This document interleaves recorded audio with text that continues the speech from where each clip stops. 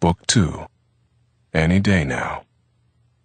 Why don't you take me in your arms and carry me out of this lonely place? Conrad. Victory. 1.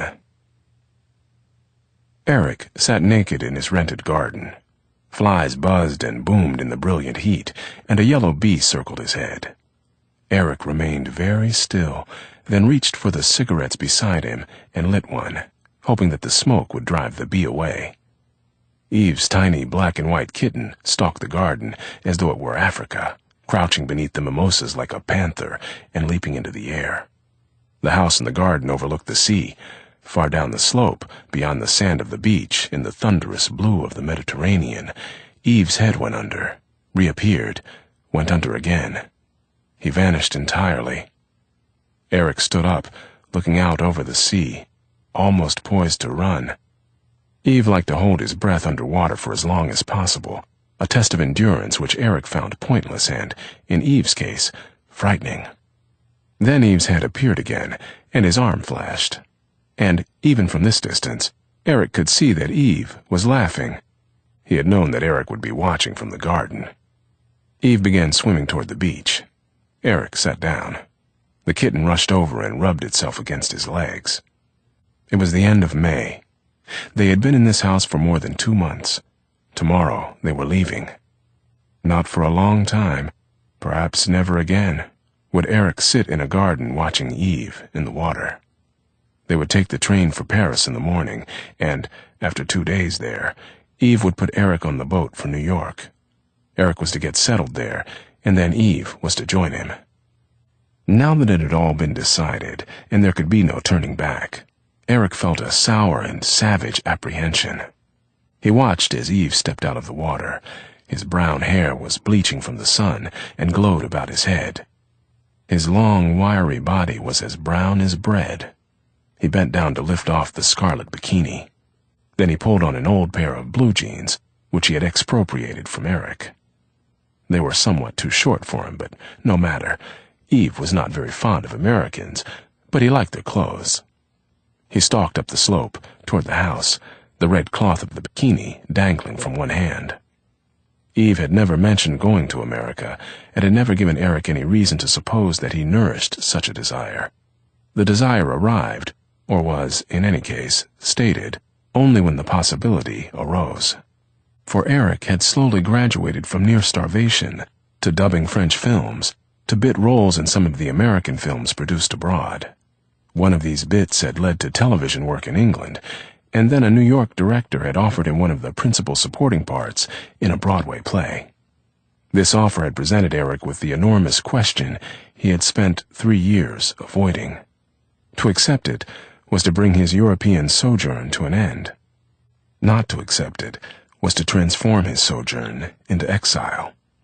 He and Eve had been together for more than 2 years, and, from the time of their meeting, his home had been with Eve.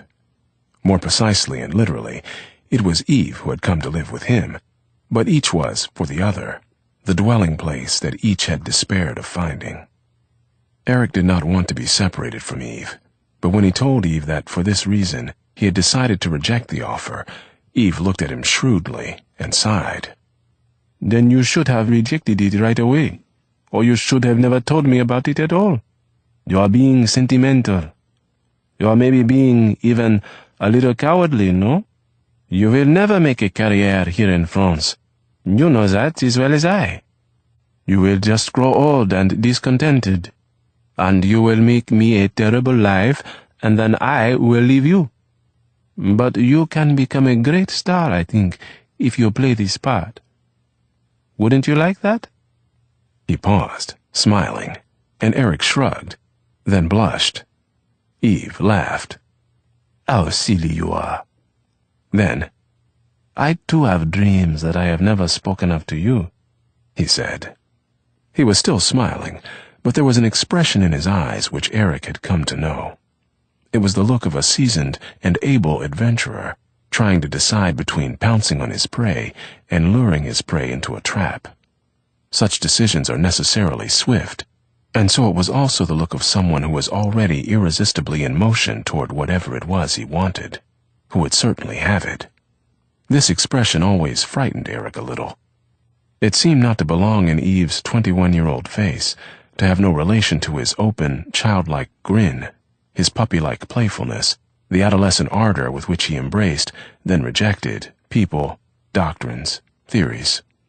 This expression made his face extremely bitter, profoundly cruel, ageless. The nature, the ferocity of his intelligence was then all in his eyes. The extraordinary austerity of his high forehead prefigured his maturity and decay. He touched Eric lightly on the elbow, as a very young child might do. "I have no wish to stay here," he said, "in this wretched mausoleum of a country. Let us go to New York. I will make my future there. There is no future here for a boy like me." The word future caused in Eric a small trembling, a small recoil. "You'll hate America," he said with vehemence. Eve looked at him in surprise. "What kind of future are you dreaming of?" "I am sure there is something I can do there," Eve said stubbornly. "I can find my way.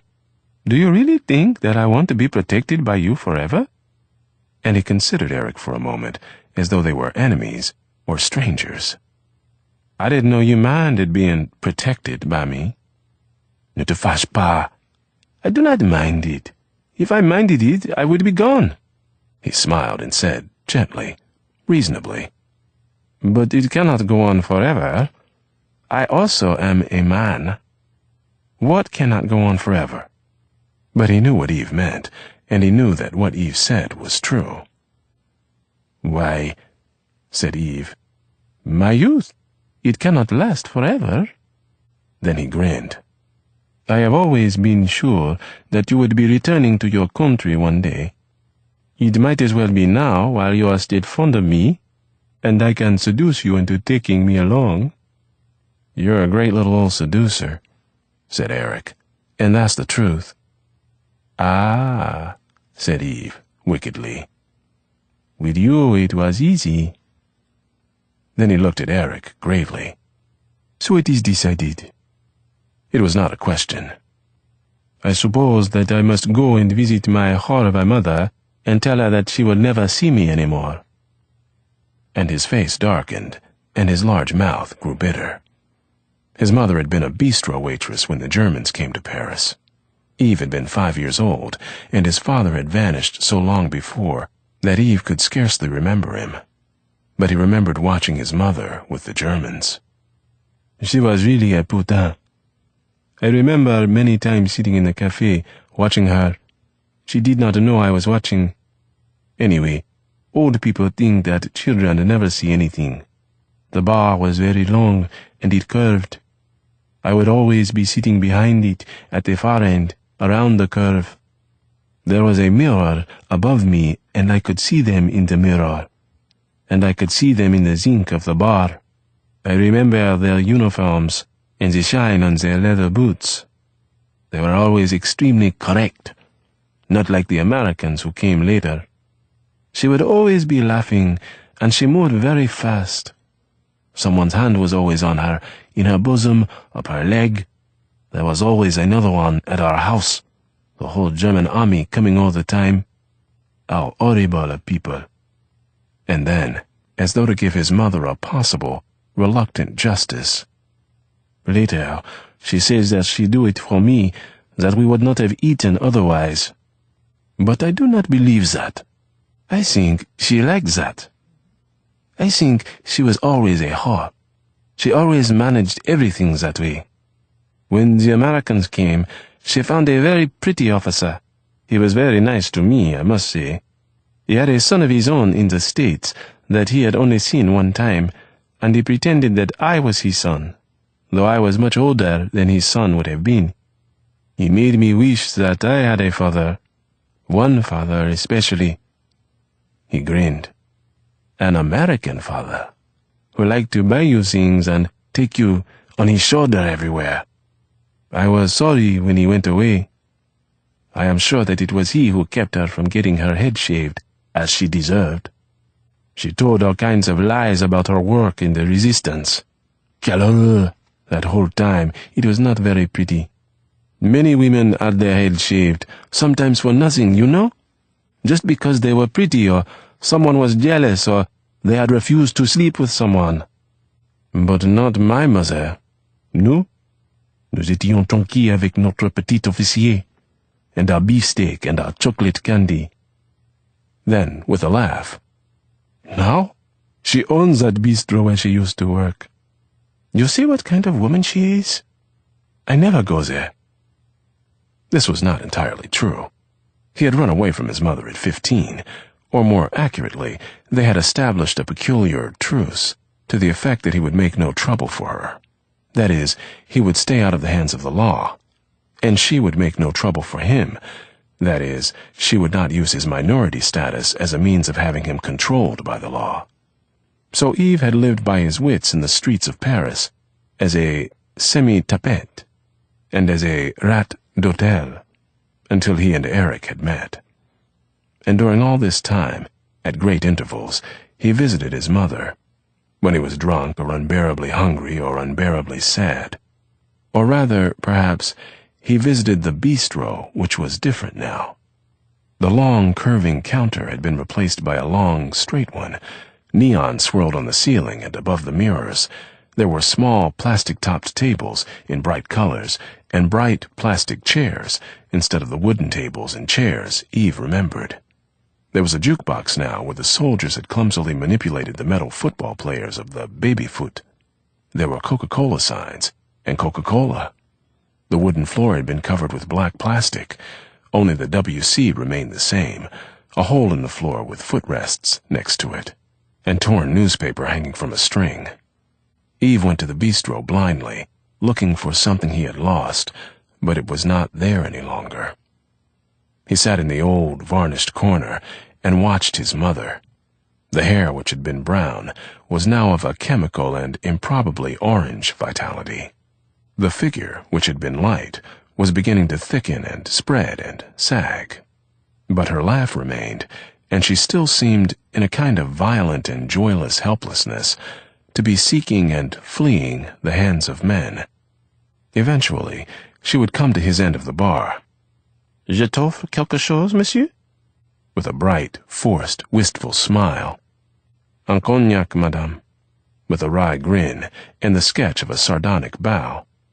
When she was halfway down the bar, he yelled, Un double? Ah, bien sûr, monsieur. She brought him his drink, and a small drink for herself, and watched him. They touched glasses. À la vôtre, madame. À la vôtre, monsieur. But sometimes he said, À nos amours. And she repeated dryly, À nos amours. They drank in silence for a few seconds. Then she smiled. You look very well. You have become very handsome. I'm proud of you. Why should you be proud of me? I am just a good-for-nothing. It is just as well that I am good-looking. That's how I live. And he watched her. Tu comprends, hein? If you talk that way, I want to know nothing of your life. Why not? It is just like yours when you were young. Or maybe even now. How can I tell? She sipped her cognac and raised her chin. Why don't you come back? You can see for yourself how well the bar does. It would be a good situation for you. Et puis quoi? I am no longer very, very young. It would be un soulagement if my son and I could be friends. And Yves laughed. You need friends? Go dig up some of those that you buried in order to get this bar. Friends, je veux vivre, moi. Ah, you are ungrateful. Sometimes, when she said this, she dabbed at her eyes with a handkerchief. Don't bother me any more. You know what I think of you. Go back to your clients. And the last word was thrown at his mother, like a curse. Sometimes, if he were drunk enough, there were tears in his eyes. He would let his mother get halfway down the bar before he shouted, Merci pour le cognac, madame. And she turned with a slight bow, saying, De rien, monsieur. Eric had been there with him once, and had rather liked Eve's mother, but they had never gone back, and they had scarcely ever spoken of it. There was something hidden in it which Eve did not want to see. Now, Eve leapt over the low stone wall and entered the garden, grinning. You should have come in the water with me. It was wonderful. It would do wonders for your figure. Do you know how fat you are getting? He flicked at Eric's belly with his bikini and fell on the ground beside him. The kitten approached cautiously, sniffing Eve's foot as though it were investigating some prehistoric monstrosity, and Eve grabbed it, holding it against his shoulder and stroking it. The kitten closed its eyes and began to purr. You see how she loves me. It is a pity to leave her here. Let us take her with us to New York. Getting you into America is going to be hassle enough, baby. Let's not rock the boat. Besides, New York is full of alley cats. And alleys. He said this with his eyes closed, drinking in the sun and the odors of the garden and the dark, salty odors of Eve. The children from the nearby house were still on the beach. He could hear their voices. You have no sympathy for animals. She will suffer terribly when we go away. She'll recover. Cats are much stronger than people. He kept his eyes closed. He felt Eve turn to look down at him. Why are you so troubled about going to New York? New York's a very troubling place. I am not afraid of trouble. He touched Eric lightly on the chest, and Eric opened his eyes. He stared up into Eve's grave, brown, affectionate face. But you are. You are afraid of trouble in New York. Why? I'm not afraid, Eve, but I have had a lot of trouble there. We have had much trouble here, too, said Eve, with his abrupt and always rather shocking gravity. And we have always come out of it, and now we are better than ever, I think, no? Yes, said Eric, slowly, and watched Eve's face. Well, then, what use is there to worry? He pushed Eric's hair back from his forehead. Your head is hot. You have been in the sun too long. Eric grabbed his hand. The kitten leapt away. Jesus, I'm going to miss you. It is for so short a time. You will be busy. I will be in New York before you know we have been apart. He grinned and put his chin on Eric's chest. Tell me about New York. You have many friends there? Many famous friends? Eric laughed. Not many famous friends, no. I don't know if I have any friends there now. I've been away so long. Who were your friends when you left? He grinned again and rubbed his cheek against Eric's. Boys like me? There are no boys like you, thank God. You mean not so pretty as I? Or not so warm? He put his hands on Eve's salty, sandy shoulders. He heard the children's voices from the sea and the buzzing and booming in the garden. No, not so impossible. Naturally, now that you are about to leave, you find me impossible. And from what point of view? He drew Eve closer. From every point of view. C'est dommage. Moi, je t'aime bien. These words were whispered against his ear, and they lay still for a few moments. Eric wanted to ask, is that true? But he knew that it was true. Perhaps he did not know what it meant, but there, Eve could not help him. Only time might help. Time which surrendered all secrets, but only on the inexorable condition, as far as he could tell, that the secret could no longer be used. He put his lips to Eve's shoulder and tasted the Mediterranean salt. He thought of his friends. What friends? He was not sure that he had ever really been friends with Vivaldo or Richard or Cass, and Rufus was dead. He was not certain who, long, long after the event, had sent him the news. He had the feeling that it had to be Cass. It could scarcely have been Vivaldo, who was made too uneasy by what he knew of Eric's relation to Rufus. Knew without being willing to admit that he knew. And it would certainly not have been Richard. No one, in any case, had written very often, He had not really wanted to know what was happening among the people he had fled, and he felt that they had always protected themselves against any knowledge of what was happening in him. No, Rufus had been his only friend among them. Rufus had made him suffer, but Rufus had dared to know him.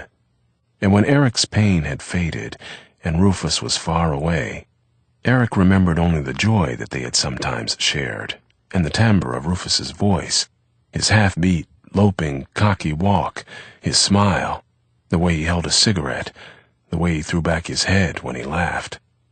And there was something in Eve which reminded him of Rufus, something in his trusting smile and his brave, tough vulnerability. It was a Thursday when the news came. It was pouring down rain. All of Paris was wavering and gray. He had no money at all that day, was waiting for a check which was mysteriously entangled in one of the bureaucratic webs of the French cinema industry. He and Eve had just divided the last of their cigarettes, and Eve had gone off to try and borrow money from an Egyptian banker who had once been fond of him. Eric had then lived on the Rue de la Montagne Sainte-Geneviève, and he labored up this hill, in the flood, bareheaded, with water dripping down his nose and eyelashes and behind his ears and down his back and soaking through his trench coat pocket, where he had unwisely placed the cigarettes. He could practically feel them disintegrating in the moist, unclean darkness of his pocket, not at all protected by his slippery hand. He was in a kind of numb despair, and intended simply to get home and take off his clothes and stay in bed until help came. Help would probably be Eve, with the money for sandwiches. It would be just enough help to enable them to get through yet another ghastly day. He traversed the great courtyard and started up the steps of his building, and behind him, near the porte cochere, the bell of the concierge's loge sounded, and she called his name. He went back, hoping that she was not going to ask him about his rent. She stood in her door, with a letter in her hand. "This just came," she said. "I thought it might be important." "Thank you," he said. She too hoped that it might be the money he was waiting for, but she closed her door behind her. It was nearly supper time, and she was cooking. In fact, the entire street seemed to be cooking, and his legs threatened to give way beneath him. He did not look carefully at the outside of the envelope, because his mind was entirely occupied by the recalcitrant check, and he was not expecting a check from America, which was where the letter came from.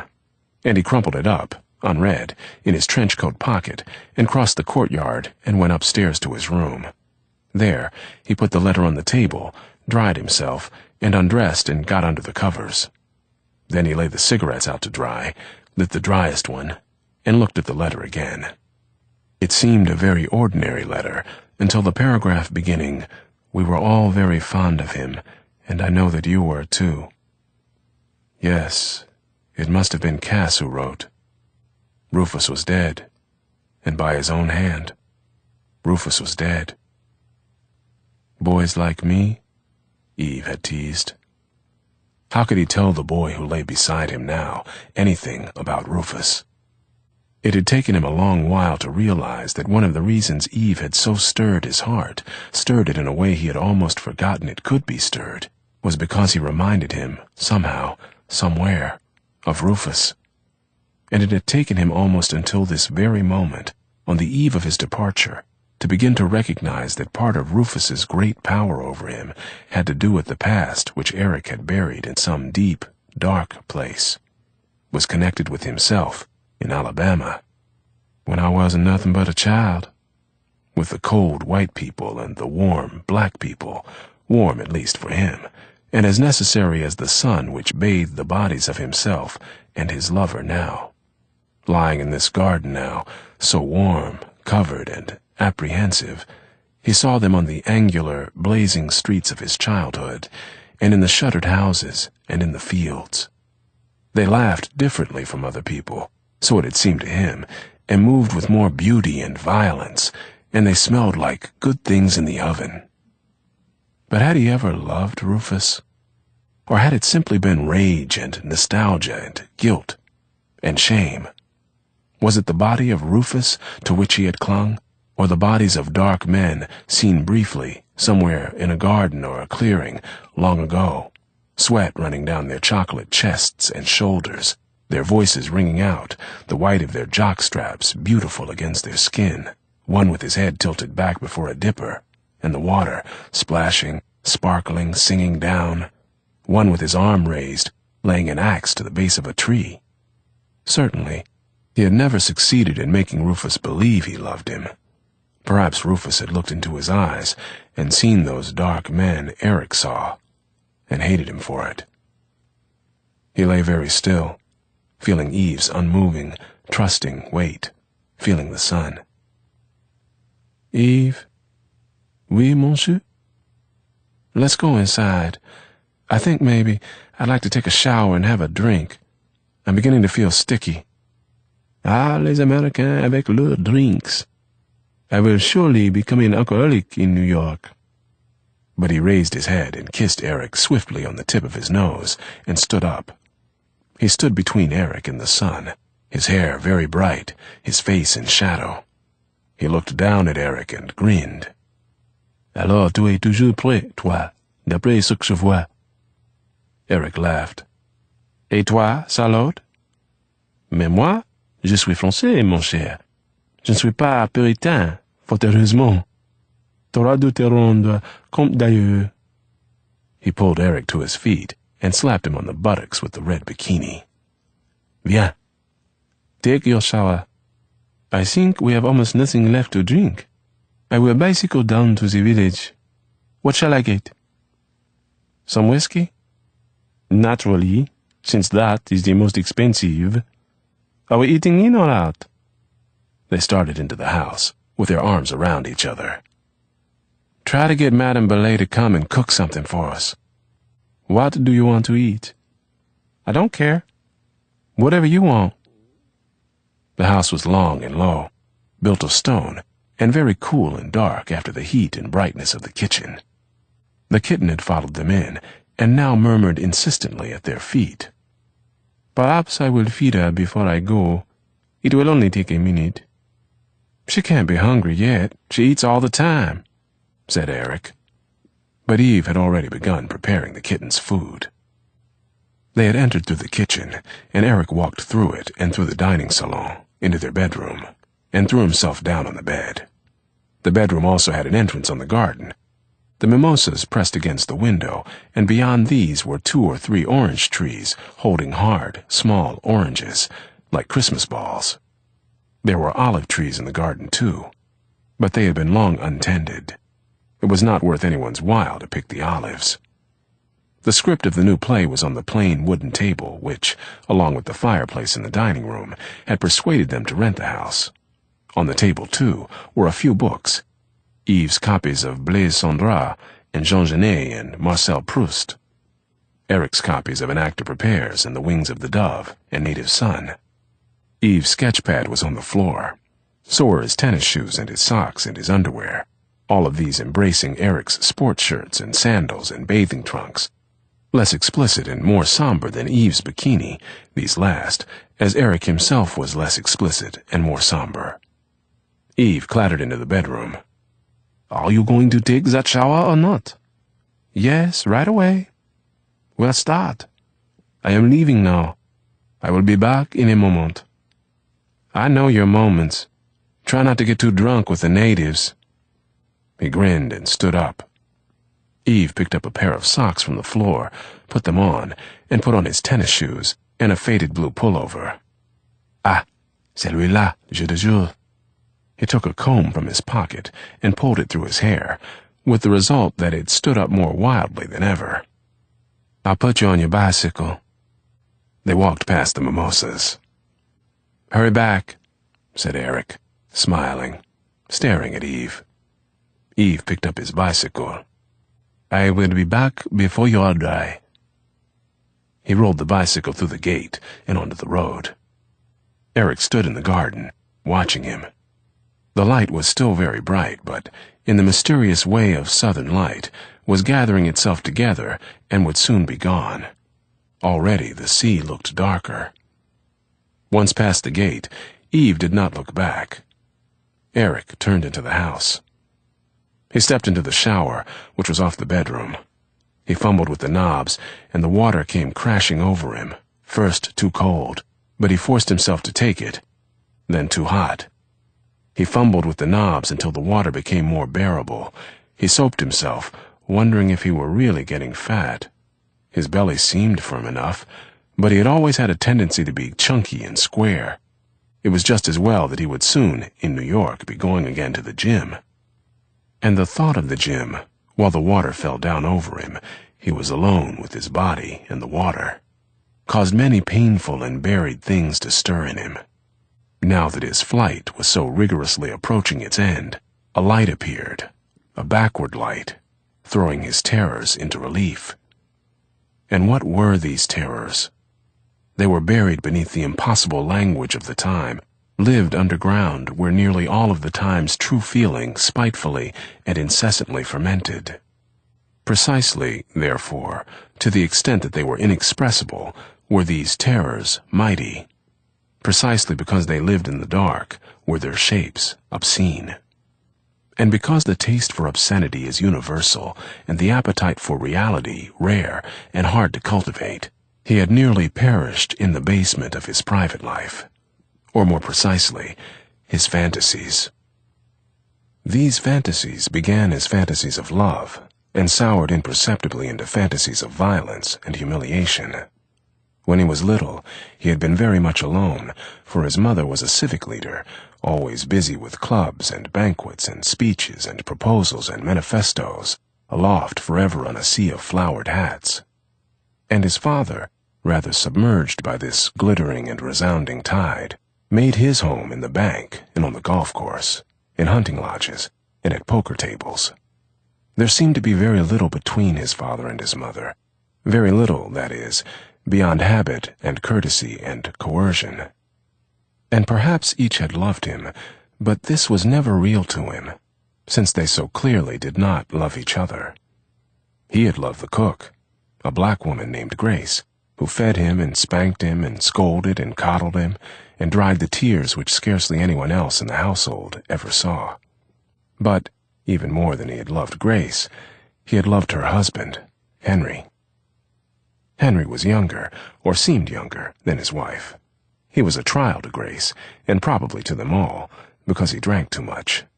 He was the handyman, and one of his duties was the care of the furnace. Eric still remembered the look and the smell of the glaring furnace room, the red shadows from the furnace playing along the walls, and the sticky sweet smell of Henry's breath. They had spent many hours together there, Eric on a box at Henry's knee, Henry with his hand on Eric's neck or shoulder. His voice fell over Eric like waves of safety. He was full of stories. He told the story of how he had met Grace, and how he had seduced her, and how, as he supposed, he had persuaded her to marry him. Told stories of preachers and gamblers in his part of town. They seemed, in his part of town, to have much in common, and often to be the same people. How he had outwitted this one and that one, and how, once, he had managed to escape being put on the chain gang. And he had explained to Eric what a chain gang was. Once, Eric had walked into the furnace room where Henry sat alone. When he spoke, Henry did not answer.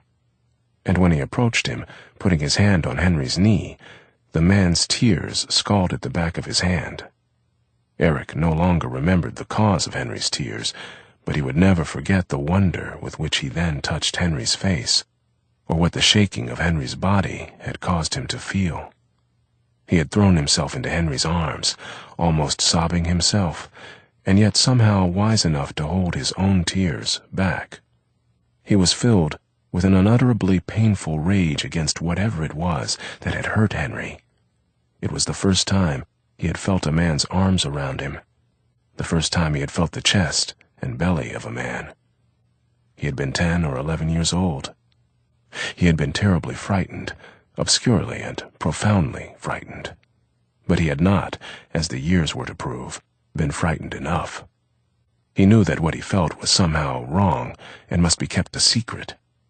But he thought that it was wrong because Henry was a grown man and colored, and he was a little boy and white. Henry and Grace were eventually banished due to some lapse or offense on Henry's part.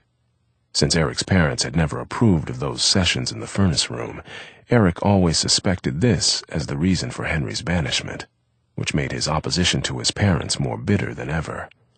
In any case, he lived his life far from them, at school by day, and before his mirror by night, dressed up in his mother's old clothes or in whatever colorful scraps he had been able to collect, posturing and, in a whisper, declaiming.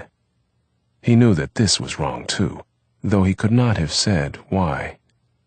But by this time he knew that everything he did was wrong in the eyes of his parents and in the eyes of the world, and that, therefore, everything must be lived in secret. The trouble with a secret life is that it is very frequently a secret from the person who lives it, and not at all a secret for the people he encounters. He encounters, because he must encounter, those people who see his secrecy before they see anything else, and who drag these secrets out of him, sometimes with the intention of using them against him, sometimes with more benevolent intent. But whatever the intent, the moment is awful, and the accumulating revelation is an unspeakable anguish. The aim of the dreamer, after all, is merely to go on dreaming and not to be molested by the world. His dreams are his protection against the world. But the aims of life are antithetical to those of the dreamer, and the teeth of the world are sharp. How could Eric have known that his fantasies, however unreadable they were for him, were inscribed in every one of his gestures, were betrayed in every inflection of his voice, and lived in his eyes with all the brilliance and beauty and terror of desire? He had always been a heavy, healthy boy, had played like other children, and fought as they did, made friends and enemies and secret pacts and grandiose plans. And yet none of his playmates, after all, had ever sat with Henry in the furnace room, or ever kissed Henry on his salty face. They did not, weighed down with discarded hats, gowns, bags, sashes, earrings, capes, and necklaces, turn themselves into make-believe characters after everyone in their house was asleep. Nor could they possibly, at their most extended, have conceived of the people he, in the privacy of night, became. His mother's friends, or his mother as he conceived her to have been when she was young, his mother's friends as his mother was now, the heroines and heroes of the novels he read, and the movies he saw, or people he simply put together out of his fantasies in the available rags. No doubt, at school, the boy with whom he was wrestling failed to feel the curious stabs of terror and pleasure that Eric felt as they grappled with each other, as one boy pinned the other to the ground. And if Eric saw the girls at all, he saw mainly their clothes and their hair. They were not, for him, as were the boys, creatures in a hierarchy, to be adored or feared or despised. None of them looked on each other as he looked on all of them. His dreams were different, subtly and cruelly and criminally different. This was not known yet, but it was felt. He was menaced in a way that they were not, and it was perhaps this sense and the instinct which compels people to move away from the doomed, which accounted for the invincible distance, increasing with the years, which stretched between himself and his contemporaries. And of course, in Eric's case, in Alabama, his increasing isolation and strangeness was held, even by himself, to be due to the extreme unpopularity of his racial attitudes, or rather, as far as the world in which he moved was concerned, the lack of any responsible attitudes at all. The town in which Eric lived was celebrated and well-to-do, but it was not very big. As far as Eric was concerned, the South was not very big. Certainly, as it turned out, not big enough for him. And he was the only son of very prominent people. So it was not long before his appearance anywhere caused heads to shake, lips to purse, tongues to stiffen, or else, violently, venomously, to curl around his name, which was also, however, his father's name, and Eric, therefore, encountered, very often and very soon, the hideous obsequiousness of people who despised him, but who did not dare to say so.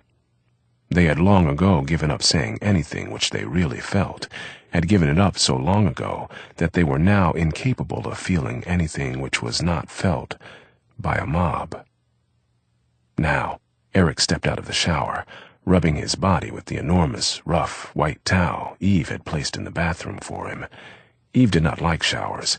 He preferred long, scalding baths, with newspapers, cigarettes, and whiskey on a chair next to the bathtub, and with Eric nearby to talk to shampoo his hair, and to scrub his back. The thought of the oriental opulence which overtook Eve each time he bathed caused Eric to smile. He smiled, but he was troubled too.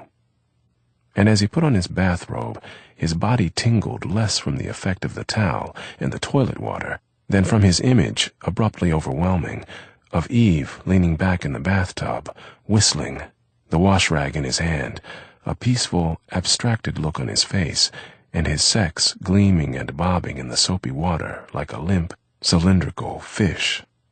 And from his memory, to which his image was somehow the gateway, of that moment nearly 15 years ago, when the blow had inexorably fallen, and his shame and his battle and his exile had begun. He walked into the dining room and poured himself a drink. Then the bottle was empty, and he dropped it in the wastebasket. He lit a cigarette and sat down in a chair near the window, overlooking the sea. The sun was sinking, and the sea was on fire. The sun had been sinking on that far-off day, a Sunday, a hot day. The church bells had ceased, and the silence of the South hung heavy over that town. The trees along the walks gave no shade. The white houses, with their blank front doors, their blackly shadowed porches, seemed to be in battle with the sun, laboring and shuddering beneath the merciless light. Occasionally, passing a porch, one might discern in its depths a still, shadowed, faceless figure. The interminable pickaninnies were playing in the invincible dirt, where Eric was walking that day, on a back road, near the edge of town, with a colored boy. His name was Leroy. He was 17, a year older than Eric, and he worked as a porter in the courthouse. He was tall and very black, and taciturn. Eric always wondered what he was thinking. They had been friends for a long time, from the time of Henry's banishment. But now their friendship, their effort to continue an impossible connection, was beginning to be a burden for them both. It would have been simpler, perhaps, if Leroy had worked for Eric's family. Then all would have been permitted, would have been covered by the assumption of Eric's responsibility for his colored boy. But as things were, it was suspect, it was indecent, that a white boy, especially of Eric's class and difficult reputation, should run, as Eric incontestably did, after one of his inferiors. Eric had no choice but to run, to insist. Leroy could certainly not come visiting him. And yet, there was something absolutely humiliating in his position. He felt it very sharply and sadly, and he knew that Leroy felt it too. Eric did not know, or perhaps he did not want to know, that he made Leroy's life more difficult and increased the danger in which Leroy walked, for Leroy was considered bad, as lacking, that is, in respect for white people. Eric did not know, though of course Leroy did, what was already being suggested about him all over town. Eric had not guessed, though Leroy knew only too well, that the Negroes did not like him either. They suspected the motives of his friendliness.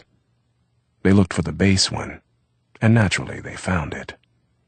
So, shortly before, when Eric had appeared in the road, his hands in his pockets, a hoarse, tuneless whistle issuing from his lips, Leroy had jumped off his porch and come to meet him, striding toward Eric as though he were an enemy.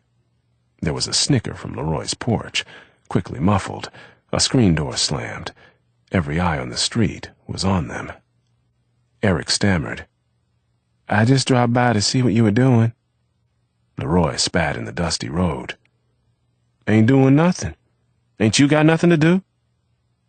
"You want to take a walk?" Eric asked. For a moment, it really seemed that Leroy was going to refuse, for his scowl deepened. Then a faint smile touched his lips. "Okay, but I can't walk far. I got to get back." They began to walk. "I want to get out of this town," Eric said suddenly. "You and me both." said Leroy. Maybe we can go north together, Eric said after a moment. Where do you think's best? New York or Chicago or maybe San Francisco? He had wanted to say Hollywood because he had a dim notion of trying to become a movie star. But he could not really imagine Leroy as a movie star, and he did not want to seem to want anything Leroy could not have. I can't be thinking about leaving. I got my ma and all them kids to worry about. He looked at Eric and laughed, but it was not an entirely pleasant laugh. Ain't everybody's old man runs a bank, you know. He picked up a pebble and threw it at a tree. Hell, my old man don't give me no money. He certainly won't give me any money to go north. He wants me to stay right here. He gonna die one day, Eric. He gonna have to leave it to somebody. Now who you think it's gonna be? Me? And he laughed again. Well, I'm not gonna hang around here the rest of my life waiting for my papa to die. That's certainly not much to look forward to. And he tried to laugh, to match his tone to Leroy's. But he did not really understand Leroy's tone. What was wrong between them today? For it was no longer merely the world. There was something unspoken between them, something unspeakable, undone, and hideously desired.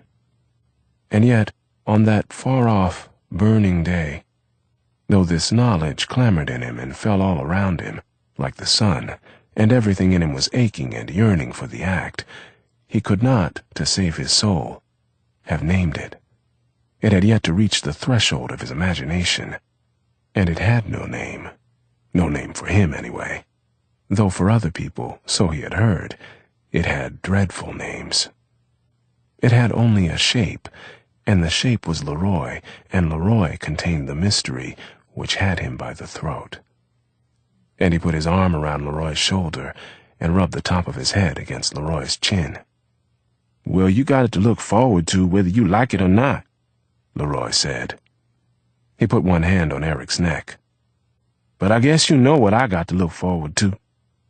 And Eric felt that he wished to say more, but did not know how. They walked on a few seconds in silence, and Leroy's opportunity came. A cream-colored roadster, bearing 6 young people, 3 white boys and 3 white girls, came up the road in a violent swirl and wake of dust. Eric and Leroy did not have time to move apart, and a great laugh came from the car, and the driver beat out a mocking version of the wedding march on his horn, then kept his entire palm on it as the car shot down the road, away. All of the people in the car were people with whom Eric had grown up. He felt his face flame, and he and Leroy moved away from each other, and Leroy looked at him with a curiously non-committal pity. Now that's what you're supposed to be doing, he said. He said it very gently, looking at Eric, licking his lower lip. And that's where you're supposed to be. You ain't supposed to be walking around this damn country road with no nigger. I don't give a damn about those people, Eric said. But he knew that he was lying, and he knew that Leroy knew it too. Those people don't mean a thing to me. Leroy looked more pitying than ever, and also looked exasperated. The road now was empty, not a creature moved on it. It was yellow-red and brown, and trees leaned over it, with fire falling through the leaves, and the road now began to drop beneath them toward the railroad tracks and the warehouse. This was the town's dividing line, and they always turned off the road at this point, into a clump of trees and a rise which overlooked a stream. Leroy now turned Eric into this haven. His touch was different today, insistent, gentle, ferocious, and resigned. Besides, said Eric helplessly, you're not a nigger. Not for me. You're Leroy. You're my friend, and I love you. The words took his breath away, and tears came to his eyes, and they paused in the fiery shadow of a tree. Leroy leaned against the tree, staring at Eric, with a terrible expression on his black face.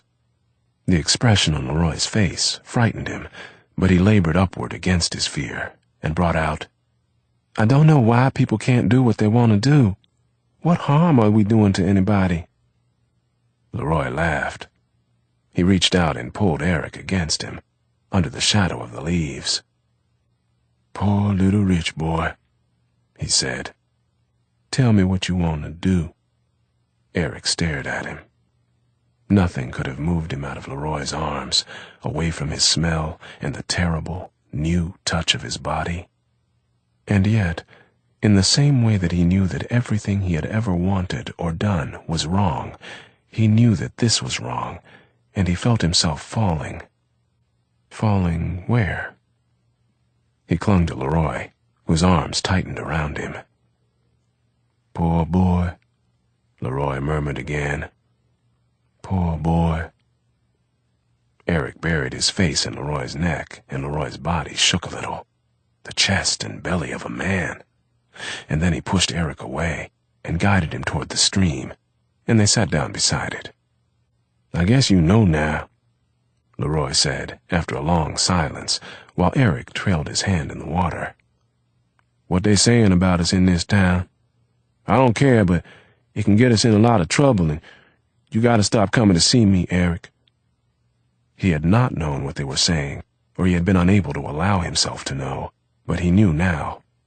He said, staring into the water, and with a totally mysterious abandon, "Well, if we've got the name, we might as well have the game, is how I see it. I don't give a shit about those people. Let them all go to hell. What have they got to do with you and me?" Leroy looked briefly over at Eric and smiled. "You a nice boy, Eric, but you don't know the score. Your daddy owns half the folks in this town. Ain't but so much they can do to you. But what they can do to me..." And he spread his hands wide. "I won't let anything happen to you." Leroy laughed. "You better get out of this town. Declare they're gonna lynch you before they get around to me." He laughed again and rubbed his hand in Eric's bright red hair. Eric grabbed his hand.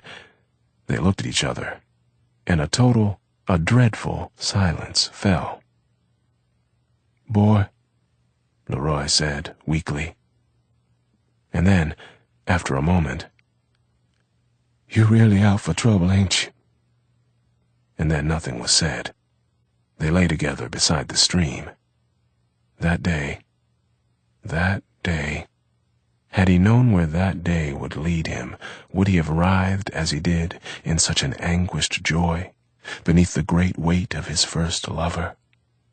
But if he had known, or been capable of caring, where such a day might lead him, it could never have been his necessity to bring about such a day. He was frightened and in pain, and the boy who held him so relentlessly was suddenly a stranger.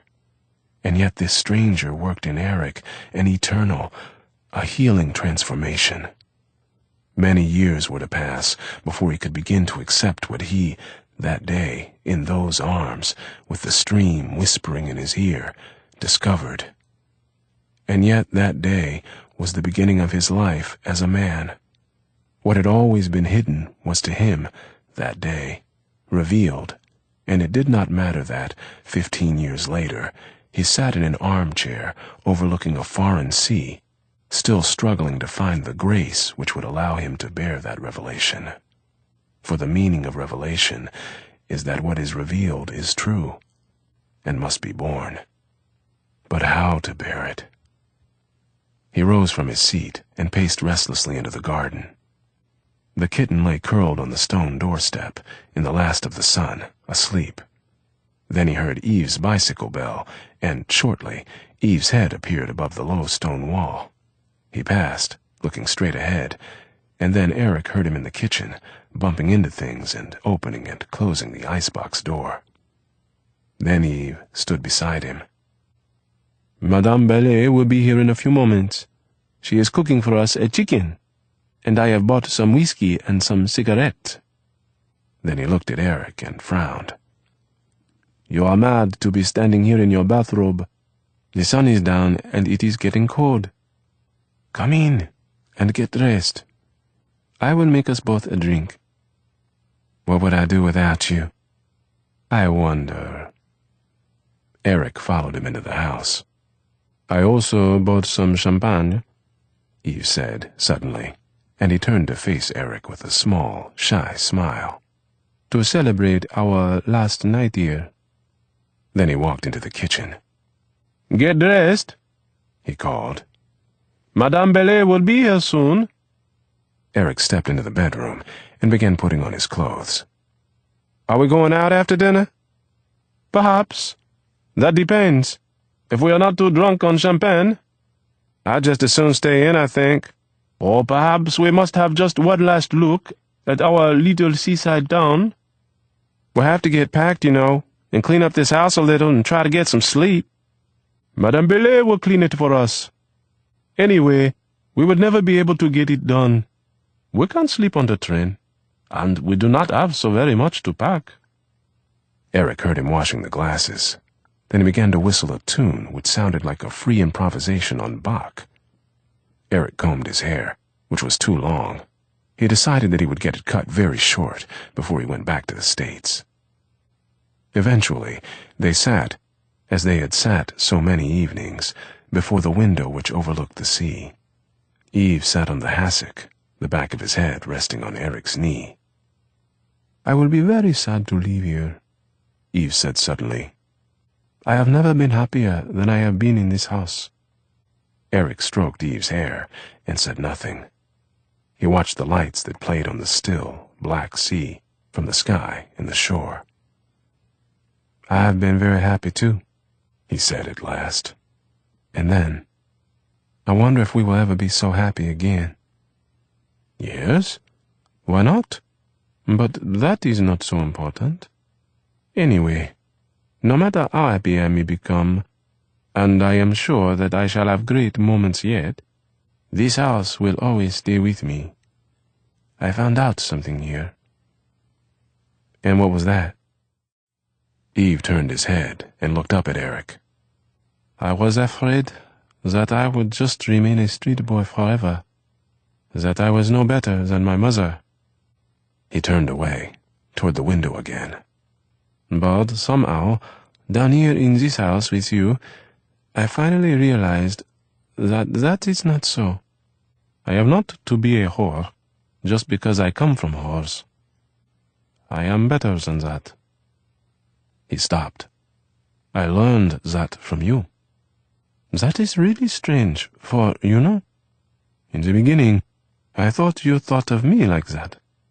I thought that you were just another sordid American, looking for a pretty, degenerate boy." "But you are not pretty," Eric said, and sipped his whiskey. "Au fait, tu es plutôt moche." "Oh, ça va." "Your nose turns up." He stroked the tip of Eve's nose. "And your mouth's too big." Eve laughed. "And your forehead's too high, and soon you won't have any hair." He stroked Eve's forehead, stroked his hair. "And those ears, baby. You look like an elephant or a flying machine." "You are the first person who ever says that I am ugly. Perhaps that is why I am intrigued." He laughed. "Well, your eyes are not too bad." "Tu parles. J'ai du chien, moi." "Well, yes, baby. Now that you mention it, I'm afraid you've got a point." They were silent for a moment. "I have been with so many horrible people," Eve said gravely. "So soon, and for so long. Really, it is a wonder that I am not completely sauvage." He sipped his whiskey. Eric could not see his face, but he could imagine the expression it held. Hard and baffled and terribly young, with the cruelty that comes from pain and fear. "First my mother and all those soldiers. Ils étaient mes oncles too." And he laughed. "And then all those awful, slimy men. I no longer know how many." He was silent again. "I lay in the bed. Sometimes we never got to bed, and let them grunt and slobber. Some of them were really fantastic. No whore has ever told the truth about who comes to her. I am sure of that. They would chop off her head before they would dare to hear it. But it is happening. It is happening all the time. He leaned up, hugging his knees, staring at the sea. Then I would take their money. If they made difficulties, I could scare them because I was mineur. Anyway, it was very easy to scare them. Most of those people are cowards. Then he said, in a low voice, I never thought that I would be happy to have a man touch me and hold me. I never thought that I would be able truly to make love with a man, or with anyone. Why? Eric asked at last. Didn't you use women instead of men, as you despise the men so much? Eve was silent. Then, I don't know. D'abord, I took what there was, or allowed what there was to take me. And he looked at Eric and grinned. He sipped his whiskey and stood up. It is simpler with men. It is usually shorter. The money is easier. Women are much more cunning than men. Especially those women who would go after a boy like me, and even more unattractive, really. He laughed. It is much harder work, and it is not so sure. His face dropped again into its incongruous, austere melancholy. You do not meet many women in the places I have been. You do not meet many human persons at all. They are all dead. Dead. He stopped. His lips pursed, his eyes glittering in the light that fell through the window. There were many whores in my mother's place, but, well, yes, there have been a few women, but I couldn't stand them either. He moved to the window and stood there with his back to Eric. I do not like l'élégance des femmes.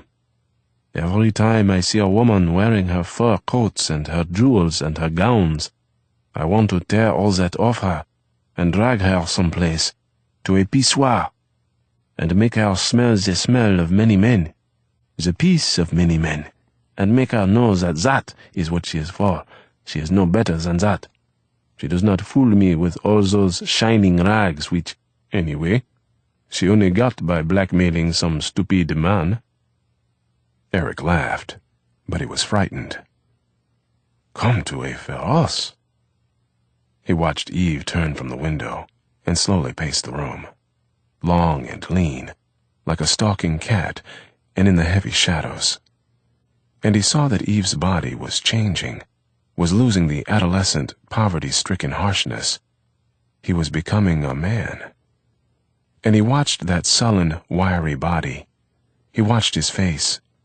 The dome of his forehead seemed more remarkable than ever, and more pure.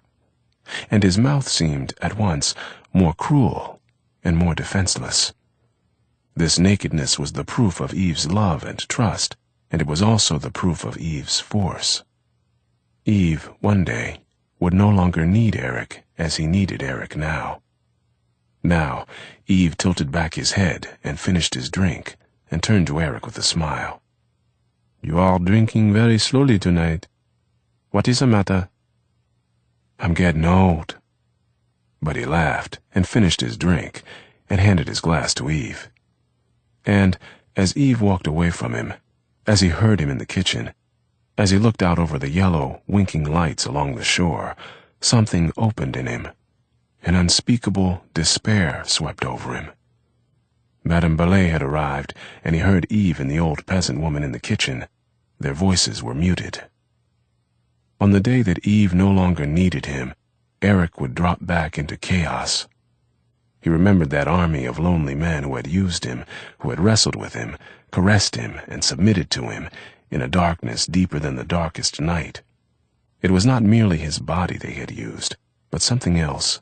His infirmity had made him the receptacle of an anguish which he could scarcely believe was in the world. This anguish rendered him helpless, though it also lent him his weird, doomed grace and power, and it baffled him and set the dimensions of his trap. Perhaps he had sometimes dreamed of walking out of the drama in which he was entangled and playing some other role, but all the exits were barred by avid men. The role he played was necessary, and not only to himself. And he thought of these men, that ignorant army.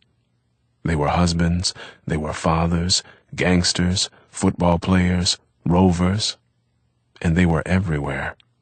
Or they were, in any case, in all of the places he had been assured they could not be found, and the need they brought to him was one they scarcely knew they had, which they spent their lives denying, which overtook and drugged them, making their limbs as heavy as those of sleepers or drowning bathers, and which could only be satisfied in the shameful, the punishing dark, and quickly, with flight and aversion as the issue of the act.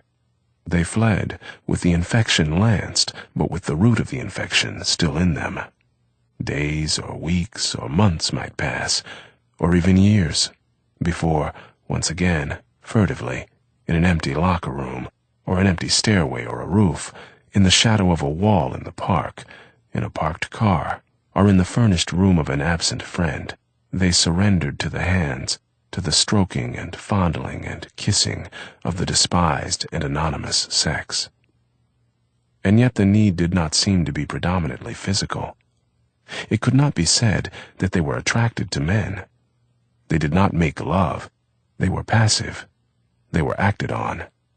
The need seemed, indeed, to be precisely this passivity, this gift of illicit pleasure, this adoration. They came, this army, not out of joy, but out of poverty, and in the most tremendous ignorance. Something had been frozen in them. The root of their affections had been frozen, so that they could no longer accept affection, though it was from this lack that they were perishing. The dark submission was the shadow of love. If only someone, somewhere, loved them enough to caress them this way, in the light, with joy. But then they could no longer be passive. Chaos. For the great difference between these men and himself was also the terms of their connection. He saw their vulnerability, and they saw his. But they did not love him for this. They used him. He did not love them either, though he dreamed of it. And the encounter took place, at last, between two dreamers, neither of whom could wake the other, except for the bitterest and briefest of seconds. Then sleep descended again. The search continued. Chaos came again. And there was more to it than that.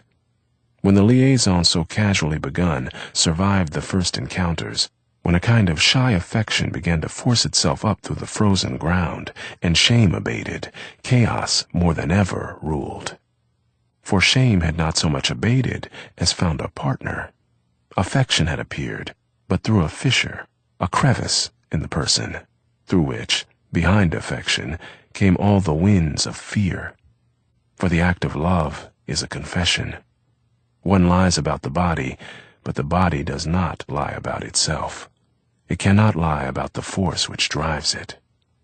And Eric had discovered, inevitably, the truth about many men, who then wished to drive Eric and the truth together out of the world. And where was honor in all this chaos? He watched the winking lights and listened to Eve and Madame Ballet in the kitchen. Honor. He knew that he had no honor which the world could recognize. His life, passions, trials, loves, were, at worst, filth, and, at best, disease in the eyes of the world, and crimes in the eyes of his countrymen. There were no standards for him except those he could make for himself. There were no standards for him because he could not accept the definitions, the hideously mechanical jargon of the age. He saw no one around him worth his envy, did not believe in the vast gray sleep which was called security, did not believe in the cures, panaceas, and slogans which afflicted the world he knew. And this meant that he had to create his standards and make up his definitions as he went along. It was up to him to find out who he was. And it was his necessity to do this, so far as the witch doctors of the time were concerned, alone. Mais bien sûr, he heard Eve say to Madame Ballet. Je suis tout à fait à votre avis. Madame Ballet was very fond of Eve and gave him the benefit, entirely unsolicited, of her 72 years' experience each time she was able to corner him. He could see Eve now, in the kitchen, holding the 2 drinks in his hand, edging toward the door, a pale, polite, and lonely smile on his face, for he had great respect for old people, waiting for the pause in Madame Balay's flow which would allow him to escape. Madame Balay was fond of Eric, too, but he had the feeling that this was mainly because she recognized him as Eve's somewhat unlikely benefactor. If Eric had been French, she would have despised him. But France did not, Dieu merci, produce such conundrums as Eric, and he was not to be judged by the civilized standards which obtained in her own country. "And what time are you leaving?" she asked. "Oh, surely not before noon, madame." She laughed, and Eve laughed. There was something bawdy in their laughter, and he could not avoid the feeling, though he suppressed it at once, that they were laughing in league against him. "I hope you will like America," said Madame Balay. "I will become very rich there," said Eve. "And when I come back, I will take you on a pilgrimage to Rome." For Madame Balay was devout, and had never been to Rome, and it was her great hope to see the holy city before she died. "Ah, you will never come back." "I will come back," Eve said. But his voice was full of doubt, and Eric realized, for the first time, that Eve was afraid. "People who go to America," said Madame Balay, "never come back." "Au contraire," said Eve. "They are coming back all the time." Coming back to what? Eric asked himself. Madame Balay laughed again. Then their voices dropped. Eve came back into the room.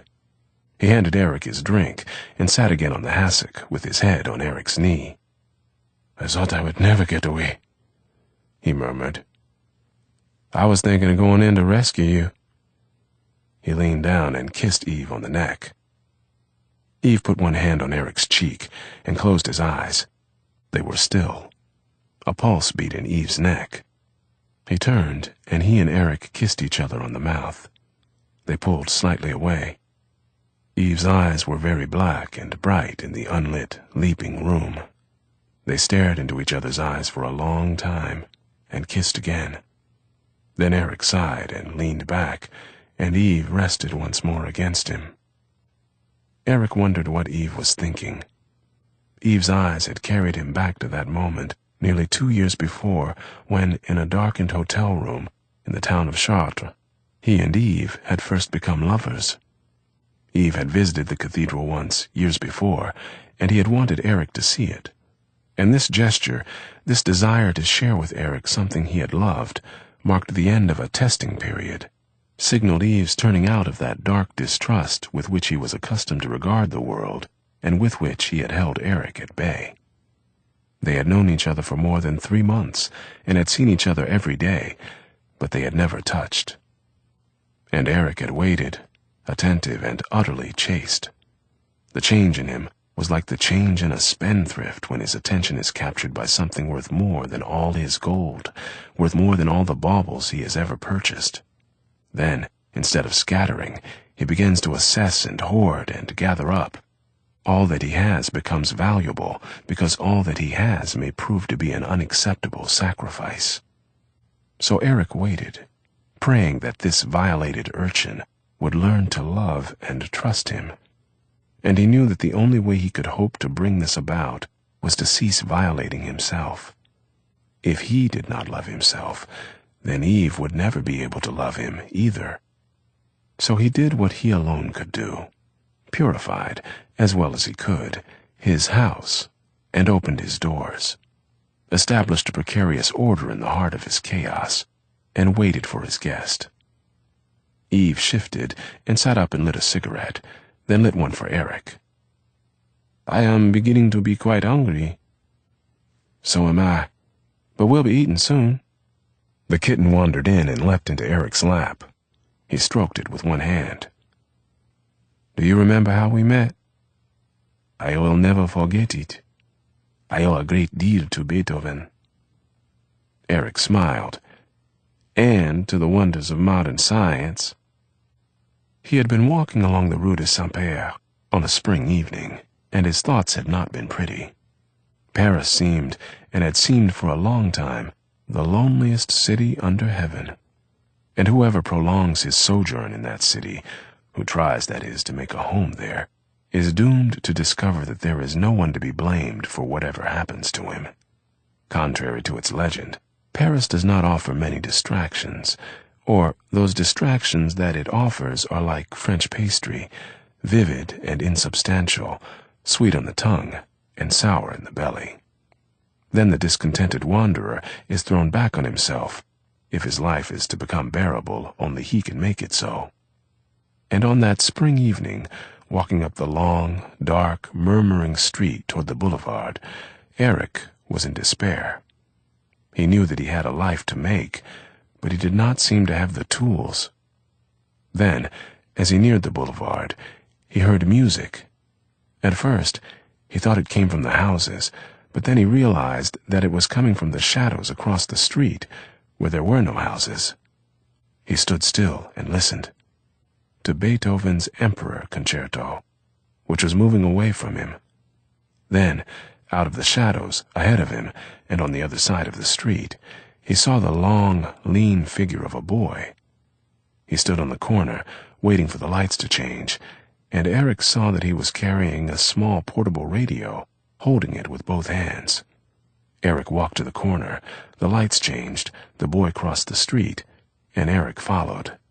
Down the long, dark street, the boy on one side and he on the other, and with the violence of the music, which was like the violence in his heart, filling the soft spring air. They reached the corner of the Rue de Rennes. The concerto was approaching its end.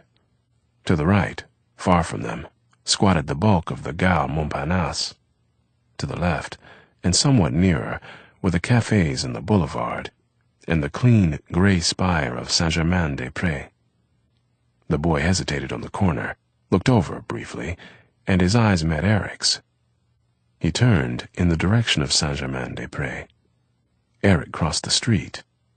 Tum-tum-tum, tum-tum-tum, tum-tum-tum, tum-tum-tum, went the music. "Hello," Eric said. "I'm afraid I've got to hear the end of that concerto." Eve turned, and Eric was immediately struck by his eyes. In the candor with which they regarded him, they were like the eyes of a child. And yet there was also something in that scrutiny which was not childish at all. Eric felt his heart pound once, hard against his chest. Then Eve smiled. "It is almost ended," he said. "I know."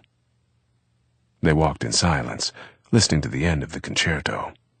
When it ended, Eve clicked the radio off. "Will you have a drink with me?" Eric asked. He said quickly, "I'm all by myself. I've got no one to talk to, and you don't run into people playing Beethoven every day." "That is true," said Eve with a smile. "You have a funny accent. Where are you from?" "America." "I thought it must be America. But which section you are from?" "The South. Alabama." "Oh," said Eve, and looked at him with interest. "Then you are raciste." "Why, no," said Eric, feeling rather stunned. "We are not all like that." "Oh," said Eve majestically.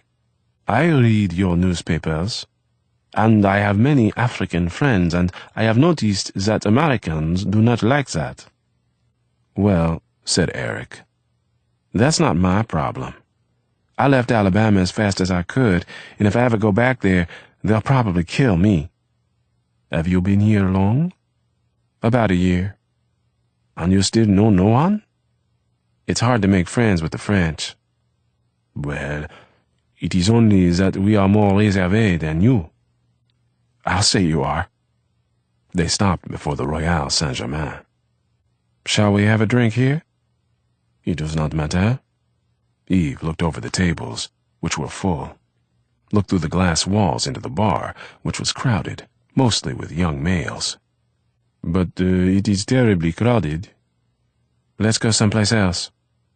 They walked to the corner and crossed the street. All of the cafes were full. They crossed the street again and passed the Brasserie Lippe.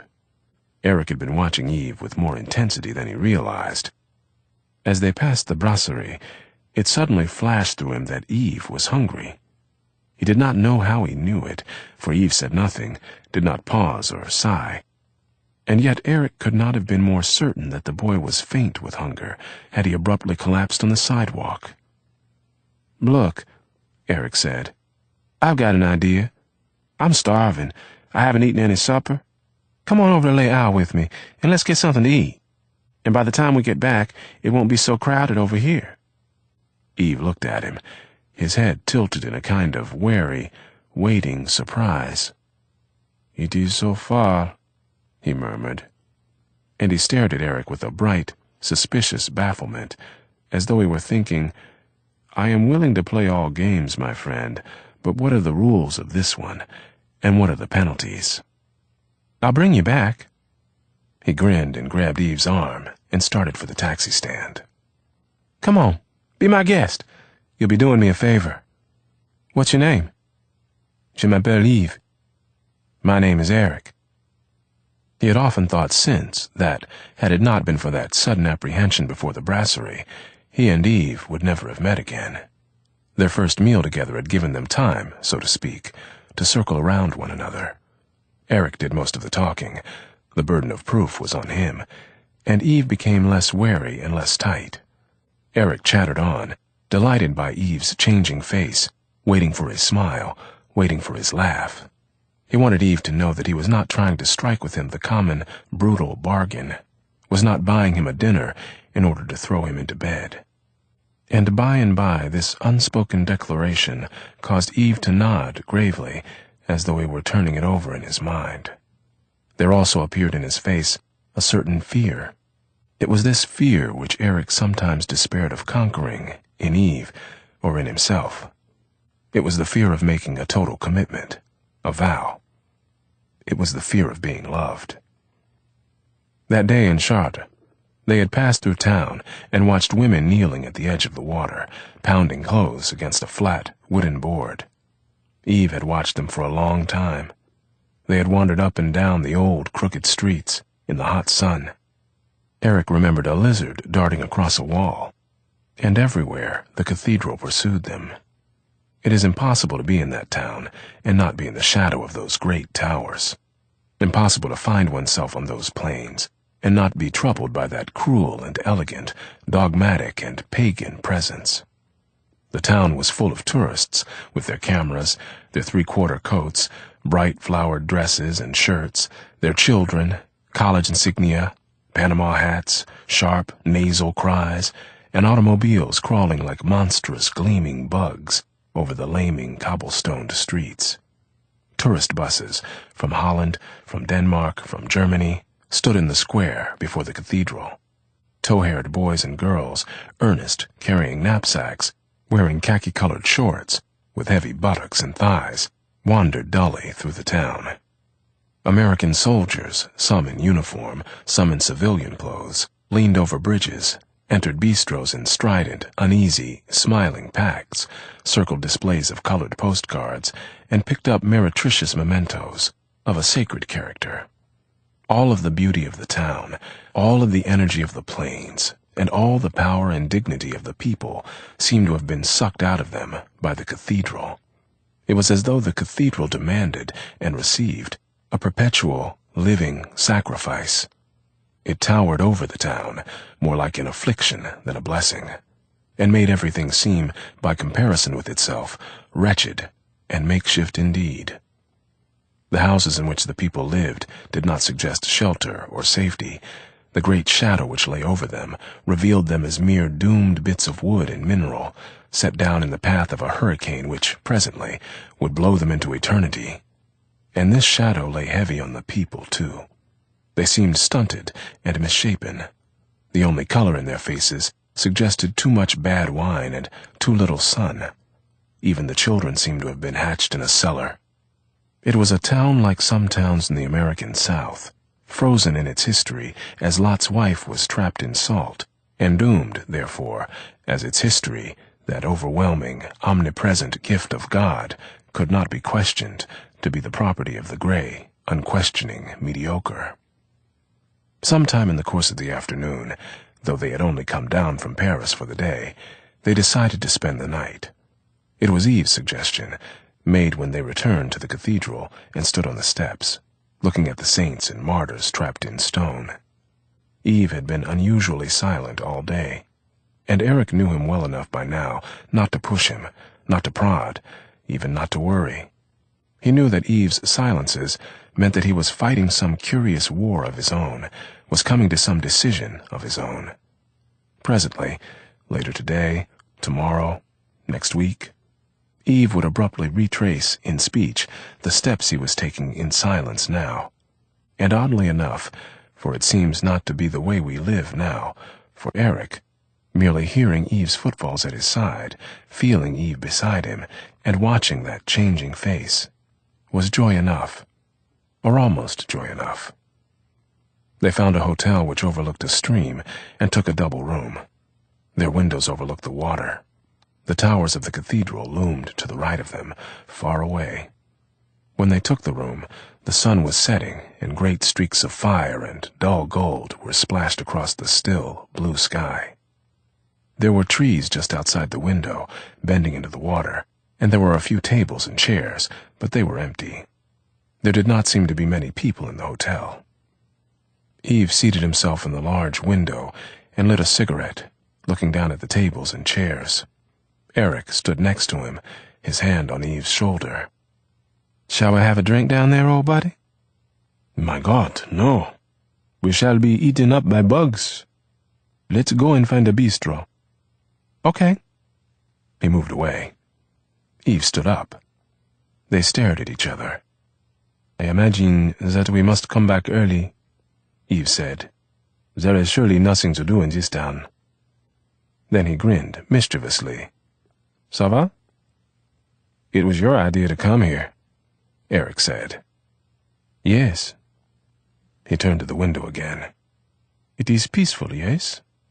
And we can be gentle with each other. We can have a moment together." He threw his cigarette out the window. When he turned to Eric again, his eyes were clouded, and his mouth was very vulnerable. After a moment, he said softly, "Let us go?" But it was very nearly a question. And now, both of them were frightened. For some reason, the towers seemed closer than they had been, and suddenly, the two large beds, placed close together, seemed the only objects in the room. Eric felt his heart shake, and his blood began to race, and then to thicken.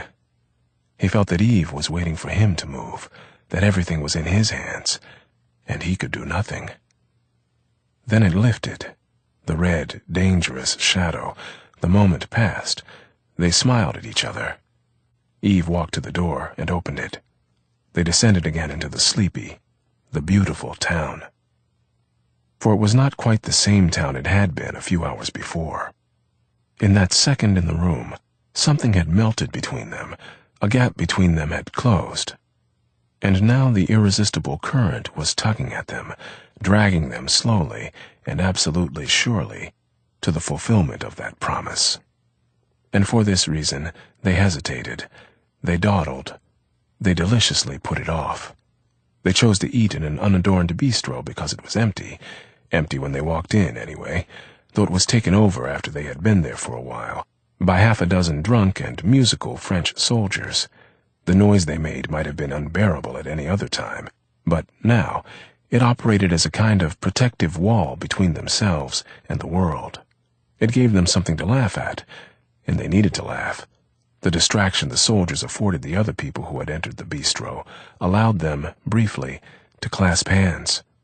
And this small preamble to terror steadied their hearts and minds. And then they walked through the town, in which not even a cat seemed to be moving. And everywhere they walked, the cathedral was watching them. They crossed a bridge and watched the moon in the water. Their footfalls rang on the cobblestones. The walls of the houses were all black. They walked through great patches of blackness, between one far-off street to another. But the cathedral was lighted. The trees and the tables and chairs and the water were lit by the moon. Eve locked their door behind them, and Eric walked to the window and looked at the sky, at the mighty towers. He heard the murmur of the water, and then Eve called his name. He turned.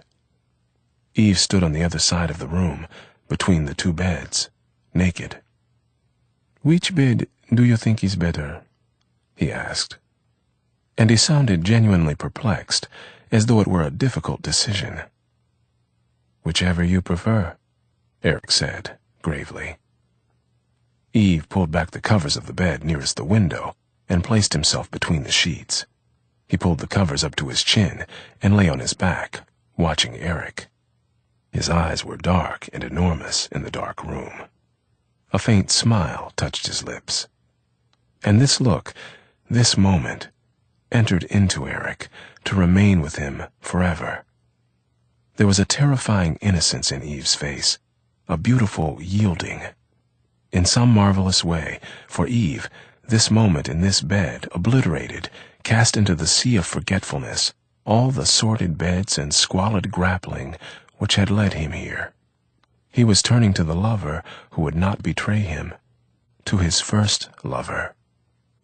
Eric crossed the room and sat down on the bed and began to undress. Again, he heard the murmur of the stream. "Will you give me a cigarette?" Eve asked.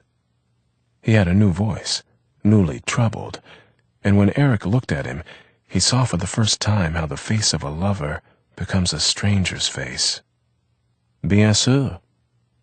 He lit 2 cigarettes and gave one to Eve. They watched each other in the fantastic, tiny glow, and smiled, almost like conspirators. Then Eric asked, "Eve, do you love me?" "Yes," said Eve. "That's good," said Eric, "because I'm crazy about you. I love you." Then, in the violent moonlight, naked, he slowly pulled the covers away from Eve.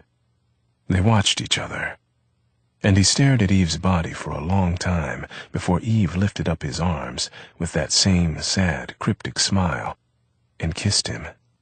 Eric felt beneath his fingers Eve's slowly stirring, stiffening sex. This sex dominated the long landscape of his life, as the cathedral towers dominated the plains. Now, Eve, as though he were also remembering that day and night, turned his head and looked at Eric with a wondering, speculative, and triumphant smile. And at that moment, Madame Belay entered, with a sound of knives and forks and plates, and switched on the lights. Eve's face changed. The sea vanished. Eve rose from the hassock, blinking a little. Madame Belay put the utensils on the table, carefully, and marched out again, returning immediately with a bottle of wine and a corkscrew. She placed these on the table. Eve went to the table and began opening the wine. "She thinks you are going to abandon me," said Eve. He poured a tiny bit of wine into his own glass, then poured for Eric. He looked at Eric, quickly, and added more wine to the first glass, and set the bottle down. "Abandon you?" Eric laughed. Eve looked relieved and a little ashamed. "You mean she thinks I'm running away from you?" "She thinks that perhaps you do not really intend to bring me to New York. She says that Americans are very different when in their own country." "Well, how the hell does she know?" He was suddenly angry. "And it's none of her fucking business anyway." Madame Belay entered, and he glared at her. Imperturbably, she placed on the table a platter containing les crudités and a basket full of bread. She re-entered the kitchen, Eric staring malevolently at her straight, chauvinistic back. "If there's one thing I can't stand, it's malicious old ladies." They sat down. "She does not really mean any harm," Eve said. "She thought that she was speaking for my good." "She thinks it's good for you to distrust me? Just when I'm about to get on a boat? Doesn't she think we have enough to worry about?" "Oh, well, people do not take the relations between boys seriously. You know that. We will never know many people who believe we love each other. They do not believe there can be tears between men. They think we are only playing a game, and that we do it to shock them." Eric was silent, chewing on the raw vegetables which seemed to have no taste. He took a swallow of wine, but it did not help. His belly tightened, and his forehead began to be damp. I know. It is going to be worse in New York. Oh well, said Eve, with an odd and moving note of finality in his voice. As long as you do not abandon me, I will not be afraid. Eric smiled, at the tone, at the statement, but he felt his forehead flush hotter, and a strange fear closed his throat. Is that a promise? He asked. He asked it lightly, but his voice sounded stifled, and Eve, who had lowered his head to his plate, looked up. They watched each other. Eric stared into Eve's dark eyes, terribly aware of Eve's forehead, which gleamed like a skull. And at the same time, with the most immense desire, he watched Eve's curving, parted lips. His teeth gleamed. Eric had felt those teeth on his tongue and on his cheek, and those lips had made him moan and tremble many times, and the short length of the table seemed to tremble between them. Why don't we pay Madame Ballet now? Eric asked, and let her go home.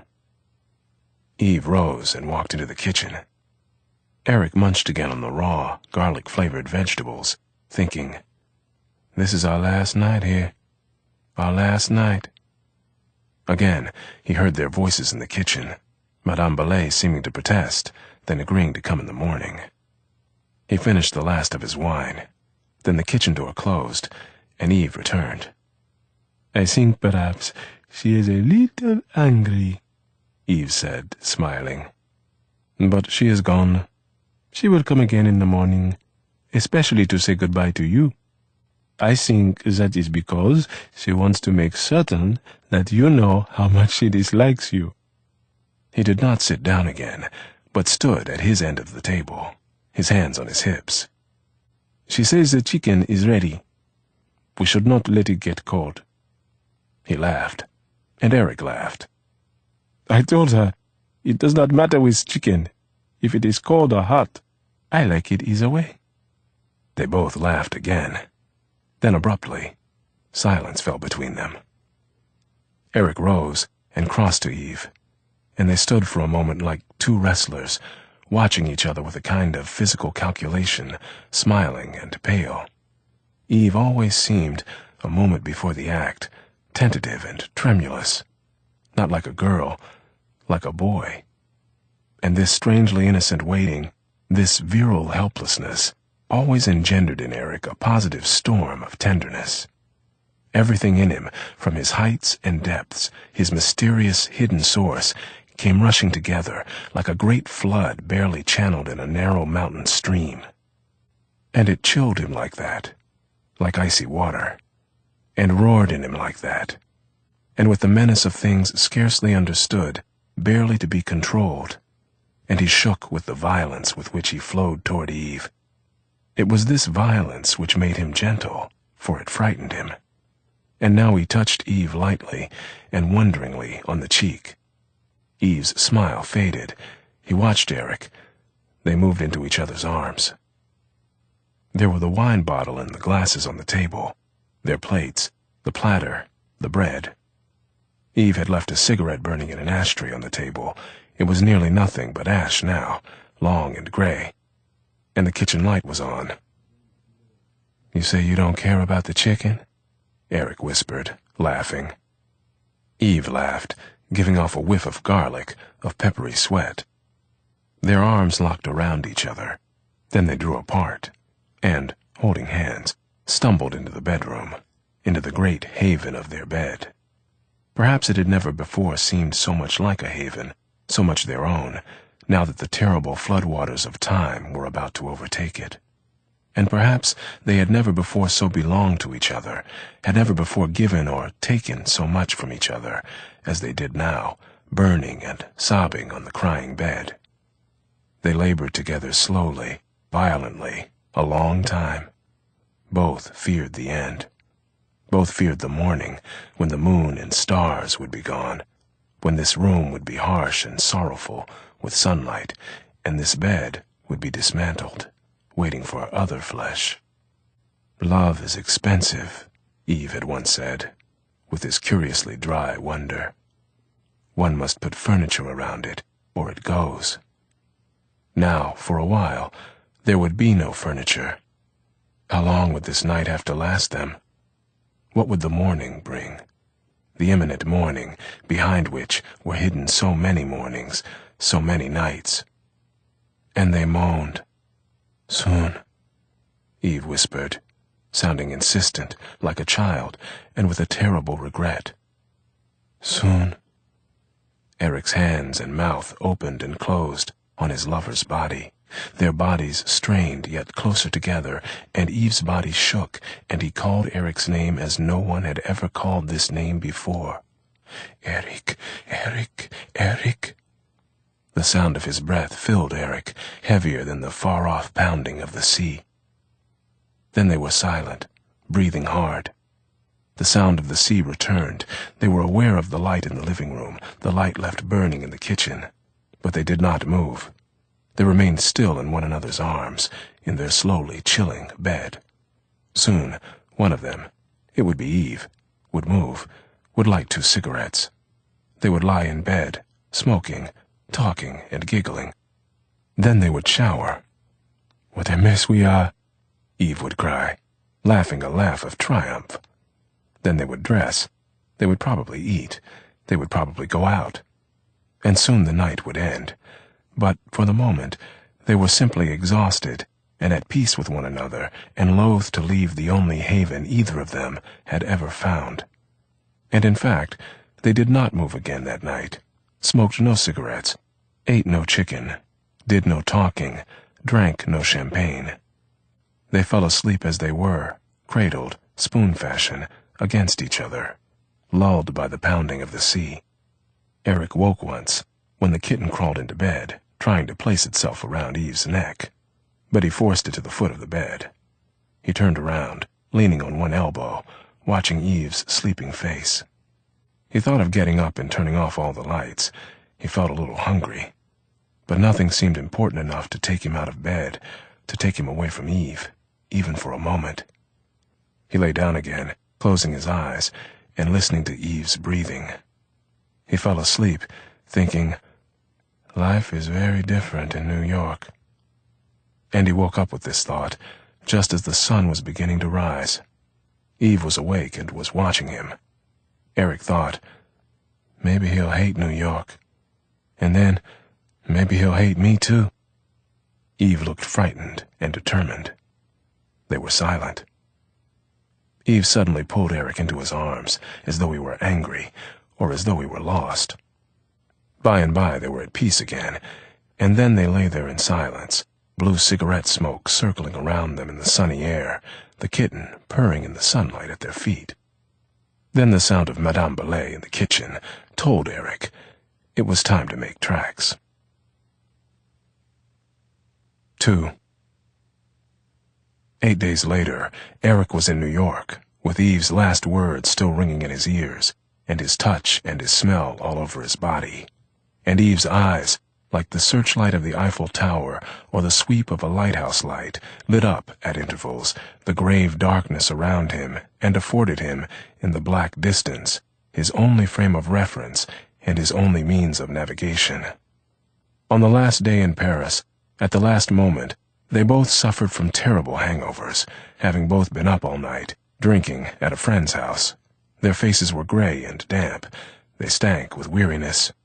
There was great shouting and confusion all around them, and the train breathed over them like some unimaginably malevolent beetle.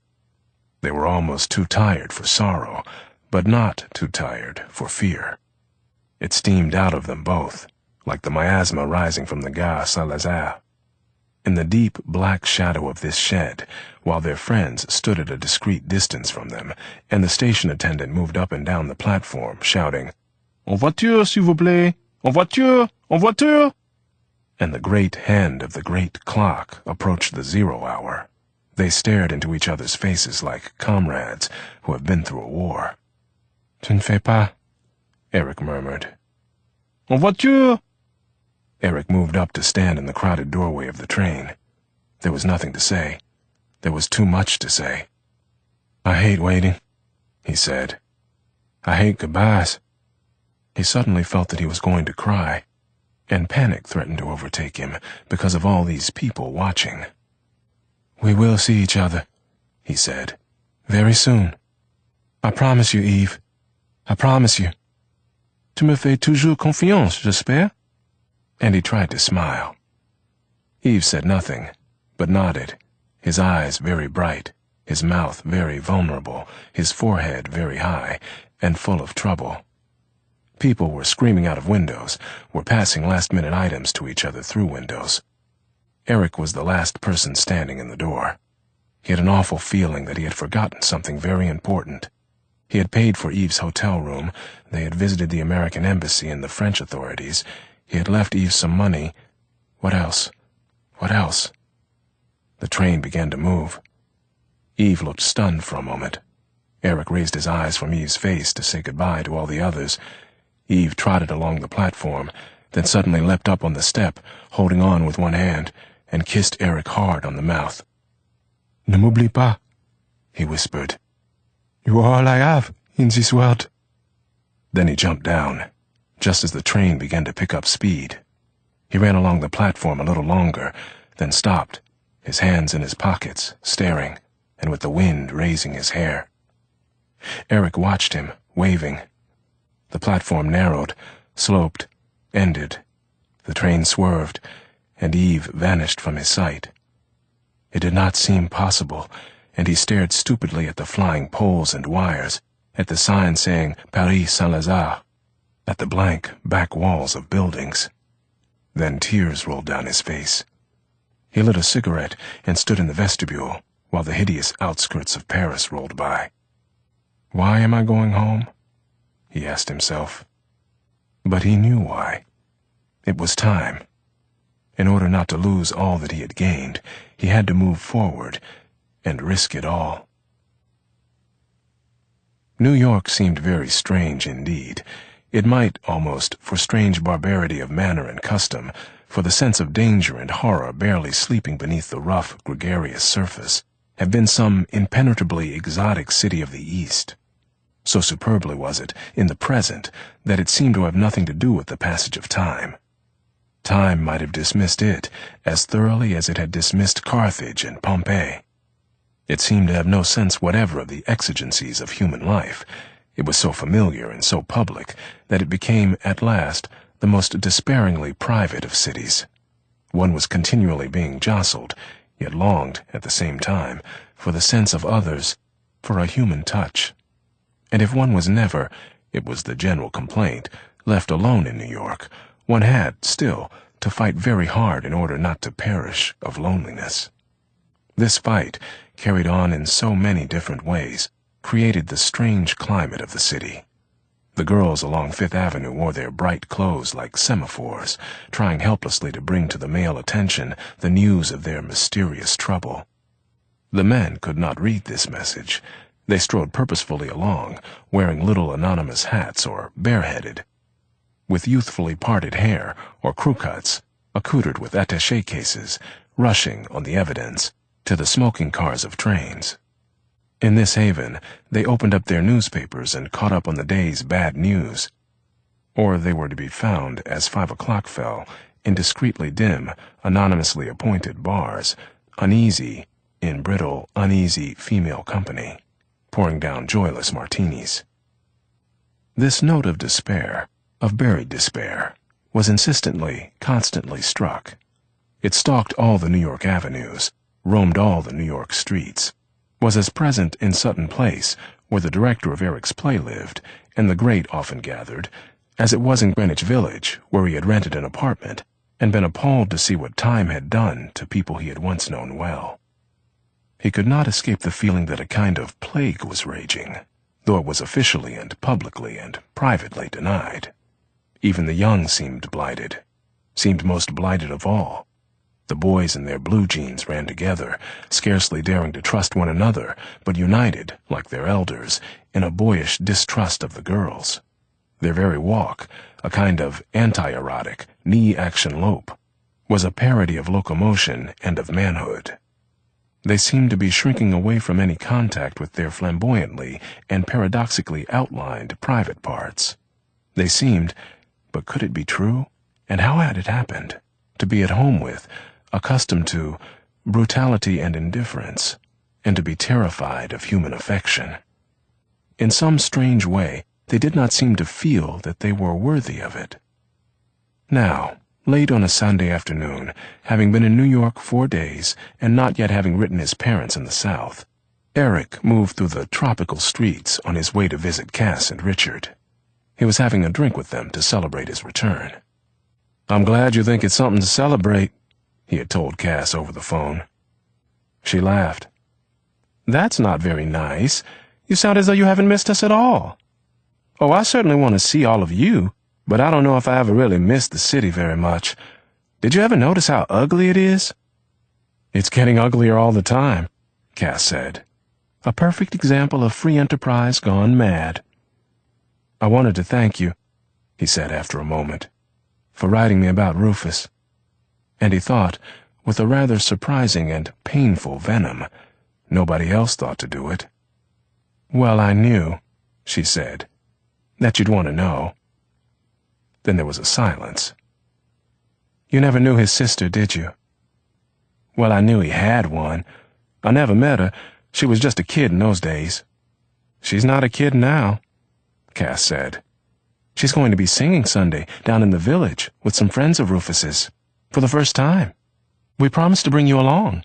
Vivalda will be there." He thought of Rufus. He did not know what to say. "She's something like her brother, huh?" "I wouldn't say that. Yes and no." Briefly. "You'll see." This brought them to another silence, and, after a few seconds, they hung up. He entered their building, stepped into the elevator, and told the elevator man where he was going. He had forgotten the style of American elevator men, but now it came back to him. The elevator man, without a surly word, slammed the elevator gates shut and drove the car upward.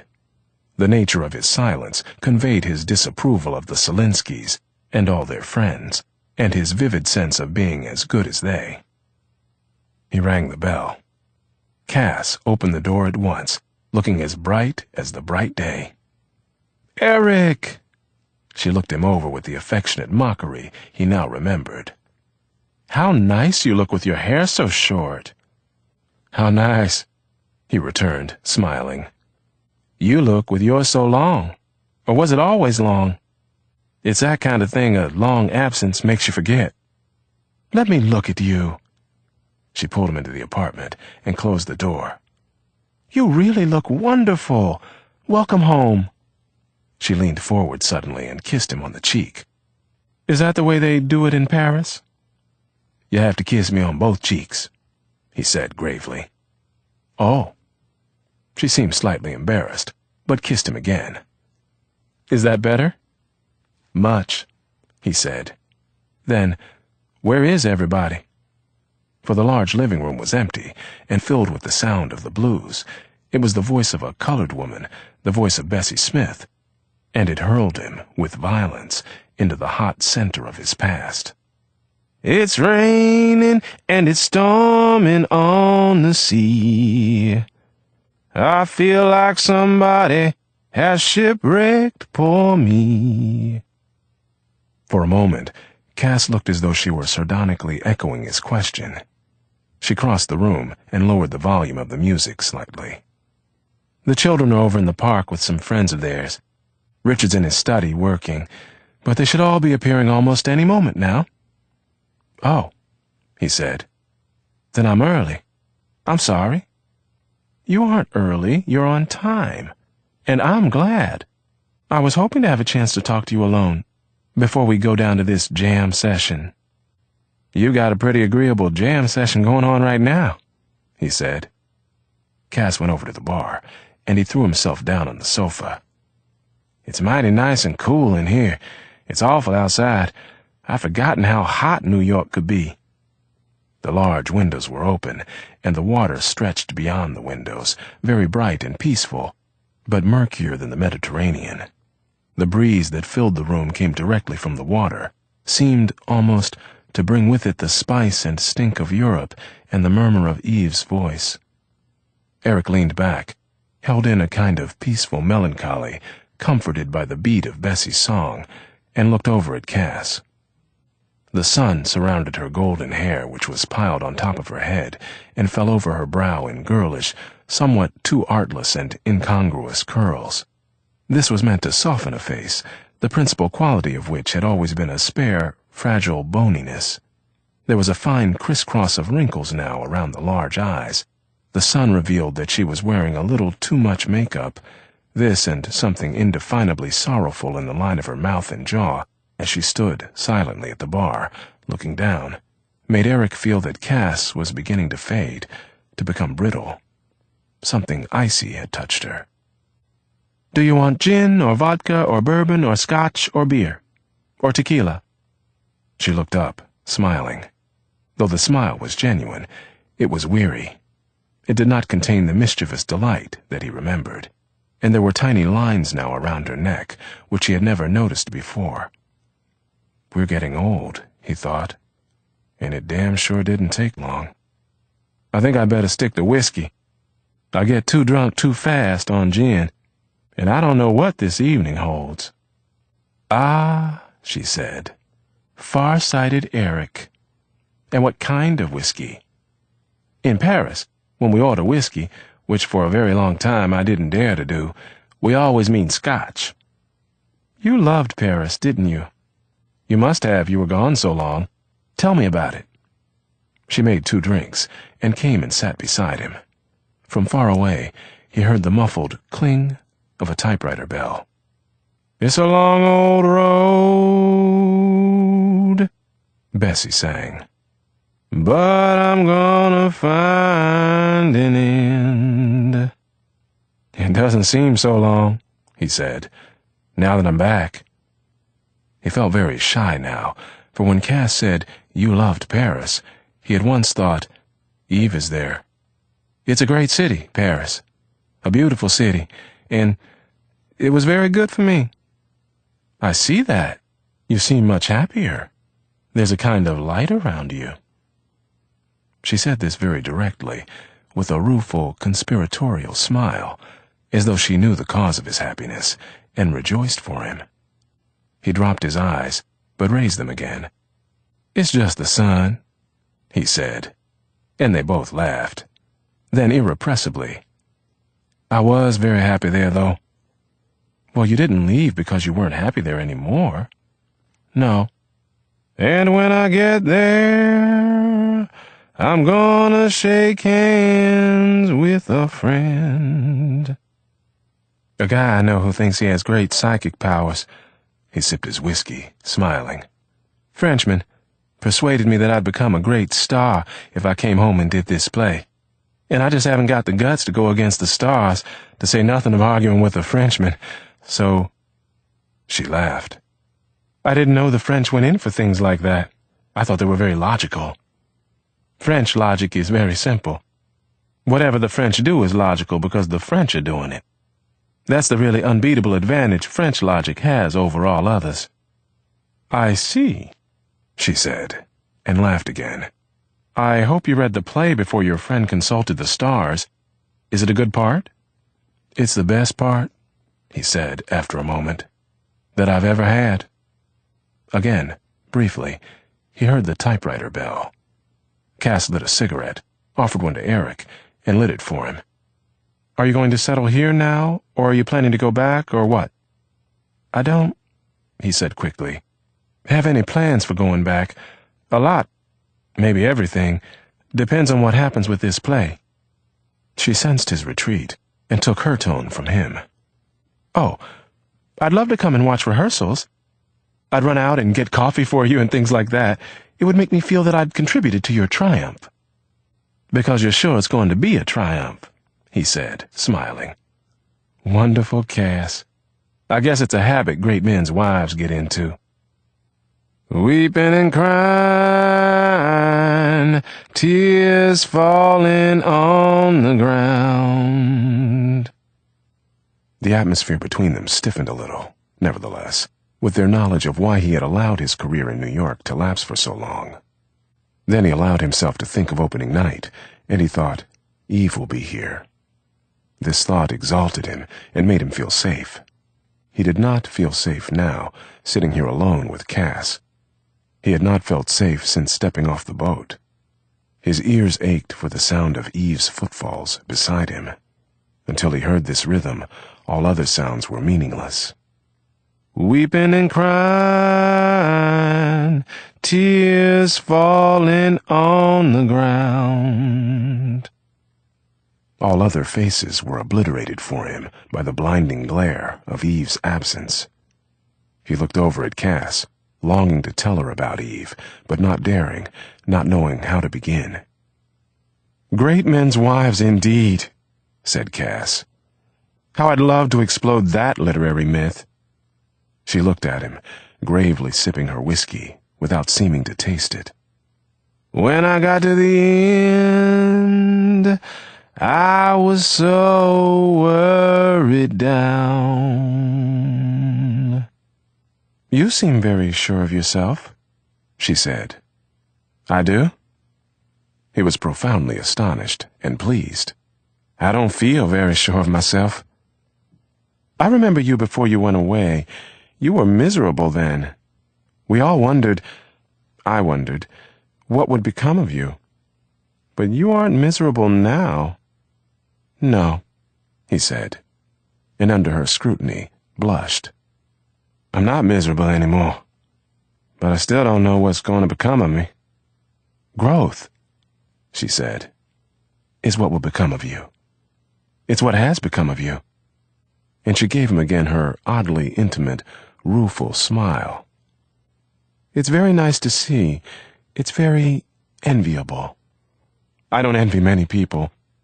I haven't found myself envying anyone for a long, long time." "It's mighty funny," he said, "that you should envy me." He rose from the sofa and walked to the window. Behind him, beneath the mighty lament of the music, a heavy silence gathered. Cass also had something to talk about, but he did not want to know what it was. "You can't trust nobody. You might as well be alone." Staring out over the water, he asked, "What was Rufus like? Near the end?" After a moment, he turned and looked at her. "I hadn't meant to ask you that, but I guess I really want to know." Her face, despite the softening bangs, grew spare and contemplative. Her lips twisted. "I've told you a little of it," she said, "in my letter. But I didn't know how you felt by that time, and I didn't see any point in burdening you." She put out her cigarette and lit another one. "He was very unhappy, as you know." She paused. "Actually, we never got very close to him. Vivaldo knew him better than we did, anyway." He felt a curious throb of jealousy. Vivaldo. "We didn't see much of him. He became very involved with a Southern girl, a girl from Georgia. Found my long-lost friend, and I might as well stayed at home." "You didn't tell me that," he said. "No. He wasn't very nice to her. He beat her up a lot." He stared at her, feeling himself grow pale, remembering more than he wanted to remember, feeling his hope and his hope of safety threatened by invincible, unnamed forces within himself. He remembered Rufus's face, his hands, his body, and his voice, and the constant humiliation. "Beat her up? What for?" "Well, who knows? Because she was Southern? Because she was white? I don't know. Because he was Rufus? It was very ugly. She was a nice girl, maybe a little pathetic. Did she like to be beaten up? I mean, did something in her like it? Did she like to be debased?" "No, I don't think so. I really don't think so. Well, maybe there's something in everybody that likes to be debased, but I don't think life's that simple. I don't trust all these formulas." She paused. "To tell the truth, I think she probably loved Rufus, really loved him, and wanted Rufus to love her. How abnormal, he said. Can you get? He finished his drink. A very faint, wry amusement crossed her face. Anyway, their affair dragged on from bad to worse, and she was finally committed to an institution. You mean a madhouse? Yes. Where? In the South. Her family came and got her. My God, he said. Go on. Well, then Rufus disappeared. For quite a long time. That's when I met his sister. She came to see us, looking for him. And came back once, and died. Helplessly, she opened one bony hand, then closed it into a fist. Eric turned back to the window. A Southern girl, he said. He felt a very dull, very distant pain. It all seemed very long ago, that gasping and trembling, freezing and burning time. The pain was distant now, because it had scarcely been bearable then. It could not really be recollected because it had become a part of him. Yet the power of this pain, though diminished, was not dead. Rufus's face again appeared before him, that dark face, with those dark eyes and curving, heavy lips. It was the face of Rufus when he had looked with love on Eric. Then, out of hiding, leapt his other faces, the crafty, cajoling face of desire, the remote face of desire achieved. Then, for a second, he saw Rufus's face as he stared on death, and saw his body hurtling downward through the air, into that water, the water which stretched before him now. The old pain receded into the home it had made in him. But another pain, homeless as yet, began knocking at his heart, not for the first time. It would force an entry one day and remain with him forever. Catch 'em, don't let them blues in here. They shakes me in my bed, can't sit down in my chair. Let me fix you a fresh drink, Cass said. Okay. She took his glass. As she walked to the bar, he said, You knew about us, I guess. I guess everybody knew, though we thought we were being so smart and all. And of course, he always had a lot of girls around. Well, so did you, she said. In fact, I vaguely remember that you were thinking of getting married at one point. He took his drink from the bar and paced the room. Yes, I haven't thought of her in a long time either. He paused and grimaced sourly. That's right. I certainly did have a few girls hanging around. I hardly even remember their names. As he said this, the names of 2 or 3 old girlfriends flashed into his mind. I haven't thought about them for years. He came back to the sofa and sat down. Cass watched him from the bar. I might, he said, painfully, have had them around just on account of Rufus, trying to prove something maybe, to him and to myself. The room was growing darker. Bessie sang, "Oh, the blues has got me on the go. They runs around my house, in and out of my front door." Then the needle scratched aimlessly for a second, and the record player clicked itself off. Eric's attention had painfully snagged itself on the memory of those unloved, but not wholly undesired, girls. Their texture and their odor floated back to him, and it was abruptly astonishing that he had not thought of that side of himself for so long. It had been because of Eve. This thought filled him with a hideous, unwilling resentment. He remembered Eve's hostile adventures with the girls of the Latin Quarter and Saint-Germain-des-Prés. These adventures had not touched Eric because they so clearly had not touched Eve. But now, superbly, like a diver coming to the surface, his terror bobbed, naked, to the surface of his mind. He would lose Eve here. It would happen here, And he would have no woman, and he would have no Eve. His flesh began to itch. He felt himself beginning to sweat. He turned and smiled at Cass, who had moved to the sofa and sat very still beside him in the gloom. She was not watching him. She sat with her hands folded in her lap, busy with thoughts of her own. "This is one hell of a party," he said. She rose, smiling, and shook herself a little. "It is, isn't it? I was beginning to wonder where the children are. They should be home by now, and maybe I'd better turn on some lights." She switched on a lamp near the bar. Now, the water and the lights along the water glowed more softly, suggesting the imminent night. Everything was pearl gray, shot with gold. "I'd better go and rouse Richard." "I didn't know," he said, "that it would be so easy to feel at home again." She looked at him quickly and grinned. "Is that good?" "I don't know yet."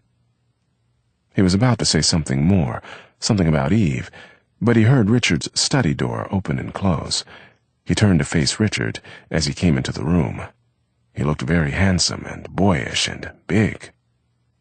"So, we've finally got you back here. I'm told it took every penny Schubert Alley could scrape together. How are you old bastard?"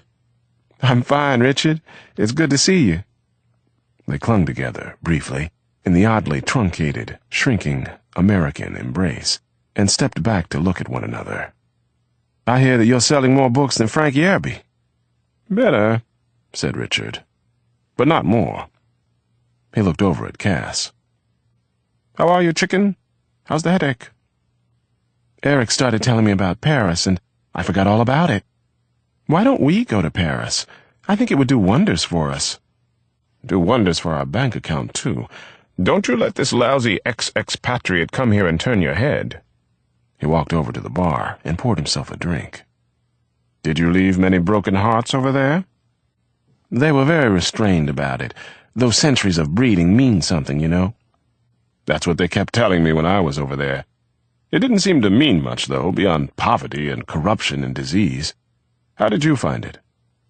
"I had a ball. I loved it. Of course, I wasn't in the army. Did you like the French? I couldn't stand them. I thought they were as ugly and as phony as they come." "I didn't feel that. They can be pretty damn exasperating. But hell, I like them." "Well, of course, you're a far more patient sort than I've ever been." He grinned. "How's your French?" "Du trottoir. Of the sidewalk. But fluent." "You learn it in bed?" He blushed. Richard watched him and laughed. "Yes, as a matter of fact." Richard carried his drink to the sofa and sat down. "I can see that traveling hasn't improved your morals any. You going to be around a while?" Eric sat down in the armchair across the room from Richard. "Well, I've got to be here at least until the play opens, but after that, who knows?" "Well," said Richard, and raised his glass. "Here's hoping. May it run longer than Tobacco Road." Eric shuddered. "Not with me, ain't it, bud?" He drank. He lit a cigarette. A certain familiar fear and anger began to stir in him. "Tell me about yourself. Bring me up to date." But as he said this, he realized that he did not care what Richard had been doing. He was merely being polite because Richard was married to Cass. He wondered if he had always felt this way. Perhaps he had never been able to admit it to himself. Perhaps Richard had changed. But did people change? He wondered what he would think of Richard if he were meeting him for the first time. Then he wondered what Eve would think of these people and what these people would think of Eve. "There isn't much to tell. You know, about the book. I'll get a copy for you, a coming-home present." "That should make you glad you've returned," said Cass. Richard looked at her, smiling. "No sabotage, please." He said to Eric, "Cass still likes to make fun of me." Then, "There's a new book coming. Hollywood may buy the first one. I've got a TV thing coming up." "Anything for me in the TV bit?" "It's cast, sorry. We probably couldn't have afforded you anyway." The doorbell rang. Cass went to answer it. There was suddenly a tremendous commotion at the door, sobbing and screaming, but Eric did not react until he saw the change in Richard's face and heard Cass's cry. Then Richard and Eric stood up, and the children came pounding into the room. Michael was sobbing, and blood dripped from his nose and mouth onto his red and white striped t-shirt. Paul was behind him, pale and silent, with blood on his knuckles and smeared across his face, and his white shirt was torn. "It's all right, Cass," Richard said quickly. "It's all right. They're not dead." Michael ran to his father and buried his bloody face in his father's belly. Richard looked at Paul. "What the hell's been going on?" Cass pulled Michael away and looked into his face. "Come on, baby. Let me wash this blood away and see what's happened to you." Michael turned to her, still sobbing, in a state of terror. Cass held him. "Come on, darling. Everything's all right. Hush now, darling. Come on." Michael was led away, his hand in Cass's trembling hand, and Richard looked briefly at Eric, over Paul's head. "Come on," he said to Paul. "What happened? Did you get into a fight, or did you beat him up, or what?" Paul sat down, pressing his hands together. "I don't really know what happened." He was on the edge of tears himself. His father waited. "We had been playing ball, and then we were getting ready to come home. We weren't doing anything, just fooling around and walking. I wasn't paying much attention to Mike. He was behind me with some friends of his. Then," he looked at his father, "some colored boys, they came over this hill, and they yelled something. I couldn't hear what they yelled. One of them tripped me up as he passed me, and he started beating up the little kids, and we came running down to stop them." He looked at his father again. "We never saw any of them before. I don't know where they came from. One of them had Mike down on the ground and was punching him, but I got him off." He looked at his bloody fist. "I think I knocked a couple teeth down his throat." "Good for you. You didn't get hurt yourself? How do you feel?" "I feel all right." But he shuddered. "Stand up. Come over here. Let me look at you." Paul stood up and walked over to his father, who knelt down and stared into his face, prodding him gently in the belly and the chest, stroking his neck and his face. "You got a pretty bad crack in the jaw, didn't you?" "Mike's hurt worse than I am." But he suddenly began to cry. Richard's lips puckered. He gathered his son into his arms. "Don't cry, Paul. It's all over now." But Paul could not stop now that he had begun. "Why would they want to do a thing like that, Daddy? We never even saw them before." Sometimes the world is like that, Paul. You just have to watch out for people like that." "Is it because they're colored and we're white? Is that why?" Again, Richard and Eric looked at each other. Richard swallowed. "The world is full of all kinds of people, and sometimes they do terrible things to each other, but that's not why." "Some colored people are very nice," said Eric. "And some are not so nice, like white people. Some are nice and some are terrible." But he did not sound very convincing, and he wished he had held his peace. "This kind of thing's been happening more and more here lately," Richard said. "And frankly, I'm willing to cry uncle and surrender the island back to the goddamn Indians. I don't think that they ever intended that we should be happy here." He gave a small, dry laugh and turned his attention to Paul again. "Would you recognize any of these boys if you saw them again?" "I think so," Paul said. He caught his breath and dried his eyes. "I know I'd recognize one of them, the one I hit. When the blood came out of his nose and his mouth, it looked so ugly against his skin." Richard watched him a moment. "Let's go inside and clean up and see what's happening to old Michael." "Michael can't fight," Paul said. "You know? And kids are always going to be picking on him." "Well, we're going to have to do something about that. He'll have to learn how to fight." He walked to the door, with his arm on Paul's shoulder. He turned to Eric. "Make yourself at home, will you? We'll be back in a few minutes." And he and Paul left the room. Eric listened to the voices of the children and their parents, racing, indistinct, bewildered. "All kids get into fights," said Richard. "Let's not make a big thing out of it." "They didn't really get into a fight," Cass said. "They were attacked. That's not the same thing at all, it seems to me." "Cass, let's not make it any worse than it is." "I still think we ought to call the doctor. We don't know anything about the human body.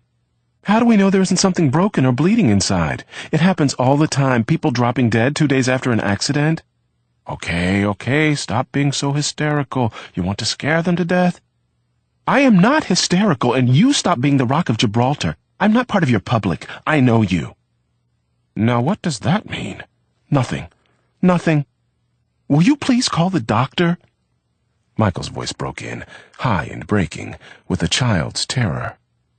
"Why, that's the silliest thing I ever heard," Cass said, in another tone and with great authority. "Of course no one's going to come in here while you're asleep. Mama and Daddy are here, and so is Paul." Michael's voice interrupted her again. "It's all right. We aren't going out," Cass said.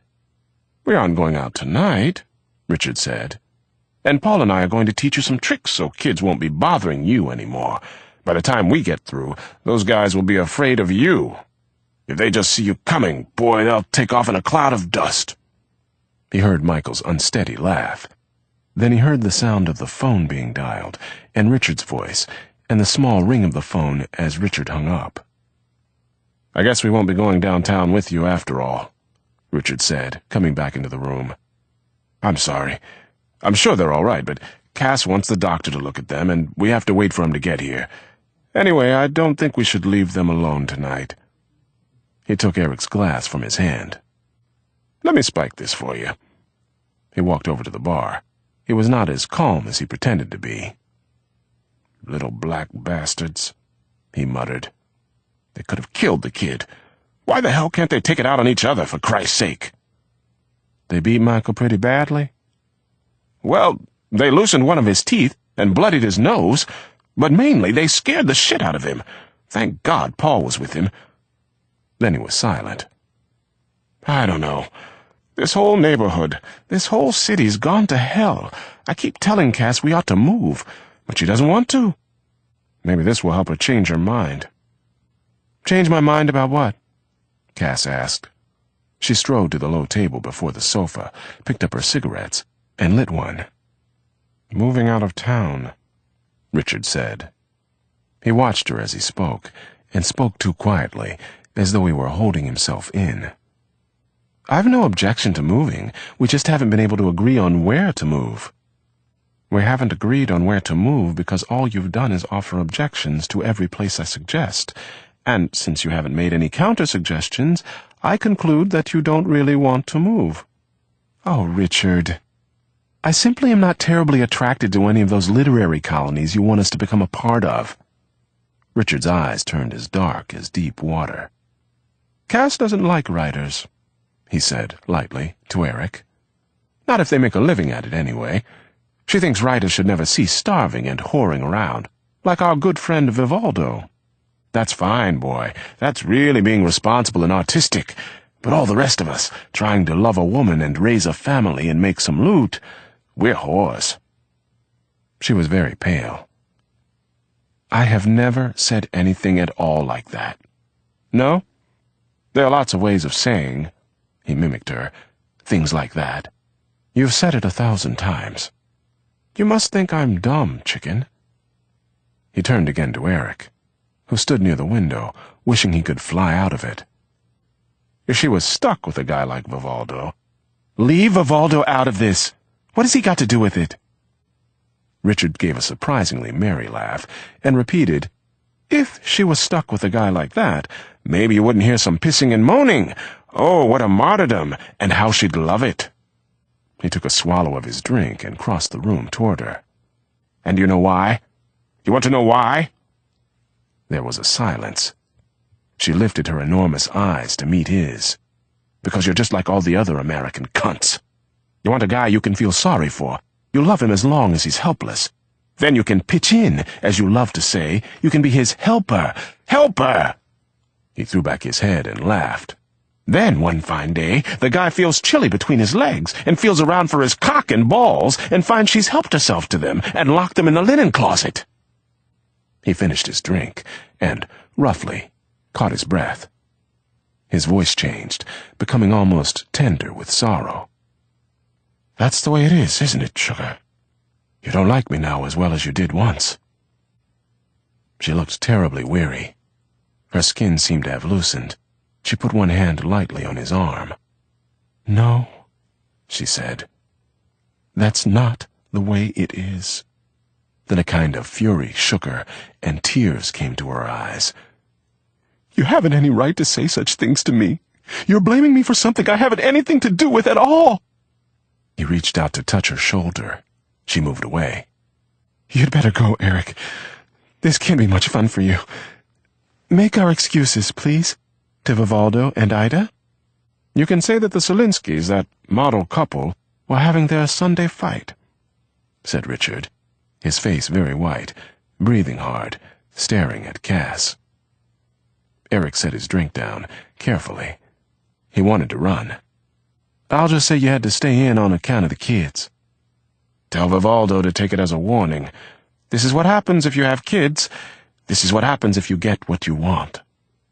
And, for a moment, he looked utterly baffled and juvenile. Then, "Hell, I'm sorry, Eric. We never meant to submit you to such a melodramatic afternoon. Please come and see us again. We don't do this all the time, we really don't. I'll walk you to the door." "It's all right," Eric said. "I'm a big boy, I understand." He walked over to Cass, and they shook hands. "It was nice seeing you." "It was good seeing you. Don't let all that light fade." He laughed, but these words chilled him, too. "I'll try to keep burning," he said. He and Richard walked to the hall door. Cass stood still in the center of the living room. Richard opened the door. "So long, kid. Can we call you? Has Cass got your number?" "Yes, and I have yours." "Okay. See you soon." "Sure thing. So long." "So long." The door closed behind him. He was again in the anonymous, breathing corridor, surrounded by locked doors. He found his handkerchief and wiped his forehead, thinking of the millions of disputes being waged behind locked doors. He rang for the elevator. It arrived, driven by another, older man who was eating a sandwich. He was dumped into the streets again. The long block on which Cass and Richard lived was quiet and empty now, waiting for the night. He hailed a cab on the avenue and was whirled downtown. His destination was a bar on the eastern end of the village, which had, until recently, been merely another neighborhood bar, but now it specialized in jazz and functioned sometimes as a showcase for younger but not entirely untried or unknown talents or personalities. The current attraction was advertised in the small window by a hand-printed cardboard poster. He recognized the name of a drummer he and Rufus had known years ago, who would not remember him. In the window, too, were excerpts from newspaper columns and magazines extolling the unorthodox virtues of the place.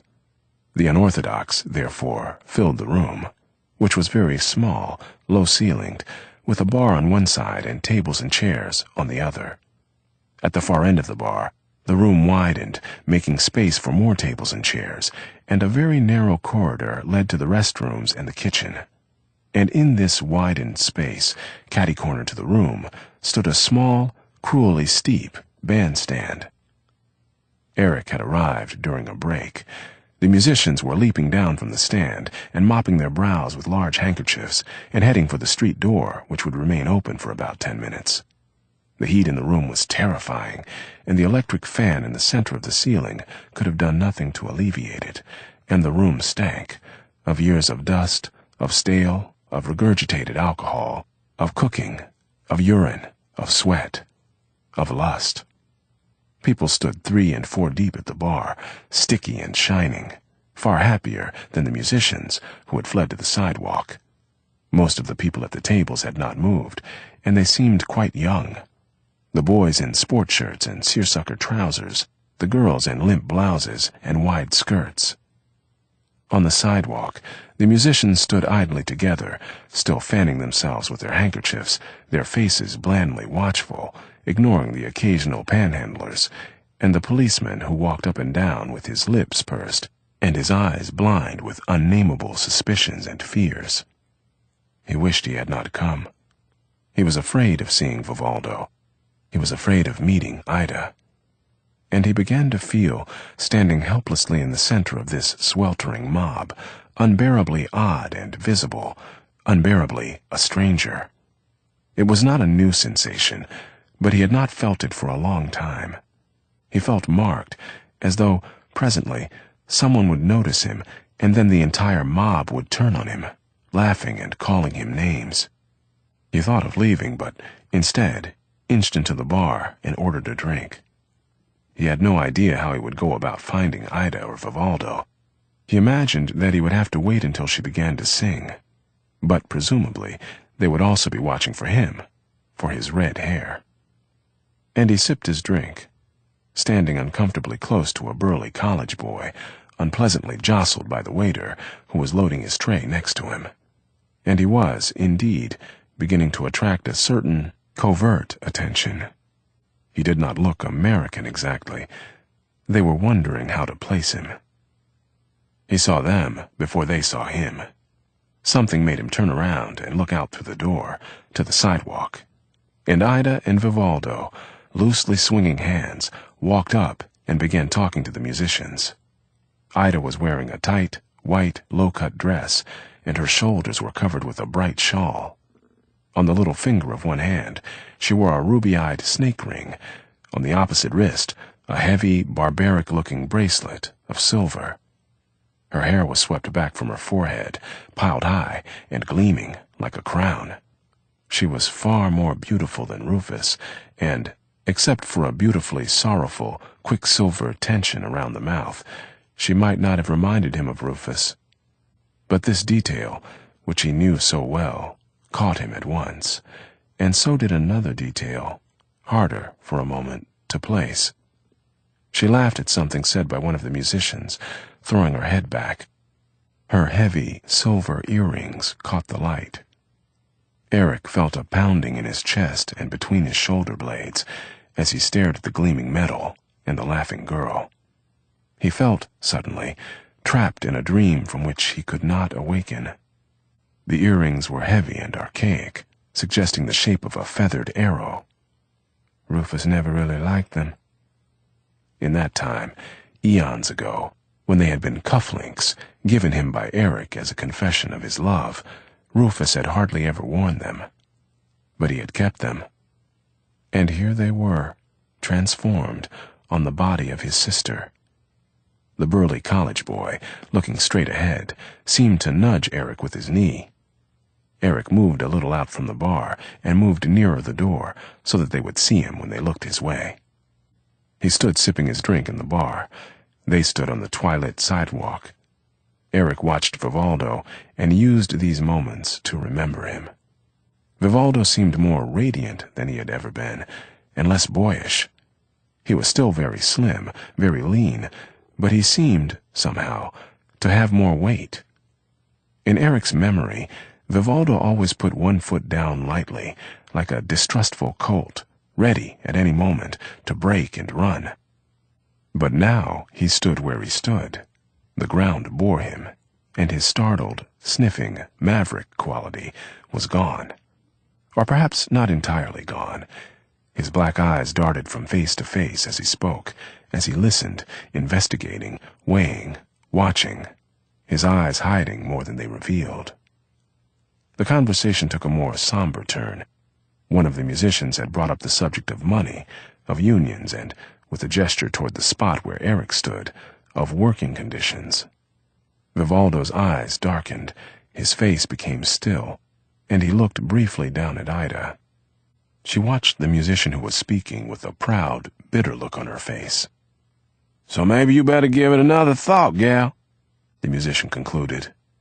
"I've thought about it," she said, looking down, touching one of the earrings.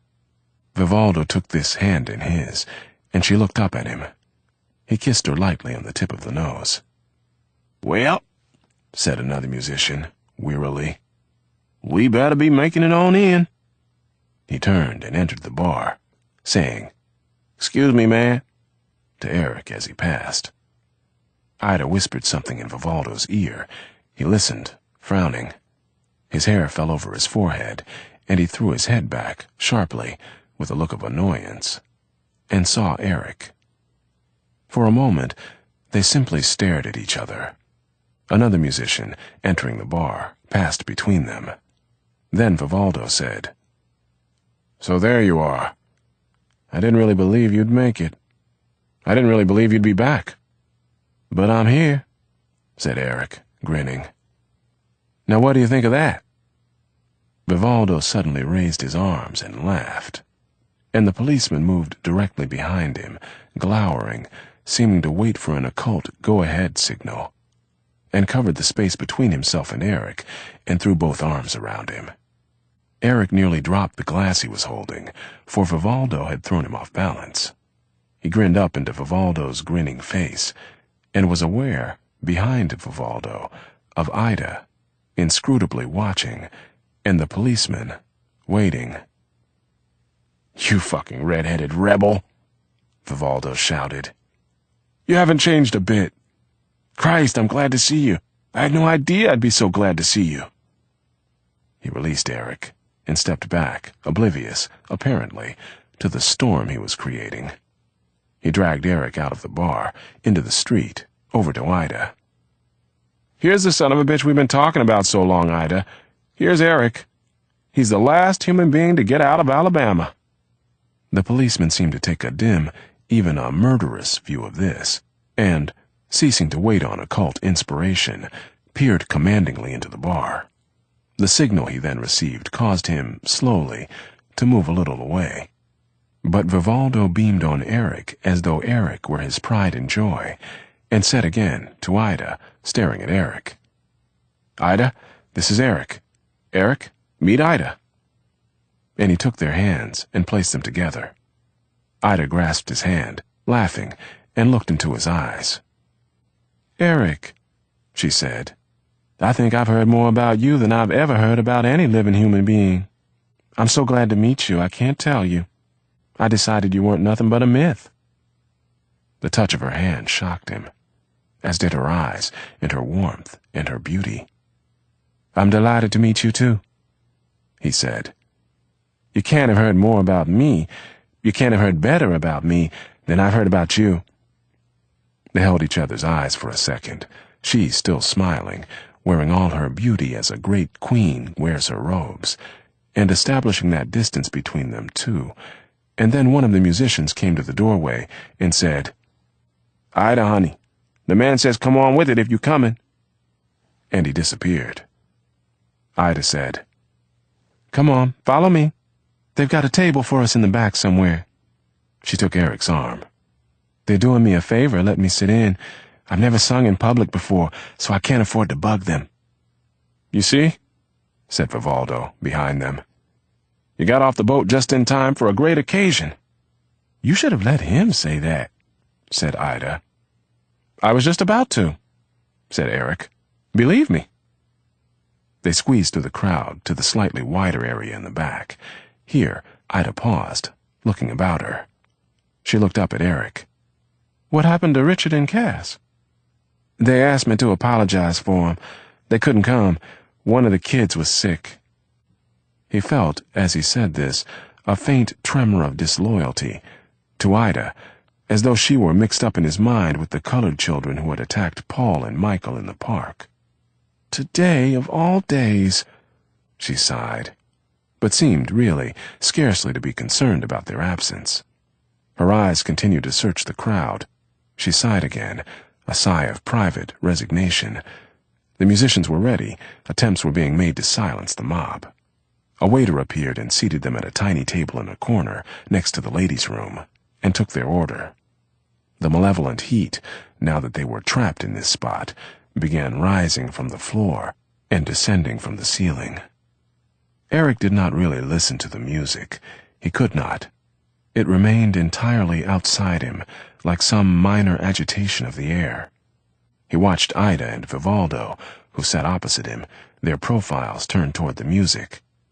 Ida watched with a bright, sardonic knowingness, as though the men on the stand were beating out a message she had commanded them to convey. But Vivaldo's head was slightly lowered, and he looked up at the bandstand with a wry, uncertain bravado, as though there were an incipient war going on between himself and the musicians, having to do with rank and color and authority. He and Ida sat very still, very straight, not touching. It was as though, before this altar, touch was forbidden them. The musicians sweated on the stand, like horses, played loudly and badly, with a kind of reckless contempt, and failed, during their first number, to agree on anything.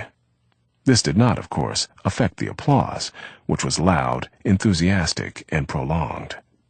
Only Vivaldo made no sound. The drummer, who, from time to time, had let his eyes travel from Ida to Vivaldo, then bowed his head to the drums again, registered Vivaldo's silence with a broad, mocking grin, and gestured to Ida. "It's your turn now," he said. "Come on up here and see what you can do to civilize these devils." And with the merest of glances at Eric and Vivaldo, "I think you might have had enough practice by now." Ida looked into his eyes with an unreadable smile, which yet held some hint of the vindictive. She crushed out her cigarette, adjusted her shawl, and rose demurely. "I'm glad you think I'm ready," she said. "Keep your fingers crossed for me, sugar," she said to Vivaldo, and stepped up on the stand. She was not announced. There was merely a brief huddle with the piano player, and then she stepped up to the mic. The piano player began the first few bars, but the crowd did not take the hint. "Let's try it again," said Ida, in a loud, clear voice. At this, heads turned to look at her. She looked calmly down on them. The only sign of her agitation was in her hands, which were tightly, restlessly clasped before her. She was wringing her hands, but she was not crying. Somebody said in a loud whisper, "Dig, man, that's the kid's kid sister." There were beads of sweat on her forehead and on her nose, and one leg moved out, trembling, moved back. The piano player began again. She grabbed the mic like a drowning woman and abruptly closed her eyes. "You made me leave my happy home. You took my love and now you've gone. Since I fell for you." She was not a singer yet, and if she were to be judged solely on the basis of her voice, low, rough-textured, of no very great range, she never would be. Yet she had something which made Eric look up and caused the room to fall silent. And Vivaldo stared at Ida as though he had never seen her before. What she lacked in vocal power and, at the moment, in skill, she compensated for by a quality so mysteriously and implacably egocentric that no one has ever been able to name it. This quality involves a sense of the self so profound and so powerful that it does not so much leap barriers as reduce them to atoms, while still leaving them standing, mightily, where they were. And this awful sense is private, unknowable, not to be articulated, having, literally, to do with something else. It transforms and lays waste and gives life and kills. She finished her first number, and the applause was stunned and sporadic. She looked over at Vivaldo with a small, childish shrug, and this gesture somehow revealed to Eric how desperately one could love her, how desperately Vivaldo was in love with her. The drummer went into a down-on-the-levee type song, which turned out to be a song Eric had never heard before. "Oh, Betty told Dupree she wanted a diamond ring. And Dupree said, 'Betty, I'll get you most any old thing.'" "My God," muttered Vivaldo. "She's been working." His tone unconsciously implied that he had not been, and held an unconscious resentment, and this threw Eric in on himself. Neither had he been working. For a long time, he had merely been keeping his hand in. It had been because of Eve, so he had told himself. But was this true? He looked at Vivaldo's white, passionate face and wondered if Vivaldo were now thinking that he had not been working because of Ida, who had not, however, allowed him to distract her. There she was, up on the stand, and unless all the signs were false, and no matter how hard or long the road might be, she was on her way. She had started. I'll give Mama my clothes. Give Betty my diamond ring. Tomorrow's Friday, the day I got to swing. She and the musicians were beginning to enjoy each other and to egg each other on as they bounced through this ballad of cupidity, treachery, and death. And Ida had created in the room a new atmosphere and a new excitement. Even the heat seemed less intolerable. The musicians played for her as though she were an old friend come home, and their pride in her restored their pride in themselves. The number ended, and Ida stepped off the stand, wet and triumphant, the applause crashing about her ears like foam. She came to the table, looking at Vivaldo with a smile and a small, questioning frown, and, standing, took a sip of her drink. They called her back. The drummer reached down and lifted her, bodily, onto the stand, and the applause continued. Eric became aware of a shift in Vivaldo's attention. He looked at Vivaldo's face, which was stormier than ever, and followed his eyes. Vivaldo was looking at a short, square man with curly hair and a boyish face who was standing at the end of the bar, looking up at Ida. He grinned and waved, and Ida nodded, and Vivaldo looked up at the stand again, with narrowed eyes and pursed lips, with an air of grim speculation. "Your girlfriend's got something," Eric said. Vivaldo glanced over at him.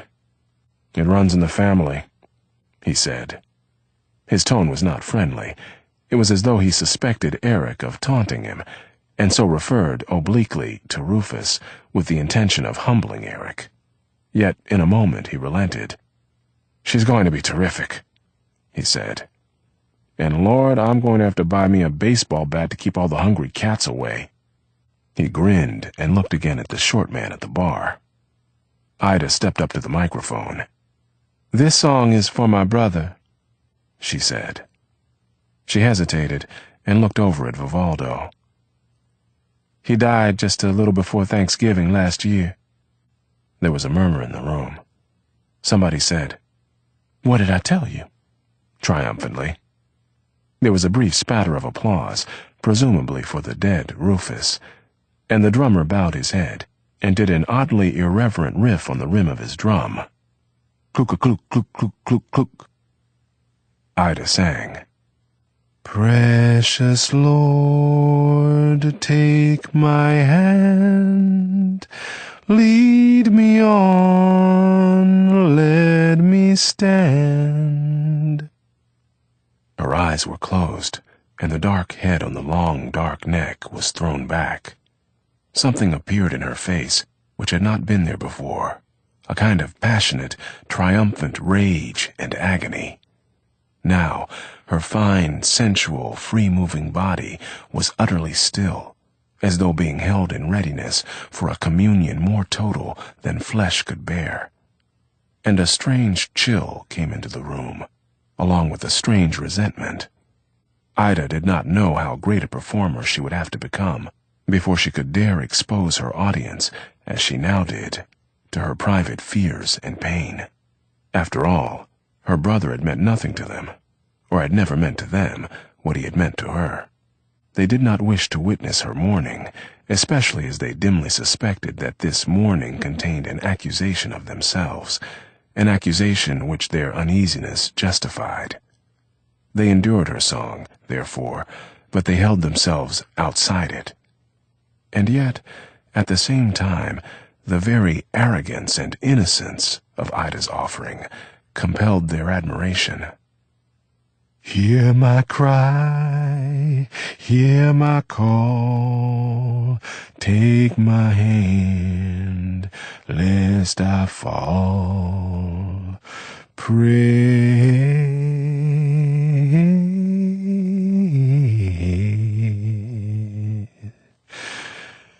precious Lord. The applause was odd, not quite unwilling, not quite free. Wary, rather, in recognition of a force not quite to be trusted, but certainly to be watched. The musicians were now both jubilant and watchful, as though Ida had abruptly become their property. The drummer adjusted her shawl around her shoulders, saying, "You've been perspiring. Don't let yourself catch cold." And, as she started off the stand, the piano player rose and ceremoniously kissed her on the brow. The bass player said, "Hell, let's tell the folks her name." He grabbed the microphone and said, "Ladies and gentlemen, you've been listening to Miss Ida Scott. This is her first exposure." And he mopped his brow, ironically. The crowd laughed. He said, "But it won't be her last." The applause came again, more easily this time, since the role of judge and bestower had been returned to the audience. "We have been present," said the bass player, "at an historic event." This time the audience, in a paroxysm of self-congratulation, applauded, stomped, and cheered. "Well," said Vivaldo, taking both her hands in his, "it looks like you're on your way." "Were you proud of me?" She made her eyes very big. The curve of her lips were somewhat sardonic. "Yes," he said, after an instant, gravely. "But then I'm always proud of you." Then she laughed and kissed him quickly on the cheek. "My darling Vivaldo, you ain't seen nothing yet." "I'd like," said Eric, "to add my voice to the general chorus of joy and gratitude. You were great. You really were." She looked at him. Her eyes were still very big, and something in her regard made him feel that she disliked him. He brushed the thought away as he would have brushed away a fly. "I'm not great yet," she said, "but I will be." And she raised both hands and touched her earrings. "They're very beautiful," he said. "Your earrings. Do you like them? My brother had them made for me just before he died." He paused. "I knew your brother a little. I was very sorry to hear about his death." Many people were," said Ida. "He was a very beautiful man, a very great artist, but he made—" She regarded him with a curious, cool insolence. "Some very bad connections. He was the kind who believed what people said. If you told Rufus you loved him, well, he believed you, and he'd stick with you till death. I used to try to tell him the world wasn't like that." She smiled. "He was much nicer than I am. It doesn't pay to be too nice in this world." "That may be true. But you seem nice. You seem very nice, to me." "That's because you don't know me. But ask Vivaldo." And she turned to Vivaldo, putting her arm on his. "I have to beat her up from time to time," said Vivaldo. "But otherwise she's great." He stuck out his hand to the short man, who now stood behind Ida. "Hello there, Mr. Ellis. What brings you all the way down here?" Ellis raised his eyebrows exaggeratedly and threw out his palms. "What do you think brings me down here? I had an uncontrollable desire to see Sammy's Bowery Follies." Ida turned, smiled, still leaning on Vivaldo. "My God, I saw you down there at the bar, but I scarcely dared believe it was you." "None other," he said.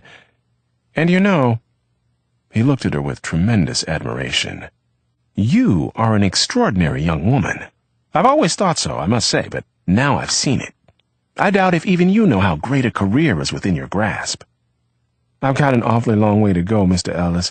I've got such an awful lot to learn." "If you ever stop feeling that way, I will personally take a hairbrush to you." He looked up at Vivaldo. "You have not called me, and I take that very unkindly." Vivaldo suppressed whatever rude retort was on his tongue. He said mildly, "I just don't think I've got much of a future in TV." "Oh, what an abysmal lack of imagination!" He shook Ida playfully by the shoulder. "Can't you do anything with this man of yours? Why does he insist on hiding his light under a bushel?" "The truth is," said Ida, "that the last time anybody made up Vivaldo's mind for him was the last time they changed his diapers. And that was quite a long time ago.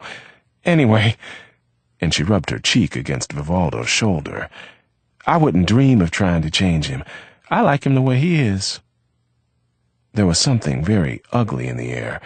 She clung to Vivaldo, but Eric felt that there was something in it which was meant for Ellis, and Vivaldo seemed to feel this too. He moved slightly away from Ida and picked up her handbag from the table, to give his hands something to do, and said, "You haven't met our friend. He just came in from Paris. This is Eric Jones. This is Steve Ellis."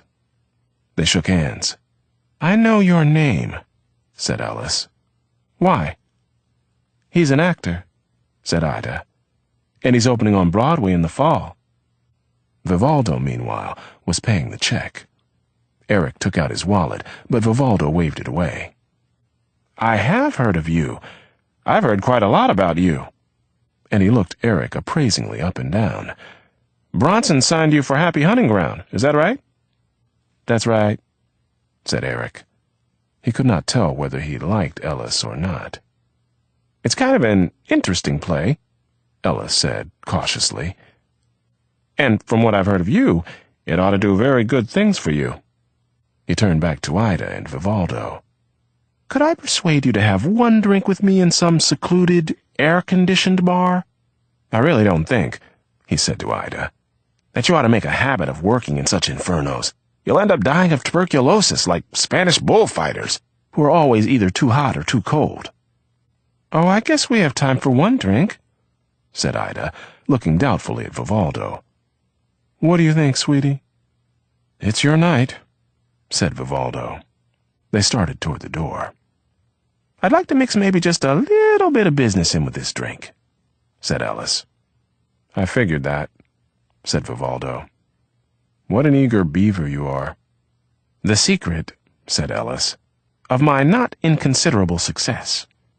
He turned to Ida. "I thought you told me yesterday that Dick Solensky and his wife would be here." Something happened then, in her face and in his. In his, wry panic and regret, quickly covered. In hers, an outraged warning, quickly dissembled. They entered the wide, hot street. "Eric saw them," she said calmly. "Something happened. They couldn't come." "The kids got into a fight in the park," said Eric. "Some colored kids beat 'em up." He heard Ida's breathing change. He told himself he was a bastard. "I left them waiting for the doctor." "You didn't tell me that," cried Vivaldo. "Jesus, I better call him up." "That isn't what you told me either," said Ida. "They weren't very badly hurt," said Eric. "Just bloody noses, but they thought they'd better have a doctor look at 'em, and of course they didn't want to leave 'em alone." "I'll call them," said Vivaldo, "as soon as we get to a bar." "Yes, sweetie," said Ida. "You'd better do that. What a terrible thing to have happen." Vivaldo said nothing, kicked at a beer can on the sidewalk. They were walking west through a dark wilderness of tenements, of dirty children, of staring adolescents, and sweating grown-ups. "When you say colored boys," Ida pursued after a moment, "do you mean that was the reason for the fight?" "There didn't," said Eric. "Seem to be any other reason. They'd never seen the boys before." "I imagine," said Ida, "that it was in some kind of retaliation for something some other boys had done to them." "I guess that must be it," said Eric.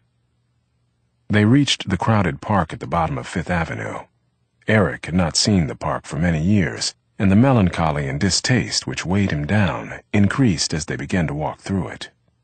Lord, here were the trees and the benches and the people and the dark shapes on the grass, the children's playground, deserted now, with the swings and the slides and the sand pile.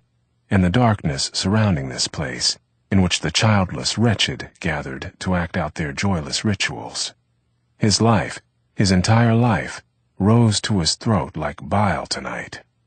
The sea of memory washed over him again and again, and each time it receded, another humiliated Eric was left writhing on the sands. How hard it was to be despised! How impossible not to despise oneself! Here were the peaceful men in the lamplight, playing chess. A sound of singing and guitar playing came from the center of the park. Idly, they walked toward it. They each seemed to be waiting and fearing the resolution of their evening. There was a great crowd gathered in the small fountain. This crowd broke down, upon examination, into several small crowds, each surrounding 1, 2, or 3 singers. The singers, male and female, wore blue jeans and long hair and had more zest than talent.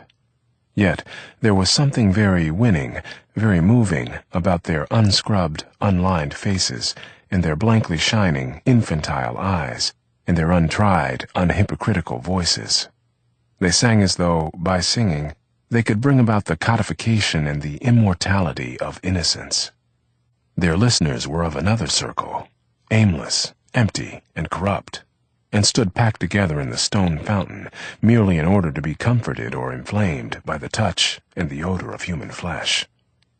And the policemen, in the lamplight, circled around them all. Ida and Vivaldo walked together, Eric and Ellis walked together. But all of them were far from one another. Eric felt, dimly, that he ought to make some attempt to talk to the man beside him, but he had no desire to talk to him. He wanted to leave, and he was afraid to leave. Ida and Vivaldo had also been silent. Now, as they walked from group to singing group, intermittently through romanticized Western ballads and toothless Negro spirituals, he heard their voices. And he knew that Ellis was listening too. This knowledge forced him, finally, to speak to Ellis. He heard Ida. "Sweetie, don't be like that." "Will you stop calling me sweetie? That's what you call every miserable cocksucker who comes sniffing around your ass." "Must you talk that way?" "Look, don't you pull any of that lady bullshit on me." "You talk. I'll never understand white people. Never, never, never. How can you talk that way? How can you expect anyone else to respect you if you don't respect yourselves? Oh, why the fuck did I ever get tied up with a house nigger? And I am not white people. I warn you. You're the one who starts it. You always start it. I knew you would be jealous. That's why. You picked a fine way to keep me from being jealous, baby. Can't we talk about it later? Why do you always have to spoil everything? Oh, sure. I'm the one who spoils everything, all right. Eric said to Ellis, "Do you think any of these singers have a future on TV?" "On daytime TV, maybe," Ellis said, and laughed. "You're a hard man," said Eric. "I'm just realistic," Ellis said. "I figure everybody's out for himself to make a buck, whether he says so or not. And there's nothing wrong with that. I just wish more people would admit it, that's all. Most of the people who think they disapprove of me don't disapprove of me at all. They just wish that they were me." "I guess that's true," said Eric, mortally bored. They began walking away from the music. "Did you live abroad a long time?" Ellis asked, politely. "About 3 years." "Where?" "Paris, mostly." "What made you go?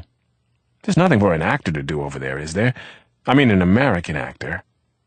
"Oh, I did a couple things for American TV." Coming toward them, on the path, were 2 glittering, loud-talking fairies. He pulled in his belly, looking straight ahead. "And I saw a lot of theater. I don't know. It was very good for me." The birds of paradise passed. Their raucous cries faded. Ida said, "I always feel so sorry for people like that."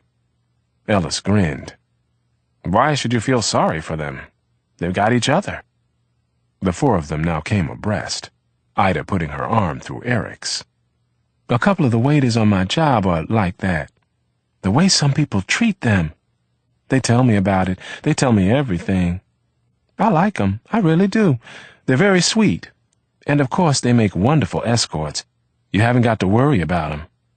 They don't cost much either, said Vivaldo. I'll pick one up for you next week, and we can keep him around the house as a pet. I simply am not able today, am I, to say anything that will please you? Stop trying so hard. Ellis, where are you taking us for this business mixed with pleasure drink? Curb your enthusiasm. We're practically there. They turned away from the park, toward 8th Street, and walked into a downstairs bar. Ellis was known here, naturally. They found a booth and ordered. Now, the extent of the business, Ellis said, looking from Ida to Vivaldo, is very simple. I've helped other people, and I think I can help Miss Scott. He looked at Ida. You aren't ready yet. You've got a hell of a lot of work to do and a hell of a lot to learn, and I'd like you to drop by my office one afternoon this week so we can go into all this in detail. You've got to study and work, and you've got to keep alive while you're doing all that, and maybe I can help you work that out. Then he looked at Vivaldo. And you can come too, if you think I'm trying to exploit Miss Scott unfairly. Is it your intention to act as her agent? No. You don't have any reason to distrust me. You just don't like me. Is that it? Yes, said Vivaldo after a moment. I guess that's right. Oh, Vivaldo, Ida moaned. That's all right. It's always good to know where you stand, but you certainly aren't going to allow this prejudice to stand in Miss Scott's way.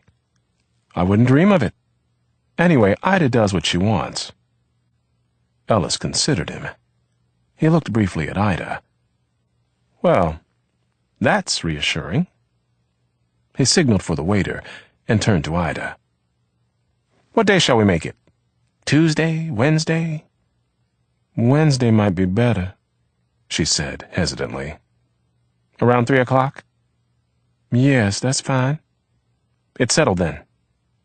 He made a note in his engagement book, then took out his billfold, picked up the check, and gave a $10 bill to the waiter. Give these people anything they want, he said. It's on me.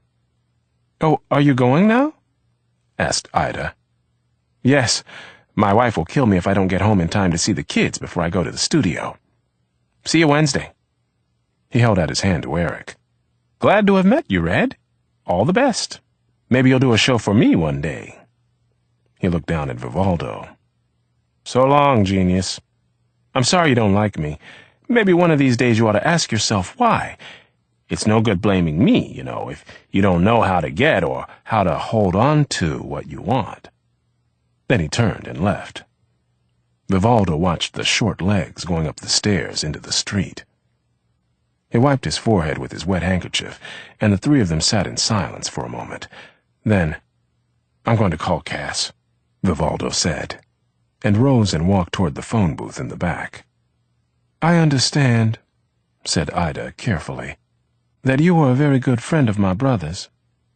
Yes, he said. I was, or at least I tried to be. Did you find it so very hard to be his friend? No, I hadn't meant to suggest that. He tried to smile. He was very wrapped up in his music. He was very much himself. I was younger then. I may not always have understood. He felt sweat in his armpits, on his forehead, between his legs. Oh. She looked at him from very far away. You may have wanted more from him than he could give. Many people did, men and women. She allowed this to hang between them for an instant. Then, he was terribly attractive, wasn't he? I always think that was the reason he died, that he was too attractive and didn't know how to keep people away. She sipped her drink. People don't have any mercy. They tear you limb from limb in the name of love. Then when you're dead, when they've killed you by what they made you go through, they say you didn't have any character. They weep big, bitter tears, not for you, for themselves, because they've lost their toy. That's a terribly grim view, he said. Of love? I know what I'm talking about. That's what most people mean when they say love. She picked up a cigarette and waited for him to light it. Thank you. You weren't here. You never saw Rufus's last girlfriend. A terrible little whore of a nymphomaniac. From Georgia. She wouldn't let him go. He tried all kinds of ways of getting away from her. He even thought of running away to Mexico. She got him so he couldn't work. I swear, there's nothing like a Southern white person, especially a Southern woman, when she gets her hooks into a Negro man. She blew a great cloud of smoke above his head. And now she's still living, the filthy white slut. And Rufus is dead. He said, hoping that she would really hear him, but knowing she would not, perhaps could not. I hope you don't think I loved your brother in that terrible way that you describe. I think we really were very good friends, and it was an awful shock for me to hear that he was dead. I was in Paris when I heard. Oh, I'm not accusing you. You and I are going to be friends. Don't you think so? I certainly hope so. Well, that settles it, as far as I'm concerned. Then, smiling, with her eyes very big. What did you do in Paris all that time? Oh, he smiled. I tried to grow up. Couldn't you have done that here? Or didn't you want to? I don't know. It was more fun in Paris. I'll bet. She crushed out her cigarette.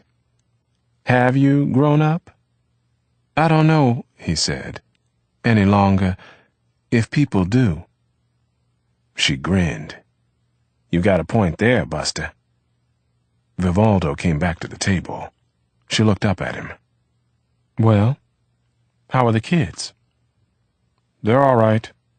Cass sounded a little distraught, but she sends her love to both of you and hopes to see you soon. Are we going to hang around here, or what are we going to do? Well, let's have supper, Ida said. Vivaldo and Eric looked at each other for the briefest of seconds. You'll have to count me out, said Eric quickly. I'm bushed. I had it. I want to go home and hit the sack. It's so early, Ida said. Well, I just got off a boat and I'm still vibrating. He stood up. I'll take a rain check on it. Well, she looked at Vivaldo humorously. I'm sorry the Lord and Master isn't in a better mood. She moved herself out of the booth. I've got to go to the little girl's room. Wait for me upstairs. I'm sorry, said Vivaldo, as they climbed the stairs into the street. I'd really looked forward to sitting around and bullshitting with you tonight and all, but I guess you really better leave us alone. You understand, don't you? Of course I understand, said Eric. I'll give you a call next week sometime. They stood on the sidewalk, watching the aimless mob. It must feel very strange for you, said Vivaldo, to be back here. But I hope you won't think we're not friends anymore, because we are. I care a lot about you, Eric. I just want you to know that, so you won't think I'm putting you down gently, sort of, tonight. It's just one of those things. He stared outward, looking very weary. Sometimes that girl gets me so I don't know if I'm coming or going. I know a little bit about it, Eric said. No sweat. He held out his hand. Vivaldo held it for a moment. I'll give you a call in a couple of days, all right? Say goodbye to Ida for me. All right, Eric. Be well. Eric smiled. Stay well. He turned and started walking toward 6th Avenue, but he did not really know where he was going. He felt Vivaldo's eyes on his back. Then Vivaldo was swallowed up in the press of people behind him. On the corner of 6th Avenue, he watched and waited. The lights banged on and off. A truck came by. He looked up into the face of the truck driver and felt an awful desire to join that man and ride in that truck wherever the truck was going. But he crossed the street and started walking toward his apartment. It was the safest place to be. It was the only place to be. Strange people. They seemed strange to him now, but one day, again, he might be one of them. Past him with that ineffable, sidelong, desperate look. But he kept his eyes on the pavement. Not yet, not you. Not yet, not yet. 3. On the Wednesday afternoon that Ida went off to see Ellis, Cass called Vivaldo at the Midtown bookshop where he worked and asked if she could buy him a drink when his day was over. The sound of her voice, swift, subdued, and unhappy, had the effect of jolting him out of his own bewilderment. He asked her to pick him up at the shop at 6. She arrived at the exact time, wearing a green summer dress which made her look very young, carrying an absurdly large straw handbag. Her hair was pulled back and fell over her shoulders, and for a moment, watching her push through the doors, both blurred and defined by the heavy sunlight, she looked like the Cass of her adolescence, of years ago. She had then been the most beautiful, the most golden girl on earth. And Richard had been the greatest, most beautiful man. She seemed terribly wound up, seemed to blaze nearly, with some private, barely contained passion. She smiled at him, looking both young and weary. And for a moment, he was faintly aware of her personal heat, her odor. "How are you, Vivaldo? It's been rather a while since we've seen each other." "I guess it has. And it's been my fault. How are things with you?" She shrugged humorously, raising her hands like a child. "Oh, up and down." Then, after a moment, "Rather down right now." She looked around the store. People were peering into bookshelves rather the way children peered in at the glass-enclosed fish in the aquarium. "Are you free? Can we leave now?" "Yes, I was just waiting for you." He said goodnight to his employer, and they walked into the scalding streets. They were in the 50s, on the east side. "Where shall we have this drink?" "I don't care. Someplace with air conditioning, and without a TV set. I couldn't care less about baseball." They started walking uptown and east, as though each wished to get as far away as possible from the world they knew and their responsibilities in it. The presence of others, walking past them, walking toward them, erupting rudely out of doorways and taxicabs, and springing up from the curbs, intruded painfully on their stillness and seemed to menace their connection. And each man or woman that passed seemed also to be carrying some intolerable burden. Their private lives screamed from their hot and discontented faces. "On days like this," Cass said suddenly, "I remember what it was like. I think I remember, to be young, very young." She looked up at him. "When everything, touching and tasting, everything was so new, and even suffering was wonderful because it was so complete." "That's hindsight, Cass. I wouldn't want to be that young again for anything on earth." But he knew what she meant. Her words had taken his mind away, for a moment, from his cruel visions of Ida and Ellis. "You told me you hadn't seen him since that party." "Well, I did go to see him once, just to tell him about the jam session." "Why did you have to see him? Why didn't you just call?" "I wasn't sure he'd remember me from just over the phone. And then I didn't tell you because I knew how you'd behave." "I don't care what you say, baby. I know what he's after. He just wants to get inside your drawers." "Oh, Vivaldo, you think I don't know how to handle little snots like that?" And she gave him a look, which he did not know how to answer, which almost stated, "Look how I handled you." But now he thought of himself at 15 or 16, swimming in the Coney Island surf, or in the pool in his neighborhood, playing handball in the playground, sometimes with his father, lying in the gutter after a street fight, vomiting, praying that no enemy would take this occasion to kick his brains out. He remembered the fear of those days, fear of everything, covered with a mocking, staccato style, defended with the bullets of dirty words. Everything was for the first time at 15 or 16. And what was her name? Zelda. Could that possibly be right? On the roof, in the summertime, under the dirty city stars.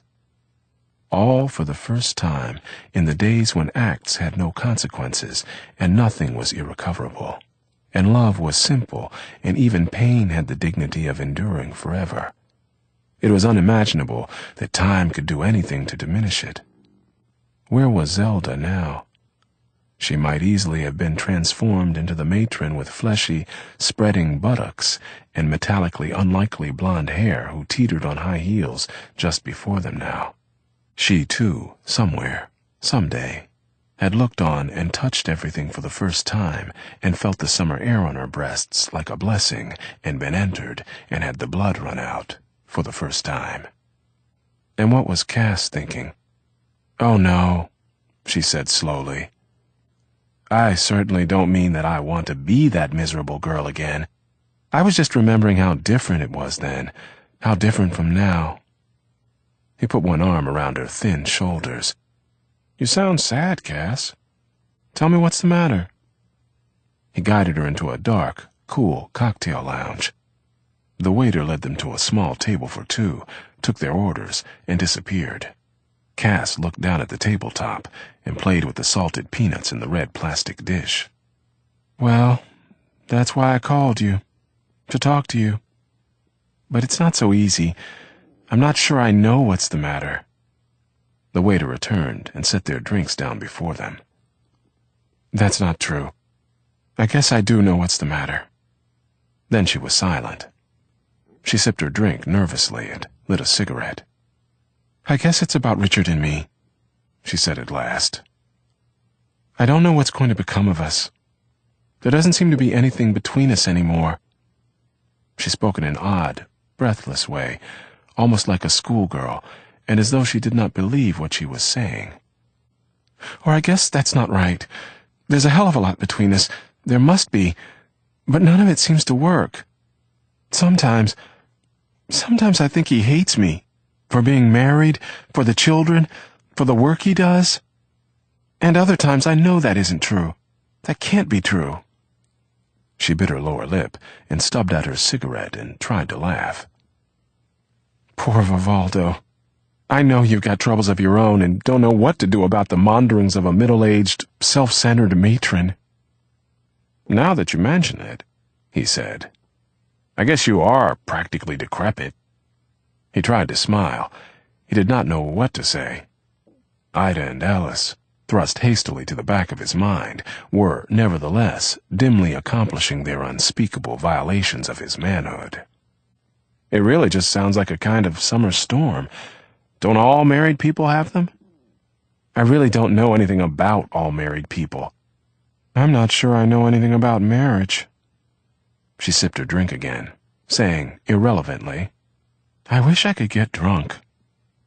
Then she giggled, her proud face suddenly breaking. "I wish I could get drunk and go out and pick up a truck driver or a taxi driver or anybody who'd touch me and make me feel like a woman again." She hid her face with one bony hand, and her tears dripped through her fingers. Keeping her head down, she searched fiercely through the absurd straw handbag and finally came up with a small bit of Kleenex. With this, miraculously, she managed to blow her nose and dry her eyes. "I'm sorry," she said. "I've just been sitting around brooding too long."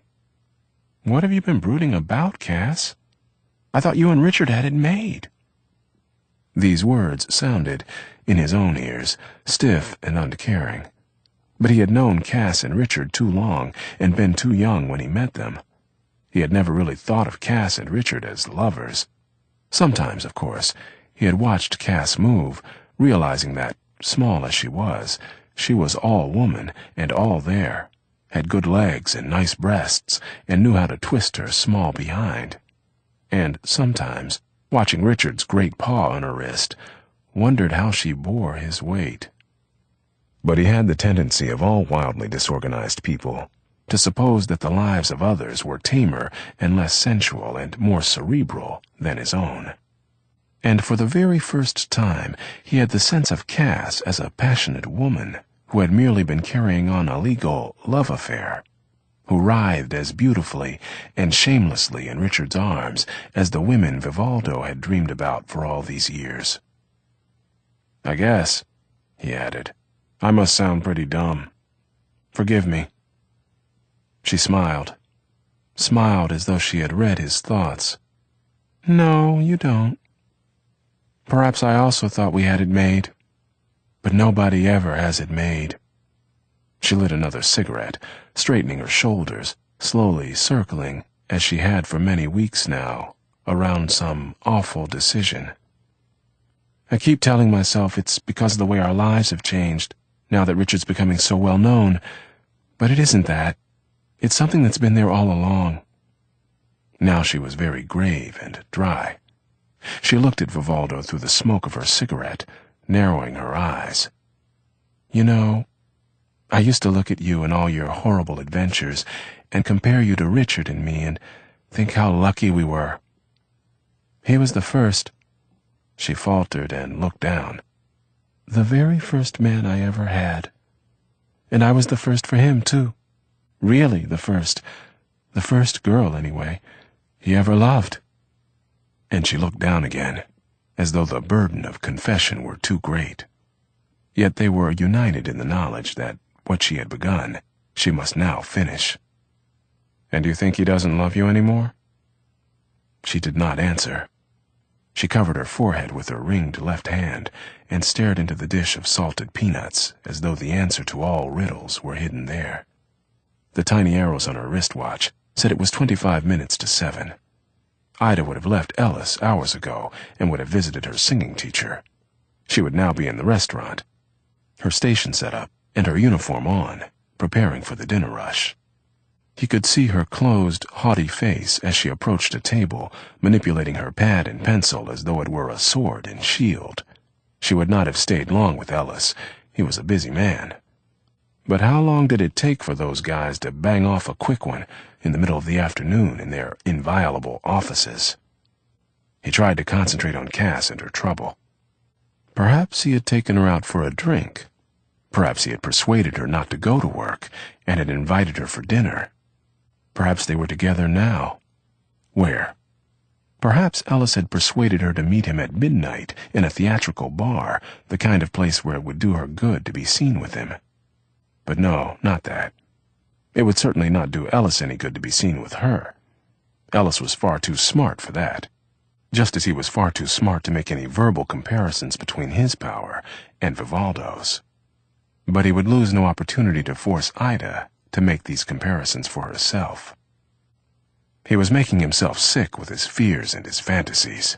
If Ida loved him, then Ellis and the whole great glittering world did not matter. If she did not love him, there was nothing he could do about it, and the sooner everything came to an end between them, the better. But he knew that it was not as simple as that he was not being honest. She might very well love him, and yet, he shuddered and threw down his drink, be groaning on some leather couch under the weight of Ellis. Her love for him would in no way blunt the force of her determination to become a singer, to pursue the career which now seemed so easily within her grasp. He could even see the truth of her loving and vehement assertion that it was he, his love, which had given her the courage to begin. This did not cheer him, the assertion containing to his ears the suggestion that his role now was finished, and he was fouling up everything by failing to deliver his exit lines. He shook his head. In half an hour, no, an hour, he would call the restaurant. "Oh, Cass," he heard himself saying, "I wish I could do something to help." She smiled and touched his hand. The tiny arrows on her wrist had not moved. "Thank you," she said very gravely. Then, "I don't know if Richard loves me anymore or not. He doesn't see me anymore. He doesn't see me. He hasn't touched me." She raised her eyes to Vivaldo's, and 2 tears spilled over and rolled down her face. She made no move to check them. "He hasn't touched me in, I don't know how long. I've never been very aggressive. I've never had to be." She struck at her tears with the back of her hand. "I sit in that house like a housekeeper. I take care of the kids and make meals and scrub toilet bowls and answer the phone, and he just doesn't see me. He's always working. He's always busy with deals with Ellis, I guess, and his agent and all those horrible people. Maybe he's mad at me because I don't like them very much, and I can't help it." She caught her breath, found another wad of Kleenex, and again accomplished miracles with it. "In the beginning, I sort of teased him about them. I don't know anymore, but I guess it's too late. I know they're busy and important, but I can't help it. I don't think it's serious work. Maybe Richard's right. He says I'm a New England snob and a man-killer, but God knows I don't mean to be, and I don't think Richard's work is any good anymore, and he can't forgive me for that. What am I to do?" And she put both hands to her forehead, looking down, and began to cry again. He looked cautiously around the dark lounge. No one was noticing them. It was, suddenly, 7:15. Ineptly, he asked, "Have you and Richard talked about this at all?" She shook her head. "No, we've just had fights. We don't seem to be able to talk to each other anymore. I know that people say that there comes a time in marriage when everything goes out of it except companionship, but this can't be what they're talking about. Not this, not so soon. I won't have it." And now the extraordinary violence in her voice did cause a few heads to turn in their direction. He took both her hands, smiling. "Easy, girl, easy. Let me buy you another drink." "That would be nice." The drink before her was mainly water, but she finished it. Vivaldo signaled the waiter for another round. "Does Richard know where you are now?" "No. Yes, I told him I was going to have a drink with you." "What time does he expect you back?" She hesitated. "I don't know. I left supper in the oven. I told him if I wasn't back in time for supper to feed the children and eat himself. He just grunted and walked into his study." She lit a cigarette, looking both desperate and distant, and he knew that there was more in her mind than she was telling. "I guess I'll go on back, though. Or maybe I'll go to a movie." "Would you like to have supper with me?" "No. I don't feel like eating. Besides," the waiter came with their drinks. She waited until he left. "Richard's a little jealous of you." "Of me? Why is he jealous of me?" "Because you may become a real writer. And now he never will be, and he knows it. And that's the whole trouble." She made this pronouncement with the utmost coolness, and Vivaldo began to see, for the first time, how deadly it must be for Richard now to deal with a woman like Cass. "God damn it! I wouldn't care if he couldn't read." And she grinned and took a swallow of her drink. "Yes, you would," he said. "You can't help it."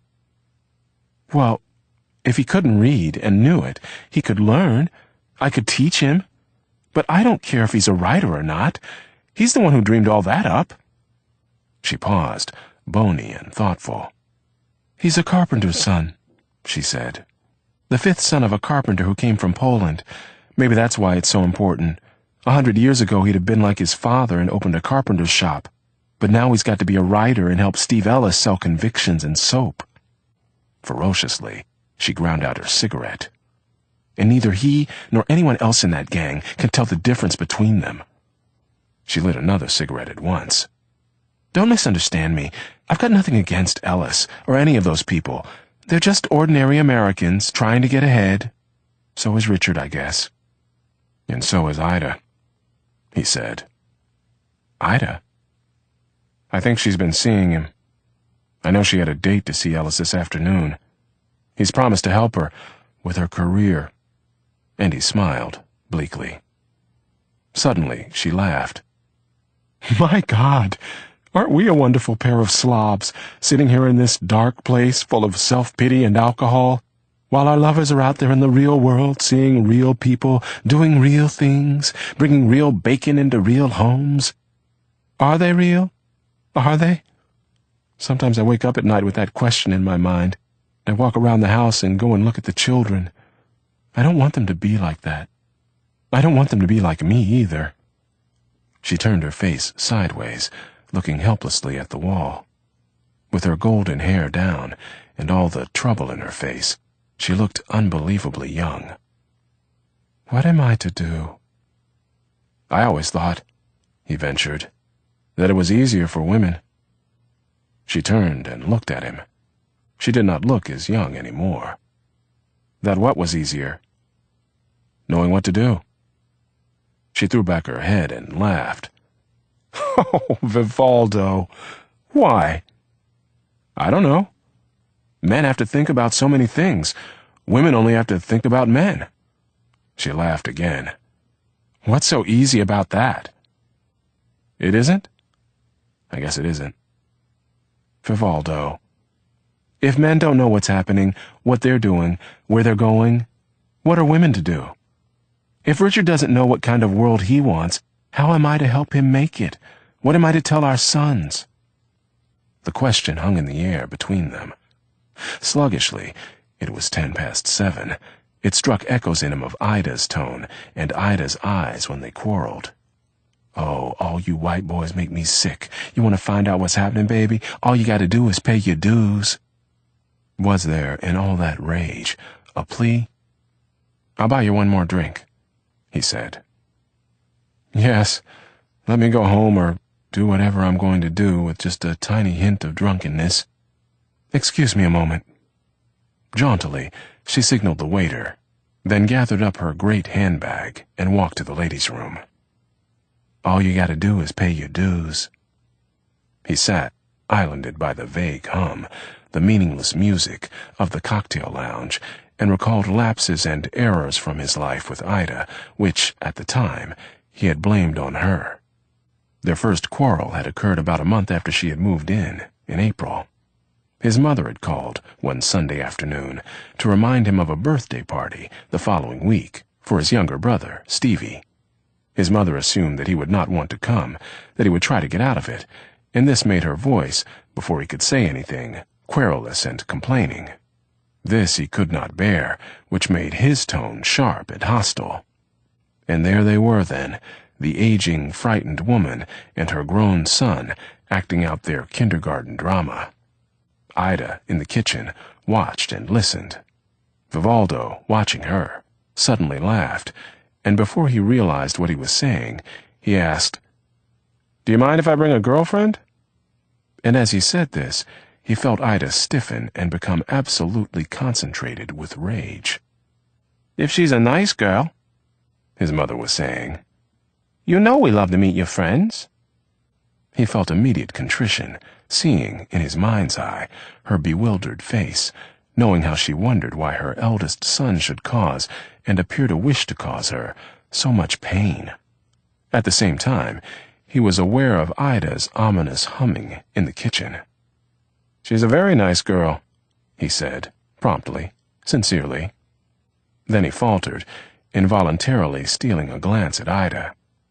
He did not know how to say, "Mama, she's a colored girl," knowing that his mother, and who on earth could blame her, would immediately decide that this was but one more attempt on his part to shock and humiliate his family. "I want you two to meet one day, I really do." And this sounded totally insincere. He was thinking, I guess I really am going to have to tell them. I'm going to have to make them accept it. And then at once, oh, fuck it, why? He glanced again at Ida. She was smoking a cigarette and leafing through a magazine. "Well," said his mother, doubtfully, more willing, albeit in her fashion, to come flying down the road to meet him, "try to bring her to the party. Everybody will be here and they all ask about you. We haven't seen you in so long. I know your father misses you, though he'll never say a thing, and Stevie misses you too, and we all do, Danny." They called him Danny at home. Everybody. His sister and his brother-in-law, his brother and father and mother, the uncles and aunts and cousins, and the resulting miasma of piety and malice and suspicion and fear. The invincible chatter of people, concerning people, who had no reality for him.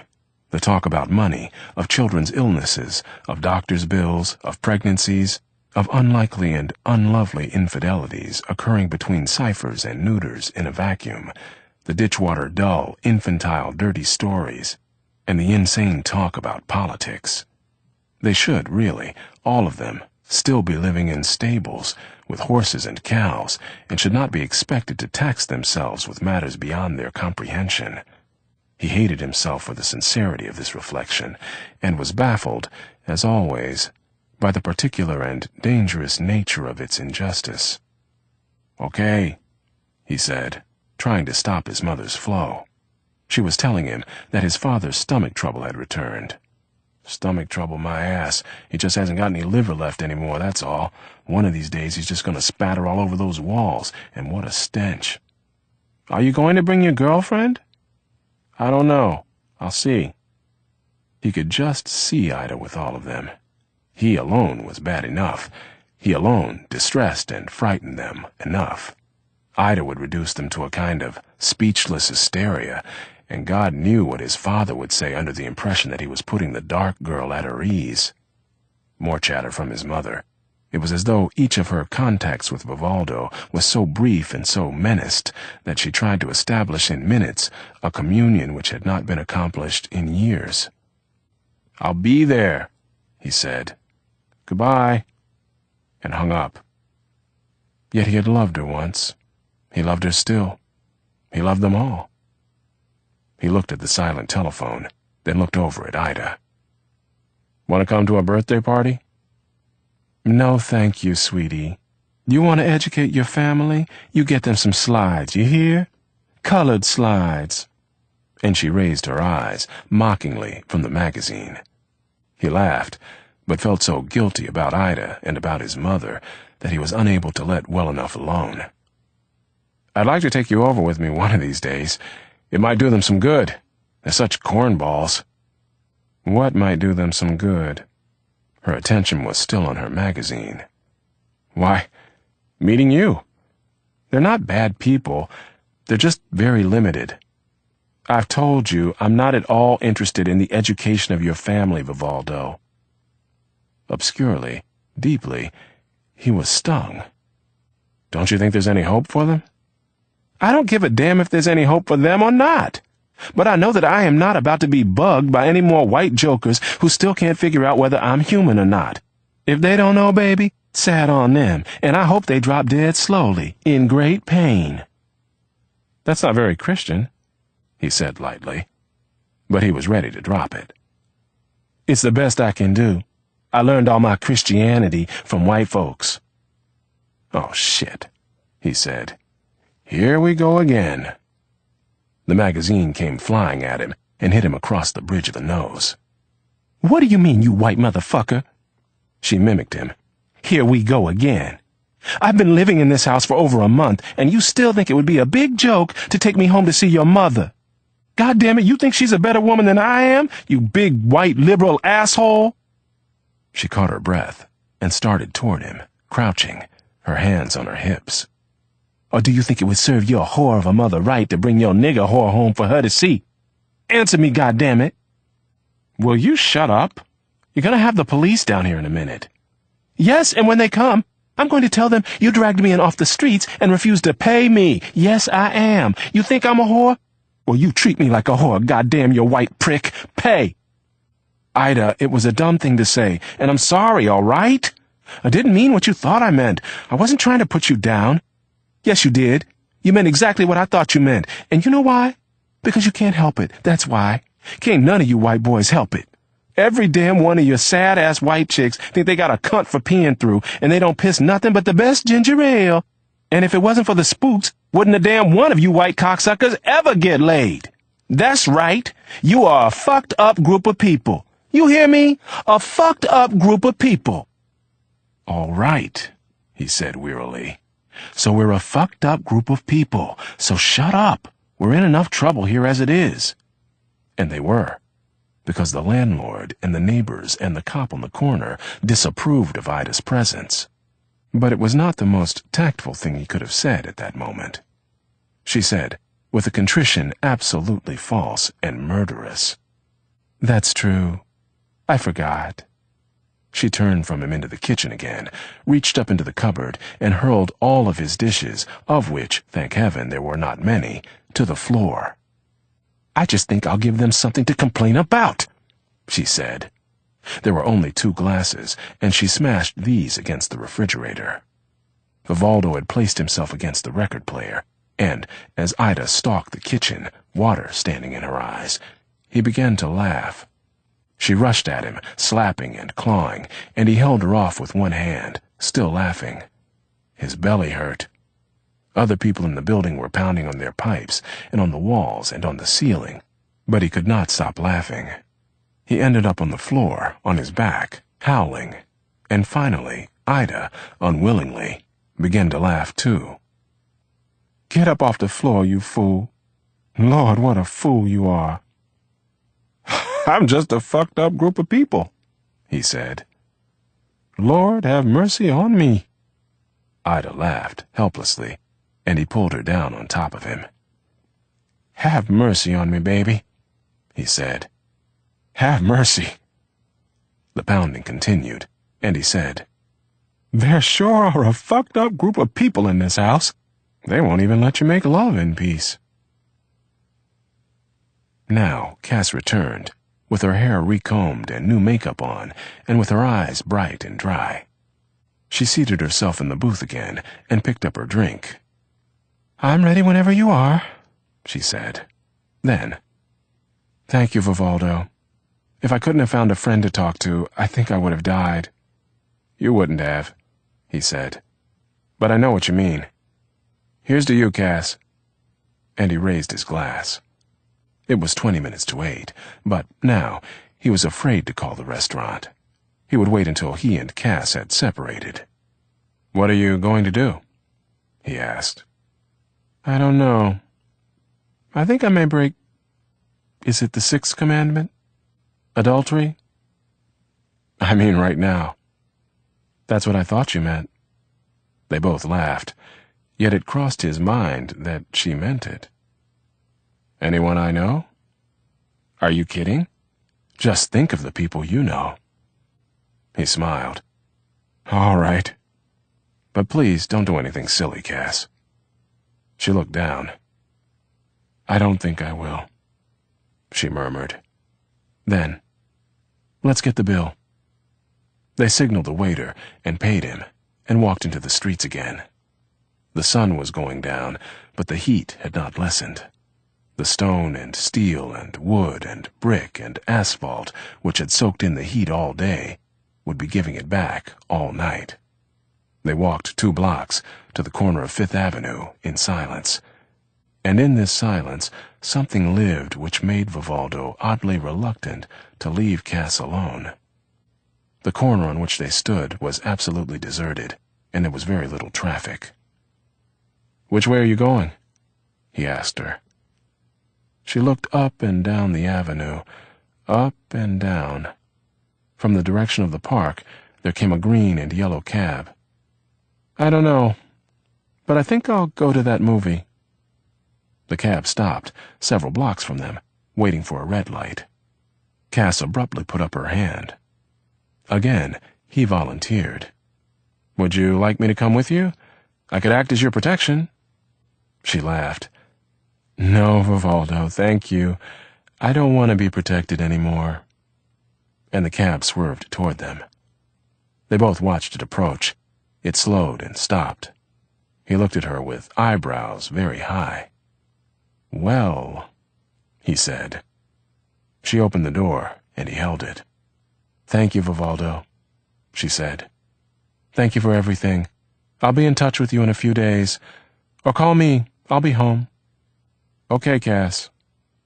He made a fist and touched her on the chin. "Be good." "You too. Goodbye."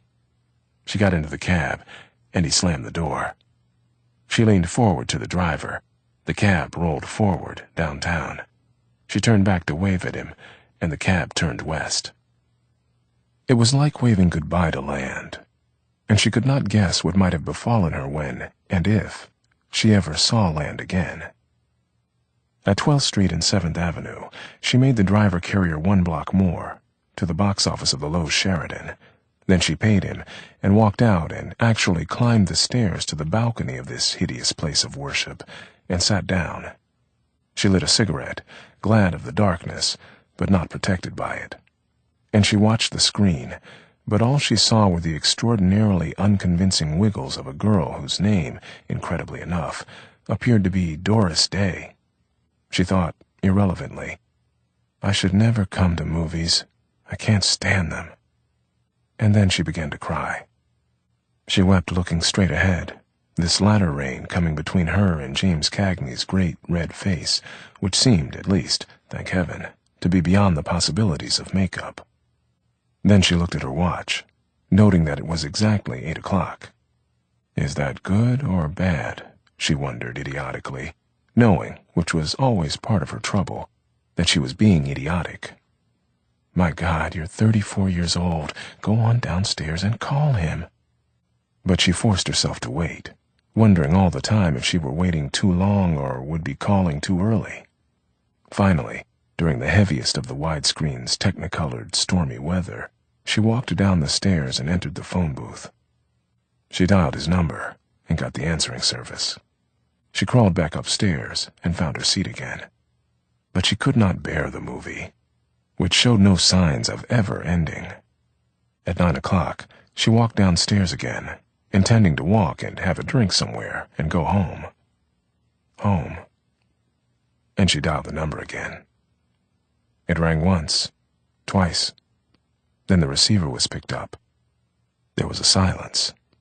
Then, in an aggressive drawl, "Hello?" She caught her breath. "Hello? Hello, Eric?" "Yes?" "Well, it's me, Cass." "Oh." And then quickly, "How are you, Cass? It's good of you to call me. I've been sitting here trying to read this play and going out of my mind and feeling suicidal." "I imagine," she said, "that you may have been expecting this call." For never let it be said, she thought, now really in the teeth of irreality and anguish, that I don't lay my cards on the table. "What did you say, Cass?" But she knew, from the rhythm of his question, that he had understood her. "I said, you may have been expecting this call." After a moment, he said, "Yes, in a way." Then, "Where are you, Cass?" "I'm around the corner from your house. Can I come up?" "Please do." "All right. I'll be there in about 5 minutes." "Okay." "Oh, Cass." "Yes?" "I haven't got anything in the house to drink. If you'll pick up a bottle of scotch, I'll pay you for it when you get here." "Any special kind?" "Oh, I don't care. Any kind you like." A stone, miraculously enough, seemed to rise from her heart for a moment. She laughed. "Black Label?" "Crazy." "In a minute, then." "In a minute. I'll be here." She hung up, staring for a moment at the shining black instrument of her deliverance. She marched into the street, found a liquor store, and bought a bottle. And the weight of the bottle in her straw handbag somehow made everything real, as the purchase of a railroad ticket proves the imminence of a journey. What would she say to him? What would he say to her? He called. "Is that you, Cass?" She called back, "Yes," and ran clumsily up the steps like a schoolgirl. She reached his doorway out of breath, and he stood there, in a t-shirt and a pair of old army pants, smiling and pale. His reality shocked her, and so did his beauty, or his vigor, which, in a man, is so nearly the same thing. She might have been seeing him for the first time, his short, disordered red hair, a rather square forehead with lines burned into it, heavier eyebrows than she remembered, and darker eyes set farther back. His chin had a tiny cleft. She had never noticed it before. His mouth was wider than she remembered. His lips were fuller. His teeth were slightly crooked. He had not shaved, and his red beard bristled and gleamed in the weak yellow light on the landing. His trousers had no belt, and his bare feet were in leather sandals. He said, "Come in," and she brushed quickly past his body. He closed the door behind her. She walked into the center of the room and stared about her, seeing nothing. Then they stared at each other, terribly driven, terribly shy, not daring to imagine what came next. He was frightened, but very self-contained. She felt that he was studying her, preparing himself for whatever this new conundrum might prove to be. He had made no decisions at all as yet, was trying to attune himself to her, which placed her under the necessity of finding out what was in his heart by revealing what was in hers. and she did not yet know what was in her heart, or did not want to know. He took her bag from her and set it on the bookcase. The way he did this made her realize that he was unaccustomed to having women in his room. The Shostakovich Fifth Symphony was on his record player. The play, Happy Hunting Ground, lay open on his bed, under his nightlight. The only other light in the room came from a small lamp on his desk. His apartment was small and spare, absolutely monastic. It was less a place to live in than it was a place to work, and she felt, suddenly and sharply, how profoundly he might resent the intrusion into his undecorated isolation of the feminine order and softness. "Let's have a drink," he said, and took the bottle from her bag. "How much do I owe you?" She told him, and he paid her, shyly, with some crumpled bills which were lying on the mantelpiece next to his keys. He moved into the kitchen, tearing the wrapper off the bottle. She watched him as he found glasses and ice. His kitchen was a mess, and she longed to offer to clean it up for him, but she did not dare, not yet. She moved heavily to the bed and sat down on the edge of it and picked up the play. "I can't tell if that play's any good or not. I can't tell any more, anyway." Whenever he was unsure, his southern accent became more noticeable. "Which character are you playing?" "Oh, I'm playing one of the bad cats, the one they call Malcolm." She looked at the cast of characters and found that Malcolm was the son of Egan. The script was heavily underlined, and there were long notes in the margin. One of these notes read, "On this, maybe remember what you know of Eve." And she looked at the underlined sentence. "No, I don't want no damn aspirin. Man got a headache. Why don't you let him find out what kind of headache it is?" Eric called. "Do you want water or just ice?" "A little water, thanks." He came back into the room and handed her her highball. "I play the last male member of a big, rich American family. They got rich by all kinds of swindles and by shooting down people and all that jazz. But I can't do that by the time I'm a man because it's all been done and they've changed the laws. So I get to be a big labor leader instead, and my dad tries to get me railroaded to jail as a communist. It gives us a couple nice scenes. The point is, there's not a pin to choose between us." He grinned. "It'll probably be a big fat flop." "Well, just make sure we have tickets to opening night." A brief silence fell, and her "we" resounded more insistently than the drums of Shostakovich. "Oh, I'm going to try to pack the house with my friends," he said. "Never fear." Silence fell again. He sat down on the bed beside her and looked at her. She looked down. "You make me feel very strange," he said. "You make me feel things I didn't think I'd ever feel again." "What do I make you feel?" she asked. And then, "You do the same for me." She sensed that he was taking the initiative for her sake. He leaned forward and put one hand on her hand, then rose and walked away from her, leaving her alone on the bed. "What about Richard?" "I don't know," she said. "I don't know what's going to happen between Richard and me." She forced herself to look into his eyes, and she put her drink down on the night table. "But it isn't you that's come between Richard and me. You don't have anything to do with that." "I don't now, you mean? Or I don't yet." He put his cigarette down in the ashtray on the mantelpiece behind him. "But I guess I know what you mean, in a way." He still seemed very troubled, and his trouble now propelled him toward her again, to the bed. He felt her trembling, but still he did not touch her, only stared at her with his troubled and searching eyes, and with his lips parted. "Dear Cass," he said, and smiled. "I know we have now, but I don't think we have much of a future." She thought, perhaps if we take now, we can have a future too. It depends on what we mean by future. She felt his breath on her face and her neck. Then he leaned closer, head down, and she felt his lips there. She raised her hands to stroke his head and his red hair. She felt his violence and his uncertainty. And this made him seem much younger than she. and this excited her in a way that she had never been excited before. She glimpsed, for the first time, the force that drove older women to younger men, and then she was frightened. She was frightened because she had never before found herself playing so anomalous a role, and because nothing in her experience had ever suggested that her body could become a trap for boys, and the tomb of her self-esteem. She had embarked on a voyage which might end years from now in some horrible villa near a blue sea with some unspeakably phallic Turk or Spaniard or Jew or Greek or Arabian. Yet she did not want it to stop. She did not quite know what was happening now or where it would lead, and she was afraid. But she did not want it to stop. She saw the smoke from Eric's cigarette curling up from the mantelpiece. She hoped it was still in the ashtray. The play script was beneath her head. The symphony was approaching its end.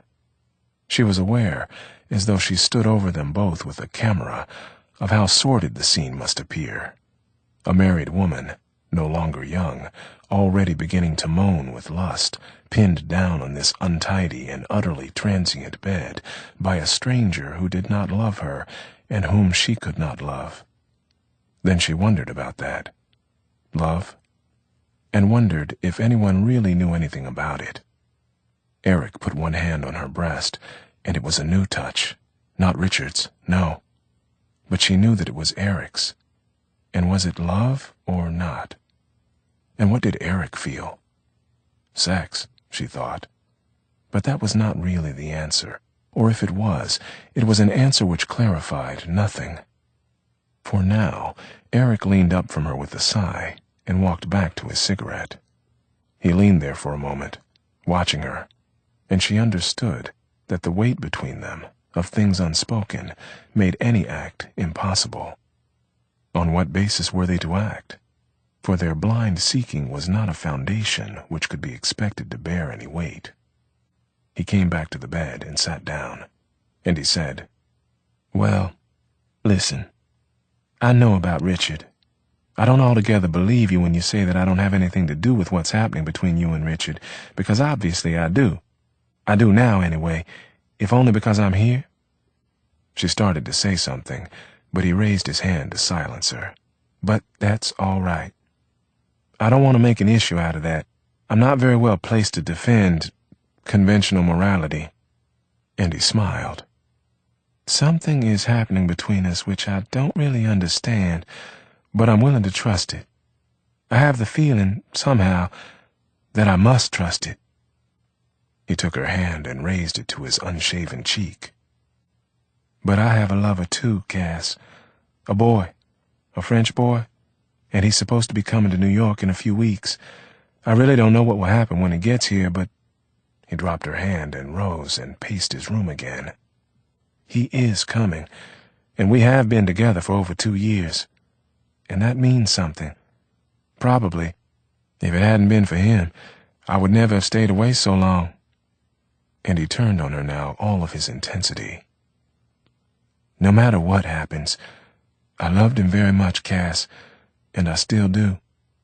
I don't think I've ever loved anyone quite like that before, and—" He shuddered.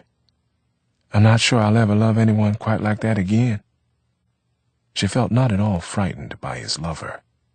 She remembered the name written in the margin, Eve, but it was better for the name of his lover to fall from his lips. She felt very strangely moved, as though she might be able to help him endure the weight of the boy who had such power over him. "He sounds very remarkable," she said. "Tell me his name. Tell me about him." He came back to the bed and sat down. His drink was finished, and he sipped from hers. "There isn't much to tell. His name is Eve." He paused. "I can't imagine what he'll think of the States. Or of all of us," she said. He assented with a smile. "Or of all of us. I'm not sure I know what I think." They laughed. She took a sip of her highball. The atmosphere between them began to be easier, as though they were friends. "But I'm responsible for him when he gets here. He wouldn't be coming if it weren't for me." He looked at her. He's the son of somebody he can scarcely remember at all, and his mother runs a bistro in Paris. He hates his mother, or thinks he does. That's not the usual pattern, is it? Then she wished that she had held her tongue, or could call the words back. But it was too late, really, to do more than blandly compound her error. I mean, from what we're told, most men with a sexual bias toward men love their mothers and hate their fathers. We haven't been told much, he observed, mildly sardonic. I used to know street boys in Paris who hadn't had any opportunity to hate their mother or their fathers. Of course, they hated les flics, the cops, and I suppose some safe slug of an American would work it out that they hated the cops because they were father figures. We know a hell of a lot about father figures here because we don't know anything about fathers. We've made them obsolete. But it seems just as likely to me that they hated the cops because the cops like to beat the shit out of them. It was strange how she now felt herself holding back, not from him, but from such a vision of the world. She did not want him to see the world this way, because such a vision could not make him happy, and whatever made him unhappy menaced her. She had never had to deal with a policeman in her life, and it had never entered her mind to feel menaced by one. Policemen were neither friends nor enemies. They were part of the landscape, present for the purpose of upholding law and order, and if a policeman, for she had never thought of them as being very bright, seemed to forget his place, it was easy enough to make him remember it. Easy enough if one's own place was more secure than his, and if one represented, or could bring to bear, a power greater than his own. For all policemen were bright enough to know who they were working for, and they were not working, anywhere in the world, for the powerless. She stroked Eric's hair, remembering how she and Richard, when they had first met, had argued over this very question, for he had been very conscious in those days of his poverty and her privilege. He had called her the ice-bound heiress of all the ages, and she had worked very hard to prove him wrong and to dissociate herself, in his mind, from those who wielded the knout of power. Eric put his head in her lap. He said, "Well, anyway, that's the story, or all the story I know how to tell you now. I just thought you ought to know." He hesitated. She watched his Adam's apple move as he swallowed, and he said, "I can't promise you anything, Cass. I haven't asked you to promise me anything." She bent down and kissed him on the mouth. "You're very beautiful," she said, "and very strong. I'm not afraid." He looked up at her, looking upside down, so that he was for her at that moment both child and man, and her thighs trembled. He kissed her again and took the 2 clips out of her hair so that her golden hair fell over him. He turned and held her beneath him on the bed. Like children, with that very same joy and trembling, they undressed and uncovered and gazed on each other, and she felt herself carried back to an unremembered, unimaginable time and state when she had not been Cass as she was now, but the plain, mild, arrogant, waiting Clarissa, when she had not been weary, when love was on the road, but not yet at the gates. He looked on her body as though such a body were a new creation, still damp from the vast firmament, and his wonder infected her. She watched his naked body as he crossed the room to turn off the lamp, and thought of the bodies of her children, Paul and Michael, which had come, so miraculously formed, and so heavy and secret with promise, out of her. And, like the water which sprang in the desert when Moses struck the rock with his rod, tears sprang to her eyes. He glowed in the light which came from the lamp above her head. She could not bear to turn it off. She watched him as he bent to take the long silent record off the machine, and the green eye of the machine clicked off. Then he turned to face her, very grave indeed, and with his eyes darker and set farther back than ever. Now, less than ever, did she know what love was. But she smiled, for joy, and he answered her with a small, triumphant laugh. They were oddly equal. Perhaps each could teach the other, concerning love, what neither now knew. And they were equal in that both were afraid of what unanswerable and unimaginable riddles might be uncovered in so merciless a light. She switched off the lamp at the head of the bed and watched him come to her in the gloom. He took her like a boy, with that single-mindedness, and with a boy's passion to please. And she had awakened something in him, an animal long caged, which came pounding out of its captivity now with a fury which astounded and transfigured them both. Eventually, he slept on her breast like a child. She watched him, watched his parted lips and the crooked teeth dully gleaming, and the thin, silver trickle of saliva flowing onto her, and watched the tiny pulsations in the vein of one arm, the red hairs gleaming on it, thrown heavily across her hip. One leg was thrust out behind him, one knee pointed toward her. The little finger of the hand farthest from her, on the edge of the bed, palm upward, twitched. His sex and his belly were hidden. She looked at her watch. It was 1:10. She would have to go home, and she was relieved to discover that she was apprehensive, but not guilty. She really felt that a weight had rolled away, and that she was herself again, in her own skin, for the first time in a long time. She moved slowly out from beneath his weight, kissed his brow, and covered him. Then she went into the bathroom and stepped into the shower. She sang to herself in an undertone as the water crashed over her body, and used the towel which smelled of him with joy. She dressed, still humming, and combed her hair. But the pins were on the night table. She came out, to find him sitting up, smoking a cigarette. They smiled at each other. "How are you, baby?" he asked. "I feel wonderful. How are you?" "I feel wonderful, too." And he laughed, sheepishly. Then, "You have to go?" Yes, I do." She came to the night table and put the pins in her hair. He reached up and pulled her down on the bed and kissed her. It was a strange kiss, in its sad insistence. His eyes seemed to be seeking in her something he had despaired of finding and did not yet trust. "Will Richard be awake?" "I don't think so. It doesn't matter. We're very seldom together in the evenings. He works, I read, or go out to the movies or watch TV." She touched his cheek. "Don't worry. When will I see you?" "Soon. I'll call you." "Does it matter if I call you? Or would you rather I didn't?" She hesitated. "It doesn't matter." They both thought, it doesn't matter yet. He kissed her again. "I wish you could spend the night," he said. He laughed again. "We were just beginning to get started. I hope you know that." "Oh, yes," she said.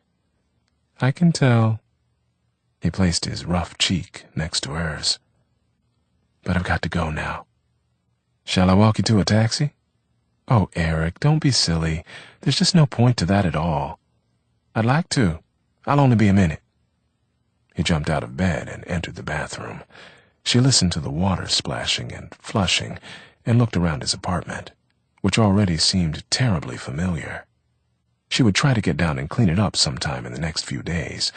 It would be difficult to get away in the daytime, except perhaps on Saturdays. Then it occurred to her that she needed a smoke screen for this affair, and that she would have to use Vivaldo and Ida.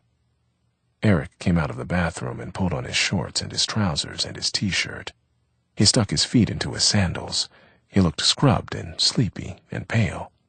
His lips were swollen and very red, like those of heroes and gods of antiquity. "All ready?" he asked. "All ready." He picked up her bag and gave it to her. They kissed briefly again and walked down the stairs into the streets. He put his arm around her waist. They walked in silence, and the street they walked was empty. But there were people in the bars, gesticulating and seeming to howl in the yellow light behind the smoky glass, and people in the side streets, loitering and skulking. dogs on leashes, sniffing with their masters. They passed the movie theater and were on the avenue, facing the hospital. And in the shadow of the great, darkened marquee, they smiled into each other's faces. "I'm glad you called me," he said. "I'm so glad," she said. "I'm glad you were home." They saw a cab coming cross town, and Eric put up his hand. "I'll call you in a few days," she said. "Around Friday or Saturday?" "All right, Cass." The cab stopped, and he opened the door and put her in, leaned in, and kissed her. "Be good, little gal." "You too." He closed the door on her and waved. The cab began to move, and she watched him move, alone, into the long, dark street. There were no phone booths on deserted Fifth Avenue, and Vivaldo walked the high, silent block to Sixth Avenue and entered the first bar he came to, heading straight for the phone booth. He rang the number of the restaurant and waited quite a while before an irritated male voice answered. He asked for Miss Ida Scott. "She didn't come in tonight. She called in sick. Maybe you can get her at home." "Thank you," he said. But the man had already hung up. He felt nothing at all, certainly not astonishment, yet he leaned against the phone for an instant, freezing and faint. Then he dialed his own number. There was no answer. He walked out of the phone booth into the bar, which was a working man's bar, and there was a wrestling match on the TV screen. He ordered a double shot and leaned on the bar. He was surrounded by precisely those men he had known from his childhood, from his earliest youth. It was as though, hideously, after a long and fruitless voyage, he had come home to find that he had become a stranger. They did not look at him, or did not seem to look at him. But then, that was the style of these men, and if they usually saw less than was present, they also, often, saw more than one guest. Two Negroes near him, in working clothes, seemed to have a bet on the outcome of the wrestling match, which they did not, however, appear to be watching very closely. They kept talking to each other in a rumbling, humorous monotone. A smile kept playing on both their faces, and every once in a while they ordered a new round of drinks, or exploded with laughter, or turned their attention again to the screen.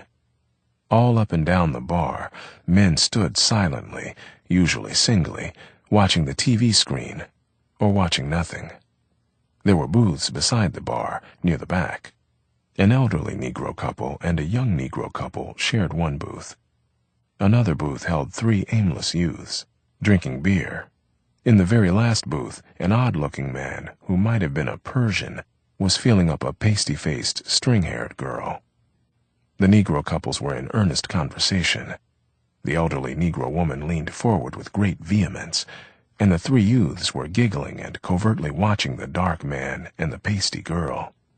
And if this evening ended as all the others had, they would presently drive off to some haven and watch each other masturbate. The bartender was iron-haired and pablum-faced, with spectacles, and leaned on a barrel at one end of the bar, watching the screen. Vivaldo watched the screen, seeing 2 ancient, flabby men throwing each other around on a piece of canvas. From time to time, a sensually grinning blonde advertised soap, but her grin was far less sensual than the wrestling match.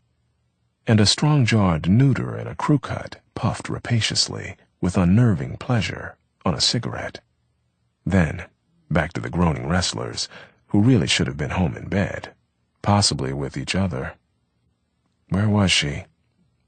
Where was she? With Ellis, certainly. Where? She had called the restaurant, but she had not called him. And she would say, "But we didn't have any plans for tonight, sweetie. I knew you were seeing Cass, and I was sure you'd have supper with her." Where was she? The hell with her. She would say, "Oh, honey, don't be like that. Suppose I made a fuss every time you went out and had a drink with someone else. I trust you. Now you've got to trust me. Suppose I really make it as a singer and have to see lots of people. What are you going to do then?" She trusted him because she didn't give a damn about him. The hell with her. The hell with her. The hell with her. Oh, Ida. She would say, "Mama called me after you left and she was real upset. Daddy got into a fight this weekend and he was cut kind of bad and I just left the hospital this very minute. Mama wanted me to stay with her, but I knew you'd be worried, so I came on home. You know, they don't like the idea of my living down here with you one bit. Maybe they'll get used to it, but I'm sure that's what makes my daddy so evil. He just can't get over Rufus. You know? Sugar, please make me a little drink. I'm just about dead." To hell with her. The hell with her. She would say, "Oh, Vivaldo, why do you want to be so mean when you know how much I love you?" She would sound exasperated and very close to tears. And then, even though he knew that she was using him against himself, hope rose up hard in him. His throat became tight with pain. He willed away all his doubts. Perhaps she loved him. Perhaps she did. But if she did, how was it, then, that they remained so locked away from one another? Perhaps it was he who did not know how to give, did not know how to love. Love was a country he knew nothing about, and he thought, very unwillingly, that perhaps he did not love her. Perhaps it was only because she was not white that he dared to bring her the offering of himself. Perhaps he had felt, somewhere, at the very bottom of himself, that she would not dare despise him. And if this was what she suspected, well, then, her rage was bottomless, and she would never be conquered by him. He walked out of the bar into the streets again, not knowing what to do, but knowing he could not go home. He wished he had a friend, a male friend, with whom he could talk. And this made him realize that, with the dubious exception of Rufus, he had never had a friend in his life. He thought of calling Eric, but Eric had been away too long. He no longer knew anything about Eric's life, and tonight he did not want to know. So he walked. He passed the great livid scar of 42nd Street, knowing that he could not endure sitting through a movie tonight, and on, down lonely 6th Avenue, until he came to the village. Again, he thought of calling Eric, and again dismissed it. He walked eastward to the park. There were no singers there tonight, only shadows in the shadows of the trees, and a policeman coming into the park as he walked out of it. He walked along McDougal Street. Here were the black and white couples, defiantly white, flamboyantly black. And the Italians watched them, hating, in fact, all the villagers who gave their streets a bad name.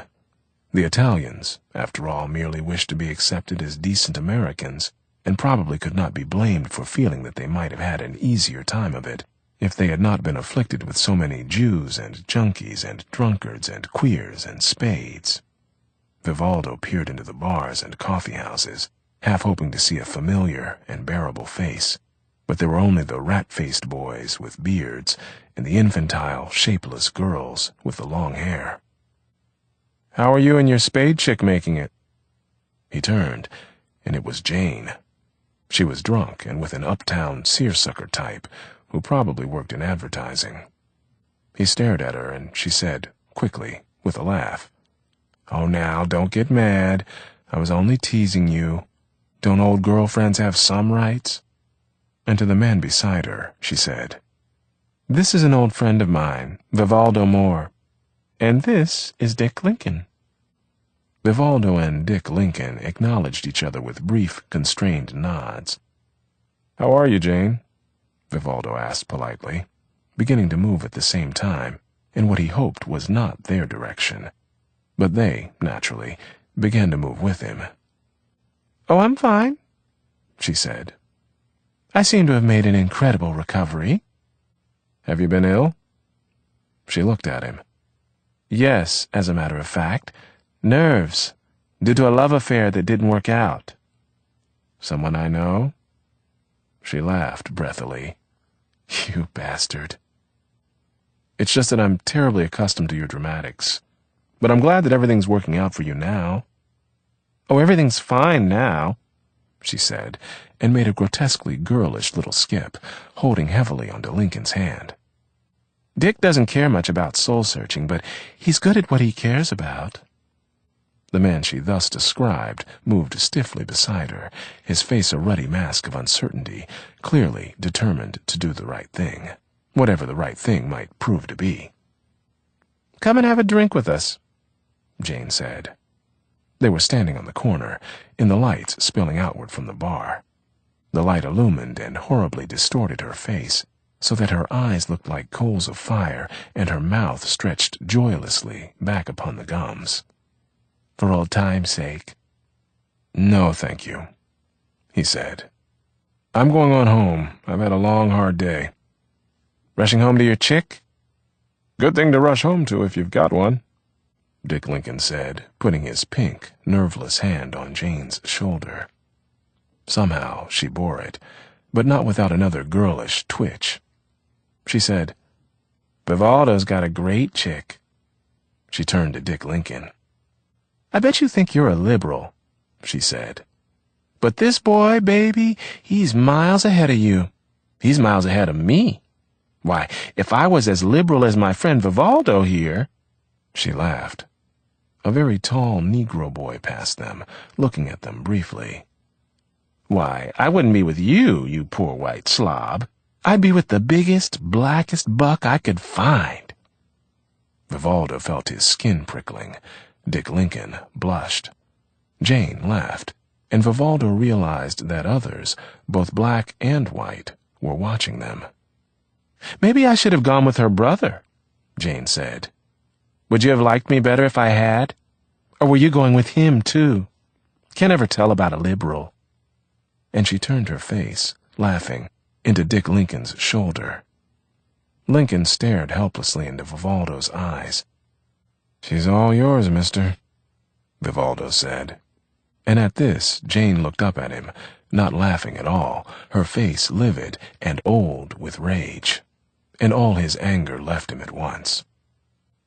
So long, he said, and turned away.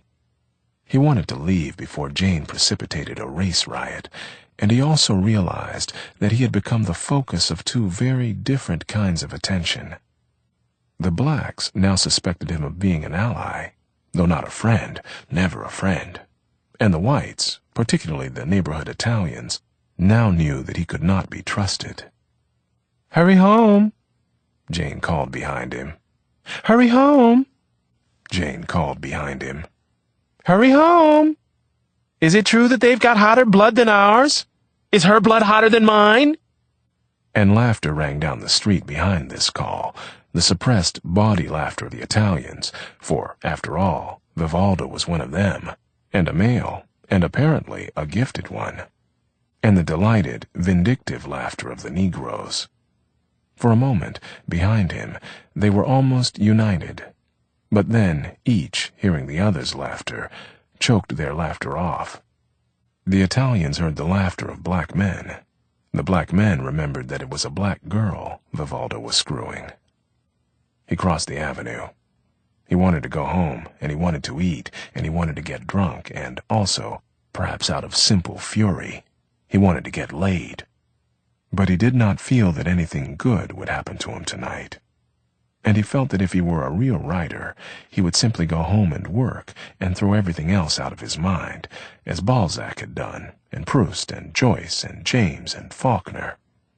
But perhaps they had never held in their minds the nameless things he held in his. He felt a very peculiar, a deadly resignation. He knew that he would not go home until it was too late for him to go anywhere else, or until Ida answered the phone. Ida.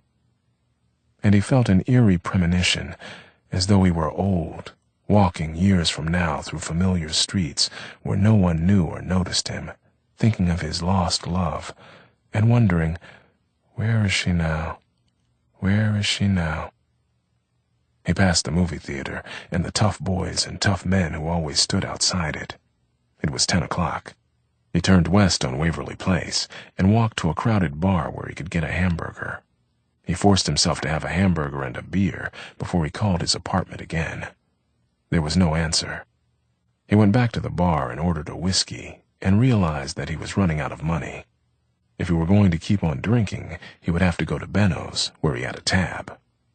He drank his whiskey very slowly, watching and listening to the crowd around him. They had been college boys mostly, in his day, but both he and they had grown older, And he gathered from the conversations around him that the college boys had graduated into the professions. He had his eye, vaguely, on a frail, blonde girl who also seemed, somewhat less vaguely, to have her eye on him. Incredibly enough, she seemed to be a lawyer. And he was abruptly very excited, as he had been years ago, at the prospect of making it with a chick above his station, a chick he was not even supposed to be able to look at. He was from the slums of Brooklyn, and that stink was on him, and it turned out to be the stink that they were looking for. They were tired of boys who washed too much, who had no odor in their armpits and no sweat on their balls. He looked at the blonde again, wondering what she was like with no clothes on. She was sitting at a table near the door, facing him, toying with a daiquiri glass, and talking to a heavy, gray-haired man who had a high giggle, who was a little drunk, and whom Vivaldo recognized as a fairly well-known poet. The blonde reminded him of Cass, and this made him realize, for the first time, it is astonishing how well the obvious can be hidden, that when he had met Cass so many years ago, he had been terribly flattered that so high-born a lady noticed such a stinking boy. He had been overwhelmed, and he had adored Richard without reserve, not, as it now turned out, because of Richard's talent, which, in any case, he had then been quite unable to judge, but merely because Richard possessed Cass. He had envied Richard's prowess, and had imagined that this envy was love. But surely there had been love in it, or they could never have been friends for so long. Had they been friends? What had they ever really said to one another? Perhaps the proof of Vivaldo's love resided in the fact that he had never thought of Cass carnally, as a woman, but only as a lady, and Richard's wife.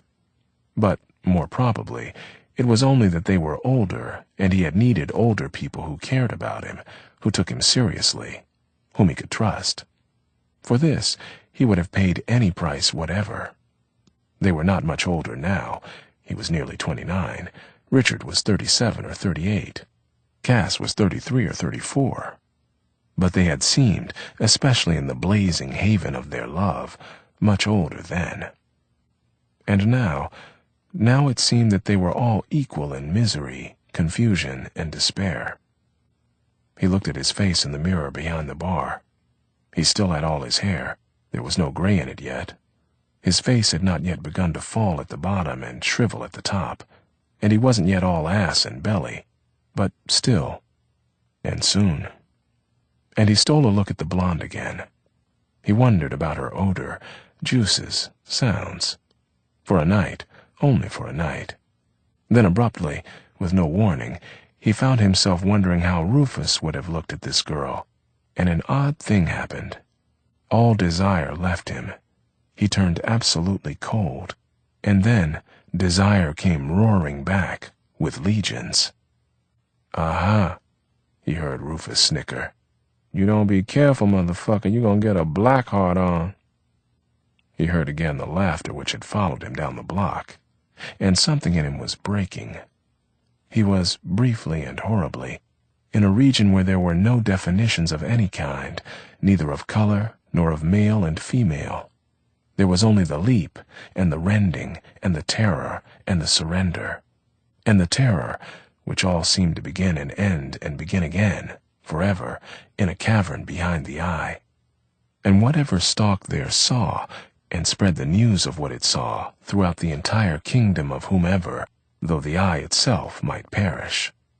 What order could prevail against so grim a privacy? And yet, without order, of what value was the mystery? Order, order, set thine house in order. He sipped his whiskey, light years removed now from the blonde and the bar, and yet, more than ever, and most unpleasantly, present. When people no longer knew that a mystery could only be approached through form, people became what the people of this time and place had become, what he had become.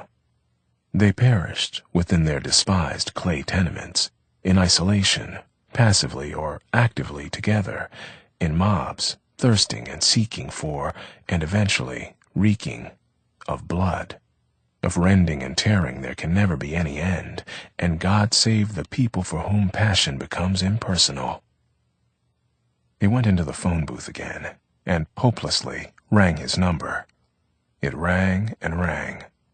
He hung up and stood in the booth for a moment. Now he wondered if something had happened to Ida, if there really had been some family crisis. But it was too late now to call the woman who lived next door to Ida's family. Again, he thought of calling Eric, and again decided against it.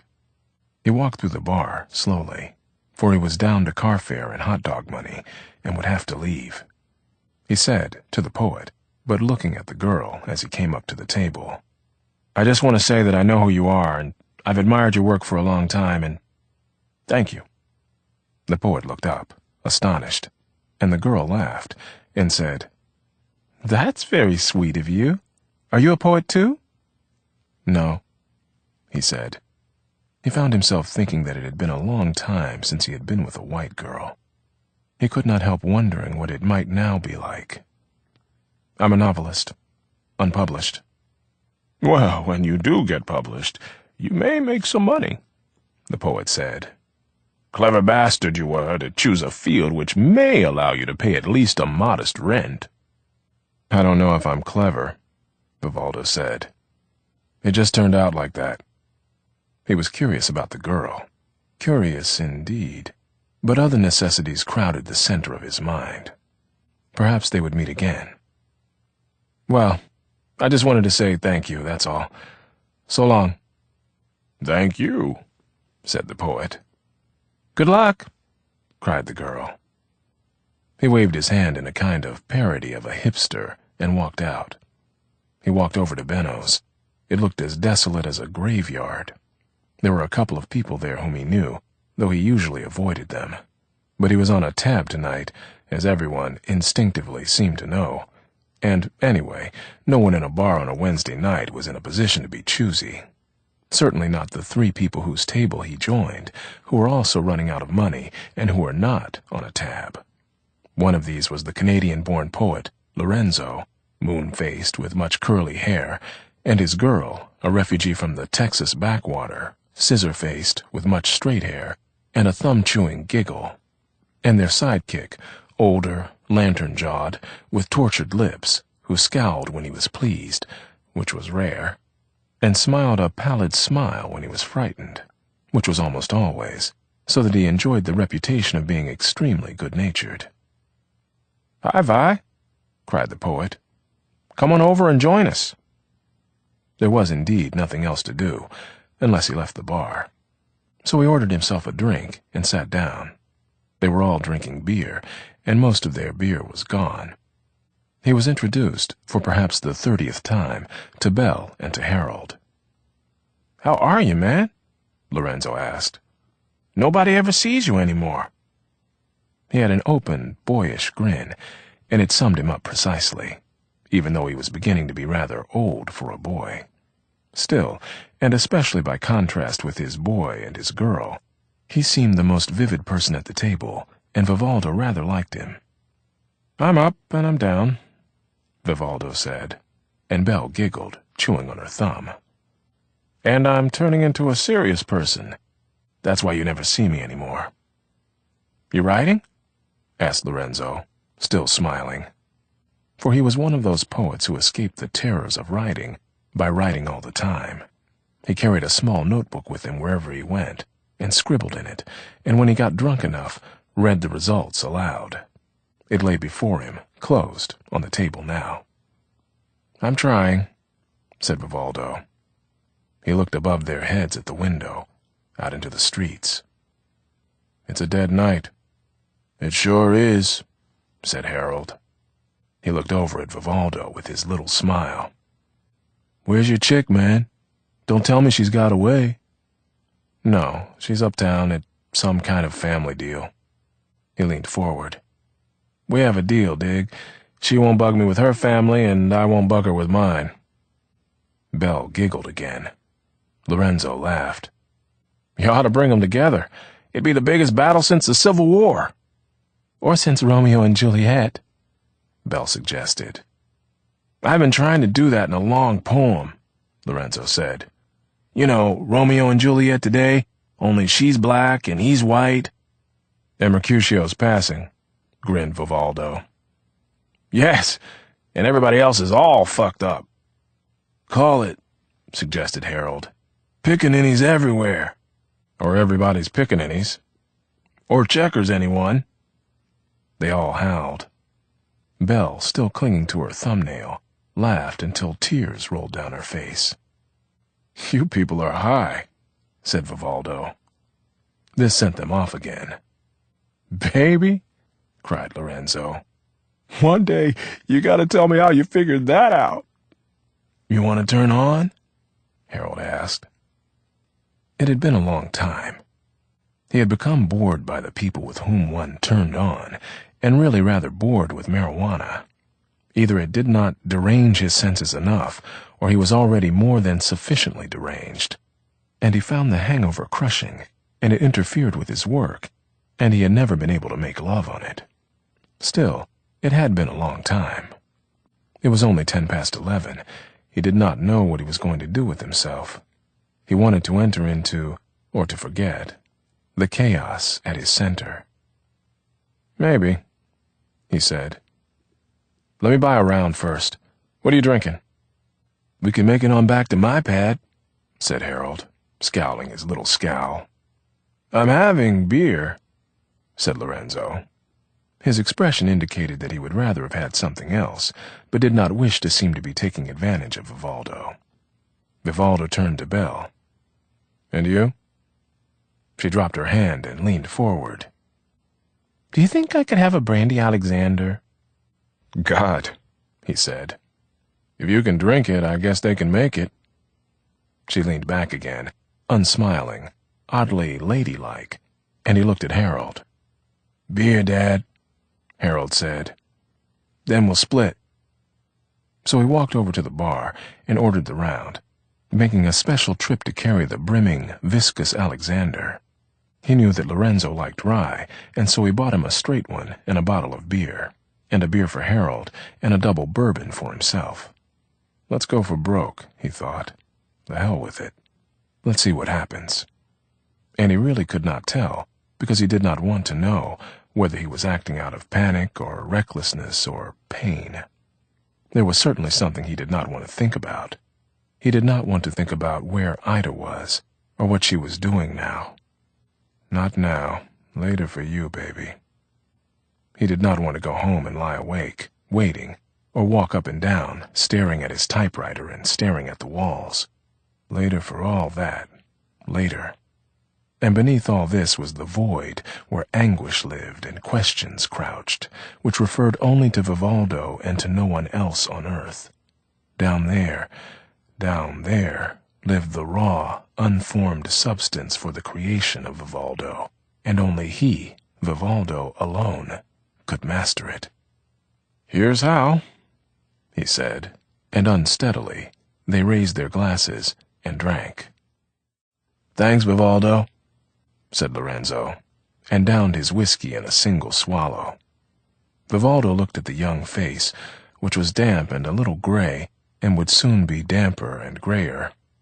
The veins in the nose were thickening and darkening, and sometimes, as now, when Lorenzo looked straight before him, the eyes were more baffled and infinitely lonelier than those of a child. And at such moments Belle watched him too, sympathy struggling to overcome the relentless vacuity in her face, and Harold seemed hooded then, like a great bird watching from a tree. I'd love to go back to Spain, said Lorenzo. Do you know Spain? Asked Vivaldo. He used to live there, Belle said. He always talks about Spain when we get high. We were supposed to go this summer. She bent her head over her cocktail glass, disappearing for a moment, like some unprecedented turtle behind the citadel of her hair. Are we going to go, baby? Lorenzo spread his hands helplessly. If we can get enough bread, we'll go. It shouldn't cost much to get to Spain, Harold said. And you can live there for almost nothing. It's a wonderful place, said Lorenzo. I lived in Barcelona on a fellowship for over a year, and I traveled all over Spain. You know, I think they're the grooviest people in the world, the sweetest cats I ever met. I met in Spain. That's right. They'll do anything for you, baby. Lend you their shirts, tell you the time, show you the ropes. Lend you their sisters? Harold laughed. No, man, they love their sisters, but hate their mothers. No, man, they love them too, like they never heard of Freud. Harold laughed. They'll take you home and feed you. They'll share anything they've got with you, and they'll be hurt if you don't take it. Mothers, sisters, or brothers, Harold said. Take them away. Open up that window and let that foul air out. Lorenzo ignored this, looking around the table and nodding gravely. That's the truth, men. They're great people. What about Franco? Belle asked. She seemed rather proud to know that Franco existed. Oh, Franco's an asshole. He doesn't count. Bullshit, he doesn't count, cried Harold. You think all those uniforms that we helped Franco pay for are walking around Spain just for kicks? You think they don't have real bullets in those guns? Let me tell you, Dad, those cats are for real. They shoot people. Well, that doesn't have anything to do with the people, said Lorenzo. Yeah, but I bet you wouldn't like to be a Spaniard, Harold said. I'm sick of all this jazz about the happy Spanish peasant, Vivaldo said. He thought of Ida. He leaned over to Lorenzo. I bet you wouldn't want to be a nigger here, would you? Oh, laughed Lorenzo. Your chick sure has you brainwashed. Brainwashed, hell. You wouldn't want to be colored here, and you wouldn't want to be Spanish there. There was a curious tension in his chest, and he took a large swallow of his whiskey. The question is, what do we want to be? I want to be me, said Belle, with an unexpected ferocity, and chewed at her thumbnail. Well, asked Vivaldo, and looked at her. What's stopping you? She giggled and chewed. She looked down. I don't know. It's hard to get straight. She looked over at him as though afraid he might reach over and strike her. You know what I mean? Yes, he said, after a long moment and a long sigh. I sure do know what you mean. They all dropped abruptly into silence. Vivaldo thought of his spade chick, his dark girl, his beloved Ida, his mysterious torment and delight and hope, and thought of his own white skin. What did she see when she looked at him? He dilated his nostrils, trying to smell himself. What was that odor like for her? When she tangled her fingers in his hair, his fine Italian hair, was she playing with water, as she claimed, or was she toying with the notion of uprooting a forest? When he entered that marvelous wound in her, rending and tearing, was she surrendering in joy to the bridegroom, Lord and Savior?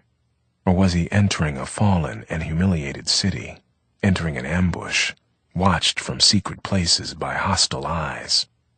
Oh, Ida, he thought, I'd give up my color for you. I would. Only take me. Take me. Love me as I am. Take me as I take you. How did he take her? What did he bring to her? Was it his pride and his glory that he brought, or his shame? If he despised his flesh, then he must despise hers. And did he despise his flesh? And if she despised her flesh, then she must despise his. Who can blame her, he thought, wearily, if she does? And then he thought, and the thought surprised him, who can blame me? They were always threatening to cut the damn thing off, and what were all those fucking confessions about? I have sinned in thought and deed. I have sinned, I have sinned, I have sinned. And it was always better to undercut hell's competition, to sin, if you had to sin, alone. What a pain in the ass old Jesus Christ had turned out to be, and it probably wasn't even the poor, doomed, loving, hop-headed old Jew's fault. Harold was watching him. He asked, You want to turn on now, or you want another drink first? His voice was extremely rough, and he was scowling and smiling at the same time. "Oh, I don't care," Vivaldo said. "I'm with the crowd." He thought of making another phone call, but realized that he was afraid to. The hell with it. It was 1:15. And he was, at last, thank heaven, at least a little drunk. "Oh, let's split," said Lorenzo. "We've got beer at home." They rose and left Benno's and walked west to Harold's pad. He lived in a narrow, dark street near the river, on the top floor. The climb was discouraging, but the apartment was clean and not too disordered. It was not at all the kind of apartment one would have expected Harold to have, with carpets on the floor and burlap covering the windows. There was a hi-fi set and records, and science fiction magazines lay scattered about. Vivaldo flopped down on the narrow couch against the wall, in a kind of alcove formed by two bookcases. Belle sat on the floor near the window. Lorenzo went to the john, then to the kitchen, and returned with a quart bottle of beer. "You forgot to bring glasses," Belle told him. "So who needs glasses? We're all friends." But he obediently returned to the kitchen. Harold, meanwhile, like a meticulous and scientific host, was busily preparing the weed. He seated himself at the coffee table, near Vivaldo, and placed on a sheet of newspaper tweezers, cigarettes, cigarette papers, and a Bull Durham sack full of pot. "It's great stuff," he told Vivaldo. "Chick brought it in from Mexico only yesterday, and baby, this shit travels well." Vivaldo laughed. Lorenzo returned with the glasses and looked worriedly over at Vivaldo. "You feeling all right?" "I feel fine. Just quiet, you know. Groovy." He set a glass of beer carefully on the floor near Vivaldo and poured a glass for Harold.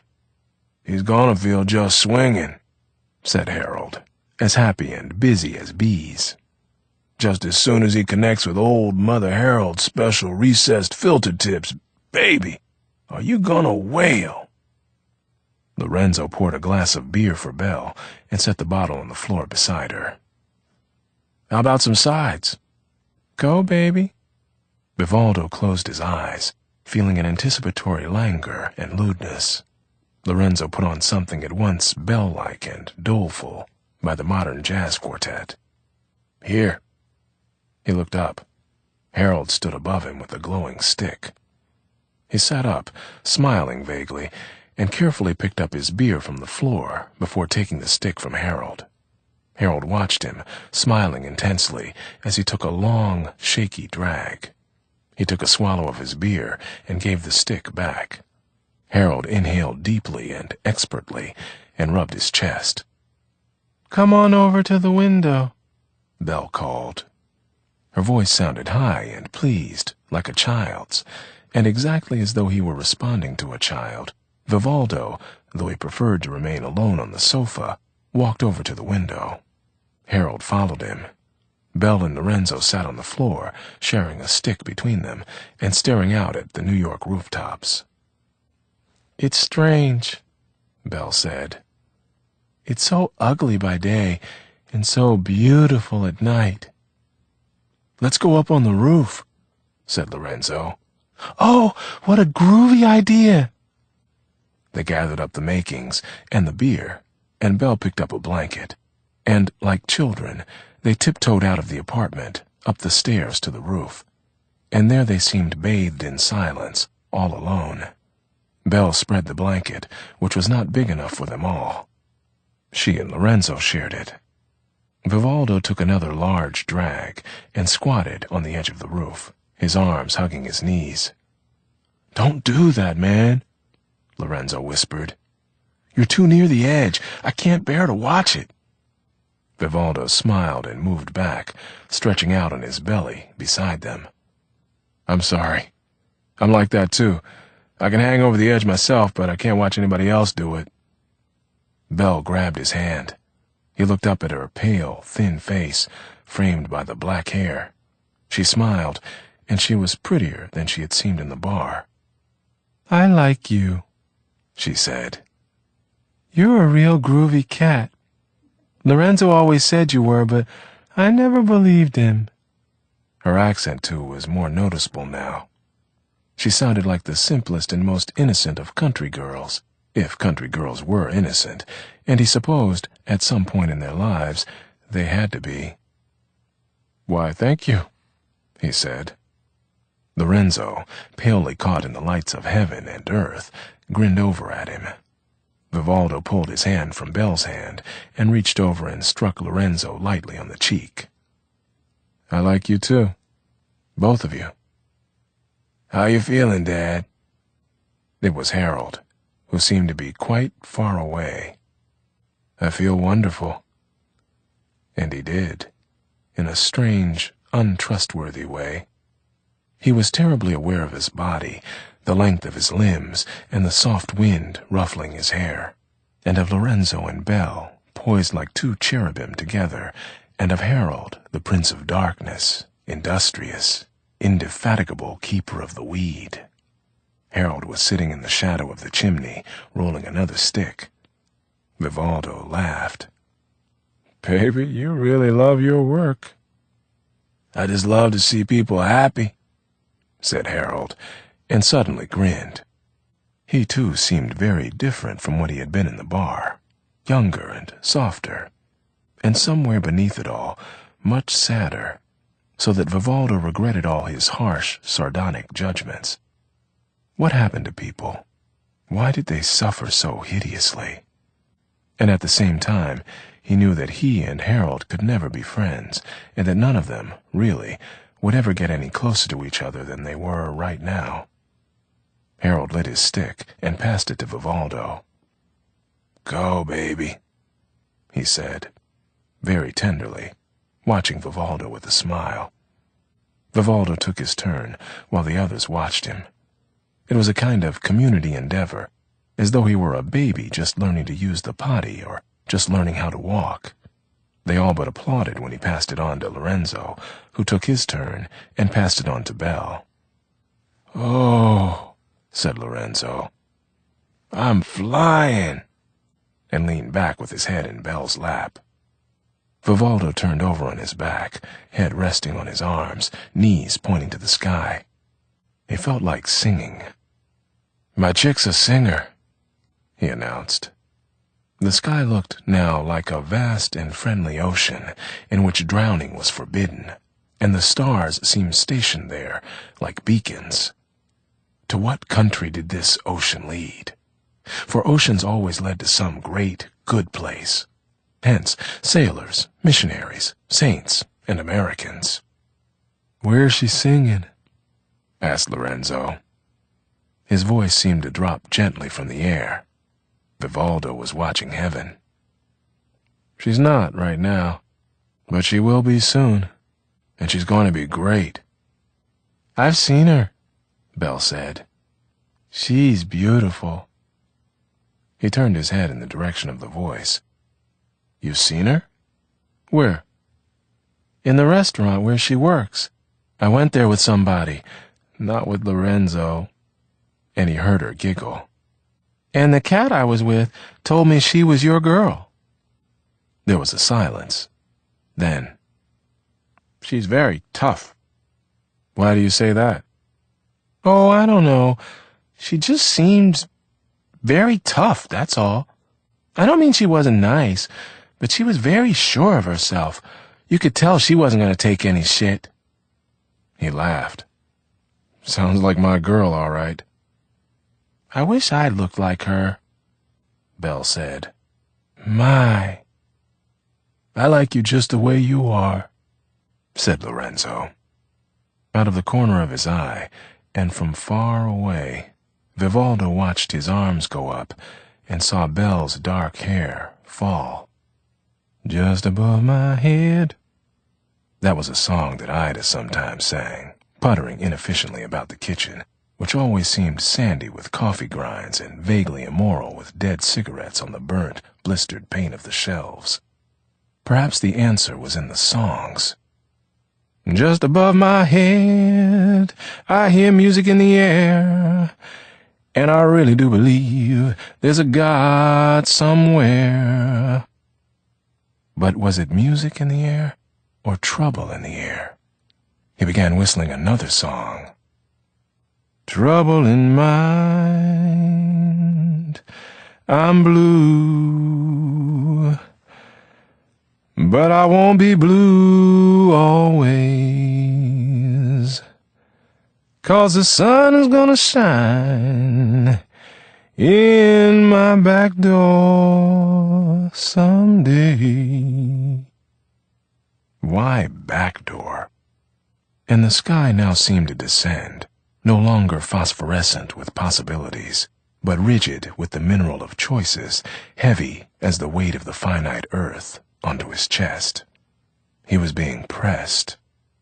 I'm pressing on, Ida sometimes sang, the upward way.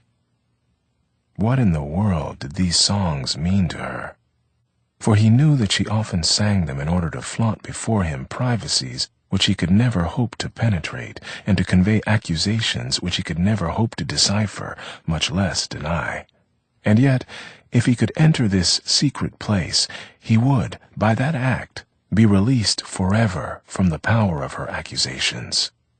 His presence in this strangest and grimmest of sanctuaries would prove his right to be there, in the same way that the prince, having outwitted all the dangers and slaughtered the lion, is ushered into the presence of his bride, the princess.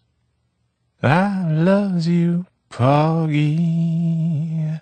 Don't let him take me.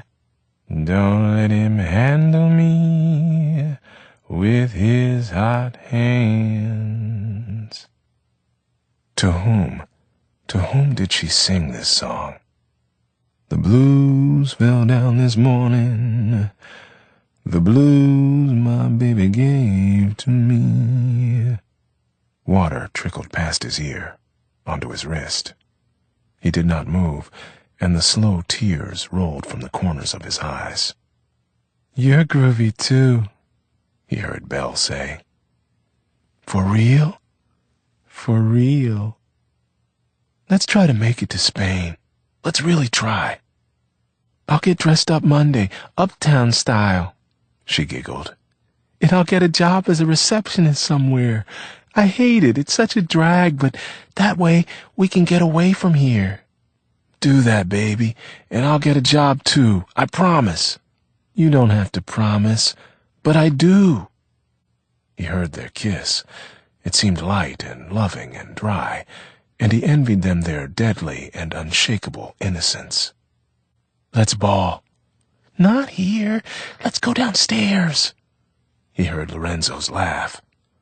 What's the matter? You shy? No. He heard a giggle and a whisper. Let's go down. They're stoned out of their heads. They don't care. She giggled again. Look at them. He closed his eyes. He felt another weight on his chest, a hand, and he looked into Harold's face. Terribly weary and lined and pale, and his hair was damp and curled on his forehead. And yet, beneath this spectacular fatigue, it was the face of a very young boy which stared at him. How you doing? Great. It was a great charge. I knew you'd dig it. I like you, man. He was surprised, and yet not surprised by the intensity in Harold's eyes. But he could not bear it. He turned his face away.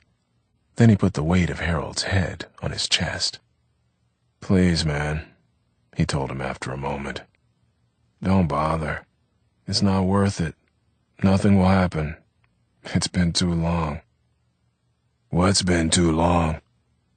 And Vivaldo smiled to himself suddenly, a smile as sad as his tears, thinking of shooting matches and other contests on rooftops and basements and in locker rooms and cars, half his lifetime ago.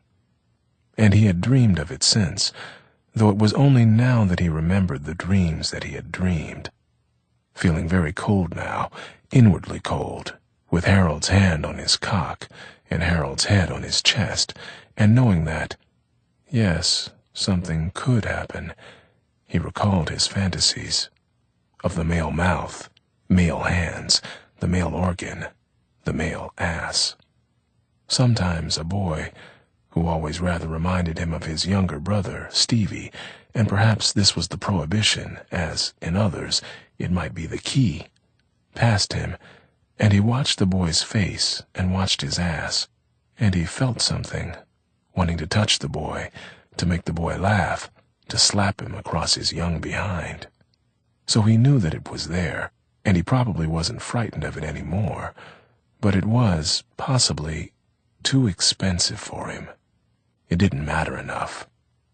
So he said to Harold, gently, "Understand me, man. I'm not putting you down. But my time with boys was a long time ago. I've been busy with girls. I'm sorry. And nothing can happen now? I'd rather not. I'm sorry." Harold smiled. "I'm sorry, too."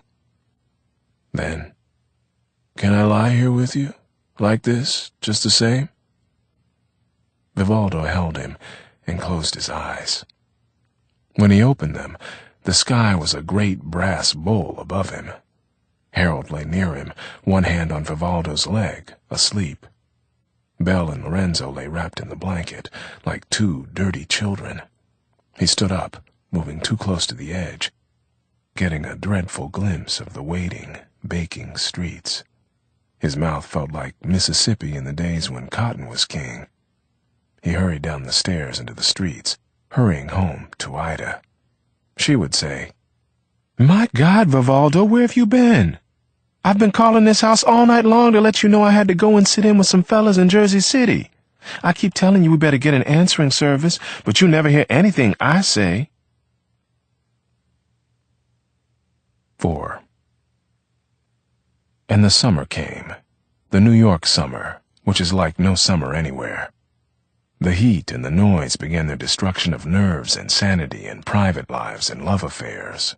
The air was full of baseball scores and bad news and treacly songs. And the streets and the bars were full of hostile people, made more hostile by the heat. It was not possible in this city, as it had been for Eric in Paris, to take a long and peaceful walk at any hour of the day or night, dropping in for a drink at a bistro or flopping oneself down at a sidewalk cafe. The half-dozen grim parodies of sidewalk cafes to be found in New York were not made for flopping. It was a city without oases, run entirely, insofar, at least, as human perception could tell, for money, and its citizens seemed to have lost entirely any sense of their right to renew themselves.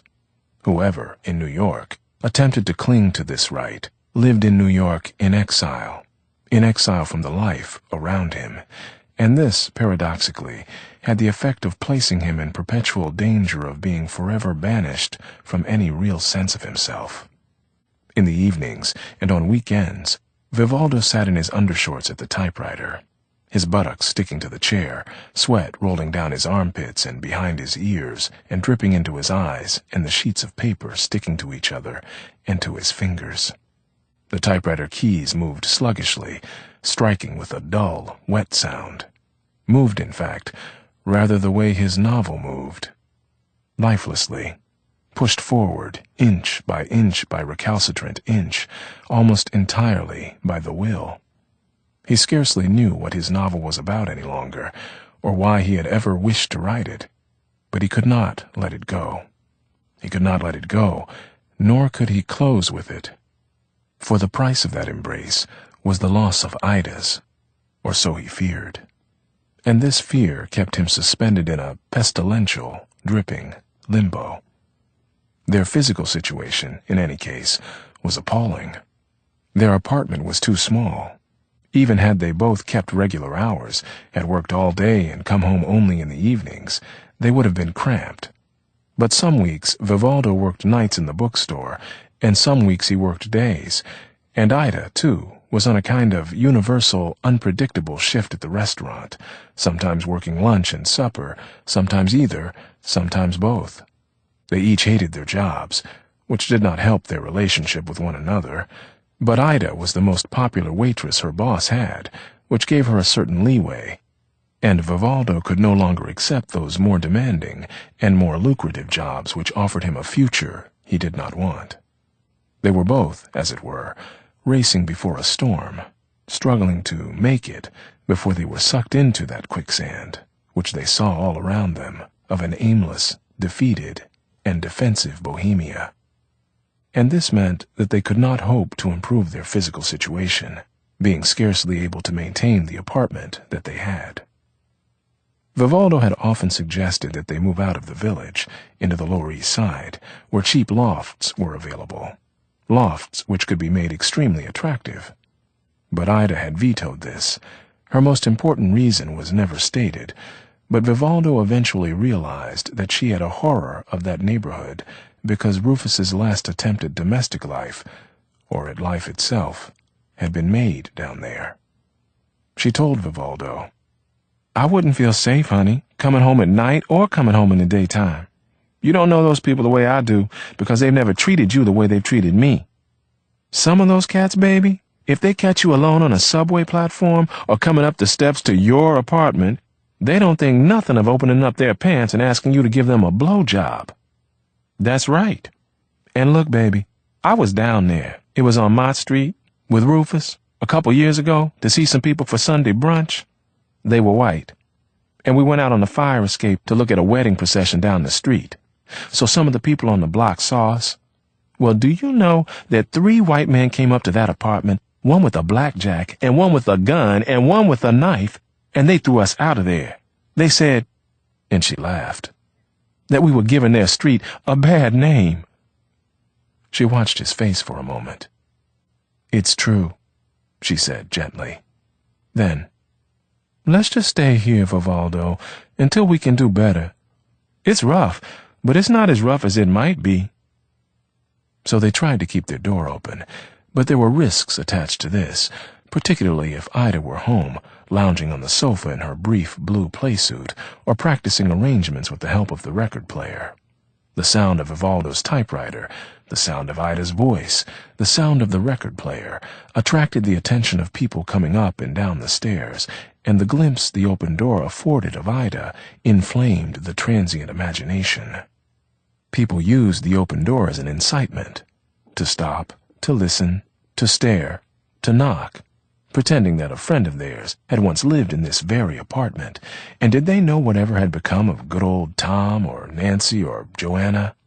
Or inviting them to a party upstairs or down the street, or inviting themselves to a party at Vivaldo's.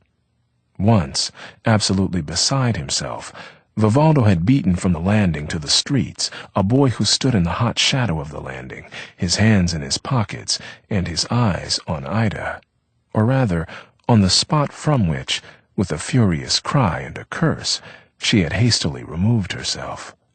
The boy had not taken his hands from his pockets, only kept up a small, ugly, animal moaning, and fallen when Vivaldo had pushed him through the street door, heavily on one shoulder.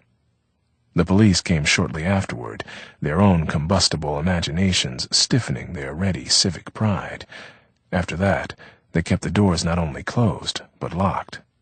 Yet the entire shapeless, unspeakable city seemed to be in the room with them, some summer nights. He worked, she worked, he paced the room, she paced. She wanted him to become a great writer, but unless she was working, she was incapable of being left alone. If she was working, the sound of her voice, the sound of her music, menaced and, most often, drowned out that other orchestra in his head. If she was not working, she poured him another beer, ruffling his hair. She observed that his cigarette had burned itself out in the ashtray and lit him a new one, or she read over his shoulder, which he could not bear. But it was easier to bear this than to hear himself accused of having no respect for her intelligence. On the evenings they were together in the house, he really could not work, for he could not move far enough away from her. He could not enter himself. But he tried not to resent this, for the evenings she was away were worse. Once or twice a week, sometimes, or once every 2 or 3 weeks, she went to Harlem, never inviting him to come along. Or she was sitting in with some musicians in Peekskill or Poughkeepsie or Washington or Philadelphia or Baltimore or Queens. He drove down with her once, with the other musicians, to a joint in Washington, but the atmosphere was deadly. The musicians had not wanted him along. The people in the joint had liked him well enough, but had also seemed to wonder what he was doing there. Or perhaps it was only he who wondered it, and Ida had sung only 2 songs, which did not seem much after such a long trip, and she had not sung them well. He felt that this had something to do with the attitude of the musicians, who seemed to want to punish her, and with the uneasy defiance with which she forced herself to face their judgment. It was only too clear that if he had been a powerful white man, their attitudes would have been modified by the assumption that she was using him. But it was obvious that, as things were, he could do her no good whatever, and, therefore, he must be using her. Neither did Ida have the professional standing which would force them to accept him as the whim, the house pet, or husband of a star. He had no function. They did. They pulled rank on him. They closed ranks against him. There was speedily accumulating, then, between Ida and Vivaldo, great areas of the unspoken, vast minefields which neither dared to cross. They never spoke of Washington, nor did he ever again accompany her on such out-of-town jaunts. They never spoke of her family, or of his. After his long, tormenting Wednesday night, Vivaldo found that he lacked the courage to mention the name of Steve Ellis. He knew that Ellis was sending her to a more exclusive and celebrated singing teacher, as well as to a coach, and intended to arrange a recording date for her. Ida and Vivaldo buried their disputes in silence, in the mind field. It seemed better than finding themselves hoarse, embittered, gasping, and more than ever alone. He did not wish to hear himself accused, again, of trying to stand between her and her career. Did not wish to hear it, because there was more than a little truth to this accusation. Of course, he also felt that she, although unconsciously, was attempting to stand between himself and his fulfillment. But he did not want to say this. It would have made too clear their mutual panic, their terror of being left alone. So, there they were, as the ghastly summer groaned and bubbled on, he working in order not to be left behind by her, and she working in order to be free of him, or in order to create a basis on which they could be, more than ever, together. "I've got to make it," she sometimes said. "I'm going to make it. And you better make it too, sweetie. I've just about had it down here among the garbage cans." As for Ellis, "Vivaldo, if you want to believe I'm two-timing you with that man, that's your problem. If you want to believe it, you're gonna believe it. I will not be put in a position of having to prove a damn thing. It's up to you.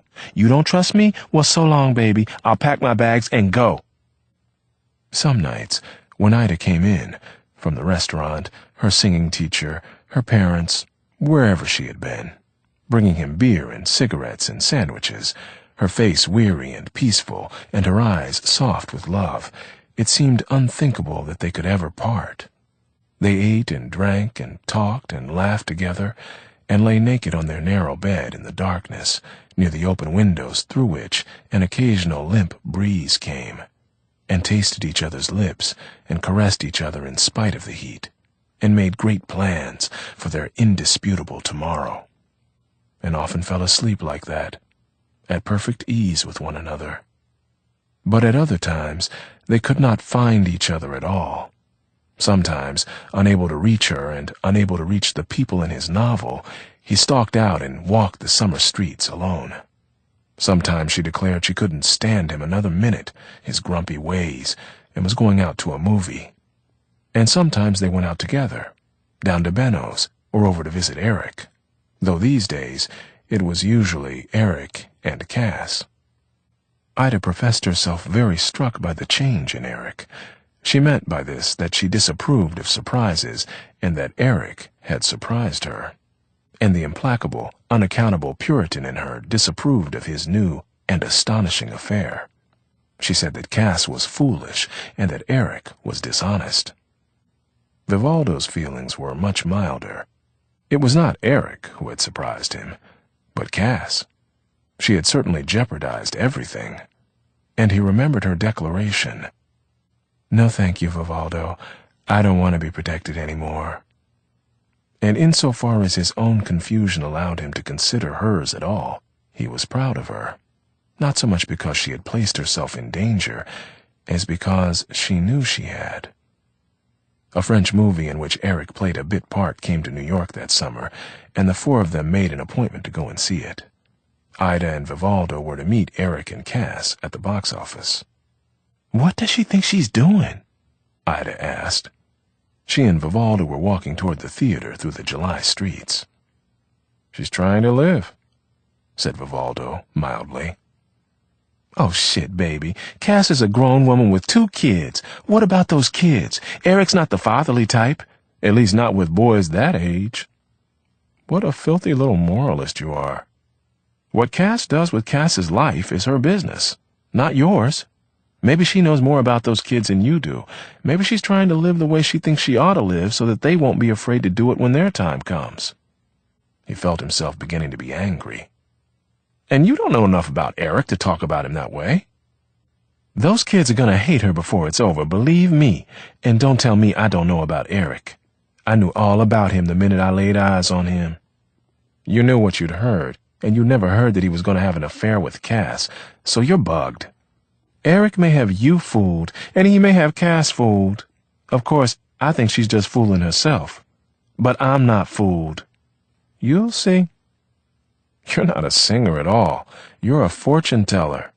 We should get you some big brass earrings and a vivid turban and set you up in business." "Laugh, clown," she said. "Well, what do you care? If he wants to make it with her and she wants to make it with him, what do we care? Don't you care? Richard's your friend." "Cass is more my friend than Richard," he said. "She can't realize what she's doing. She's got a good man, and he's really starting to get someplace, and she can't find anything better to do than start screwing some poor white faggot from Alabama. I swear, I don't understand white folks worth a damn." "Eric's not poor white. His family's very well off," he said, beginning to sweat with more than the heat, wishing her voice would cease. "Well, I hope they haven't disowned him. Do you think Eric's ever going to make it as an actor?" "I don't see what that has to do with anything. But yes, I do. He's a very good actor. He's getting kind of old to be so unknown. What was he doing in Paris all that time?" "I don't know, baby, but I hope he was having a ball. You know? Like whatever he digs most, that's what I hope he was doing." "Well," she said, "that isn't what he's doing now." He sighed, telling himself to drop the subject or change it.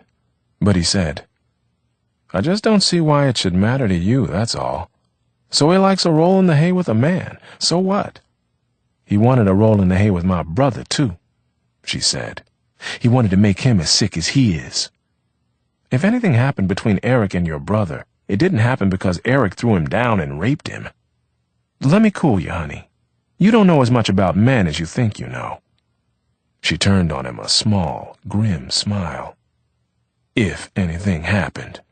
You're a damn liar, and a coward, too." He looked at her. For that moment, he hated her. "Why did you say that?" "Because you know damn well what happened. It's only that you don't want to know. Ida, it was none of my damn business. I never talked about it with Rufus or with Eric. Why should I have?" "Vivaldo, you haven't got to talk about what's happening to know what's happening. Rufus never talked to me about what was happening to him, but I knew just the same." He was silent for a moment. Then, "You're never going to forgive me, are you? For your brother's death?" Then she, too, was silent. He said, "I loved your brother, too, Ida. You don't believe that, I know, but I did. But he was just a man, baby. He wasn't a saint. I never said he was a saint. But I'm black, too, and I know how white people treat black boys and girls. They think you're something for them to wipe their pricks on." He saw the lights of the movie theater 3 blocks down the avenue. The summer streets were full. His throat closed, and his eyes began to burn. "After all this time we've been together, he said at last. You still think that? Our being together doesn't change the world, Vivaldo. It does, he said. For me. That, she said, is because you're white. He felt suddenly that he was going to scream, right there in the crowded streets, or close his heavy fingers around her neck. The lights of the movie theater wavered before him, and the sidewalk seemed to tilt. "You stop that," he said, in a voice which he did not recognize. "You stop that. You stop trying to kill me. It's not my fault I'm white. It's not my fault you're black. It's not my fault he's dead." He threw back his head, sharply, to scatter away his tears, to bring the lights into focus, to make the sidewalk even. And in another voice, he said, "He's dead, sweetheart. But we're alive. We're alive, and I love you. I love you. Please don't try to kill me." And then, "Don't you love me? Do you love me, Ida? Do you?" And he turned his head and looked at her. She did not look at him, and she said nothing for a block or more. The theater came closer and closer. Cass and Eric were standing under the marquee, and they waved. "What I don't understand," she said slowly, "is how you can talk about love when you don't want to know what's happening. And that's not my fault. How can you say you loved Rufus when there was so much about him you didn't want to know? How can I believe you love me?" And with a curious helplessness, she took his arm. "How can you love somebody you don't know anything about? You don't know where I've been. You don't know what life is like for me. But I'm willing," he said, "to spend the rest of my life finding out." She threw back her head and laughed. "Oh, Vivaldo, you may spend the rest of your life finding out, but it won't be because you're willing."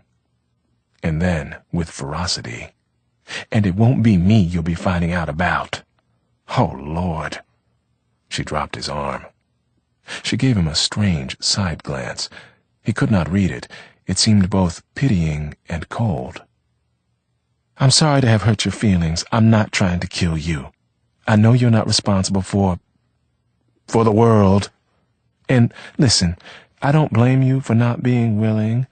I'm not willing. Nobody's willing. Nobody's willing to pay their dues." Then she moved forward, smiling, to greet Eric and Cass. "Hello, kids," she said. And Vivaldo watched her, that urchin grin, those flashing eyes. "How you been making it?" She tapped Eric lightly on the cheek. "They tell me you're beginning to enjoy New York almost as much as you enjoyed Paris. How about that? We're not so bad over here now, are we?" Eric blushed and humorously pursed his lips. "I'd enjoy it a whole lot more if you put your rivers and bridges in the middle of the city instead of having them all pushed off to the edges this way. You can't breathe in this city in the summertime. It's frightening." He looked at Vivaldo. "I don't know how you barbarians stand it." "If it wasn't for us barbarians," said Vivaldo, "you mandarins would be in one hell of a fix." He kissed Cass on the forehead and struck Eric lightly on the back of the neck. "It's good to see you anyway." "We've got good news," said Cass. "Though I guess I really ought to let Eric tell it." "Well, we're not absolutely certain that it's good news," said Eric. He looked at Ida and Vivaldo. "Anyway, I think we ought to keep them in suspense for a while. If they don't think I'm the greatest thing they ever saw in this movie, why then, I think we just ought to let them find out what's happening when the general public finds out." And he threw his chin in the air and swaggered toward the box office. "Oh, Eric," cried Cass. "Can't I tell them?" She said to Ida and Vivaldo, "It's got something to do with this movie we're going to see." "Well, you've got to tell us," Ida said, "or we simply won't go in." She raised her voice in the direction of Eric's back. "We do know other actors."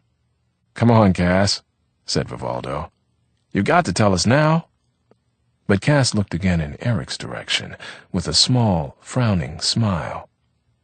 "Let me tell them, sweetheart." He turned, smiling, with the tickets in his hand. "I don't know how to stop you," he said. He moved over to Cass and put one arm around her shoulder. "Well?" said Cass, smaller than ever and more radiant. And as she spoke, Eric watched her with an amused and loving smile. "Eric doesn't have much of a part in this movie. He only appears in 1 or 2 scenes, and he's only got a couple of lines." "3 scenes," said Eric. "1 line. If one of you sneezes, you die." "But on the strength of this," cried Cass. "Well, "Not only on the strength of this," said Eric. "Will you let the girl talk?" asked Vivaldo. "Go on, Cass."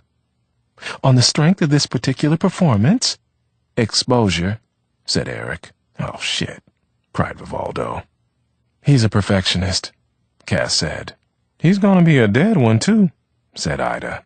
"If he doesn't stop hogging this scene. Lord, would I hate to work with you. Please, go on, Cass." "Well, telegrams and phone calls have been coming out of Hollywood asking Eric if he will play." And she looked up at Eric. "Well, don't stop now," cried Ida. Eric, now, was very pale.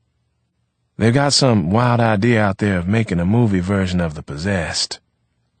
"The Dostoevsky novel," said Cass. "Thanks," said Vivaldo. "And they want me to play Stavrogan," said Eric. A total silence fell, and they all stared at Eric, who looked uneasily back at them. There gleamed a small crown of sweat on his forehead, just below the hairline. Vivaldo felt a mighty tug of jealousy and fear. "Wow," he said.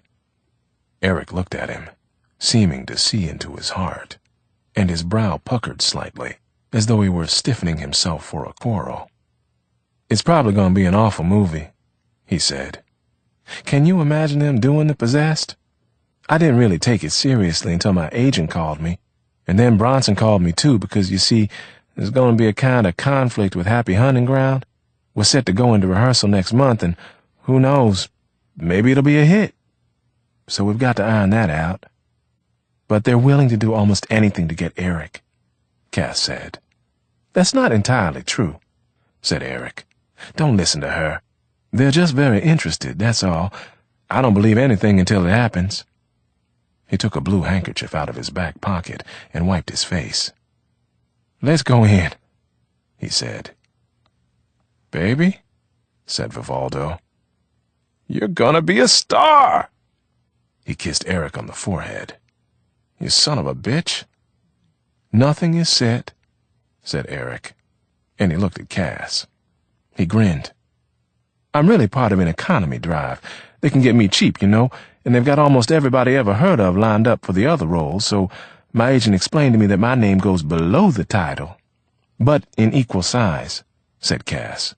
"One of those and introducing deals," said Eric, and laughed.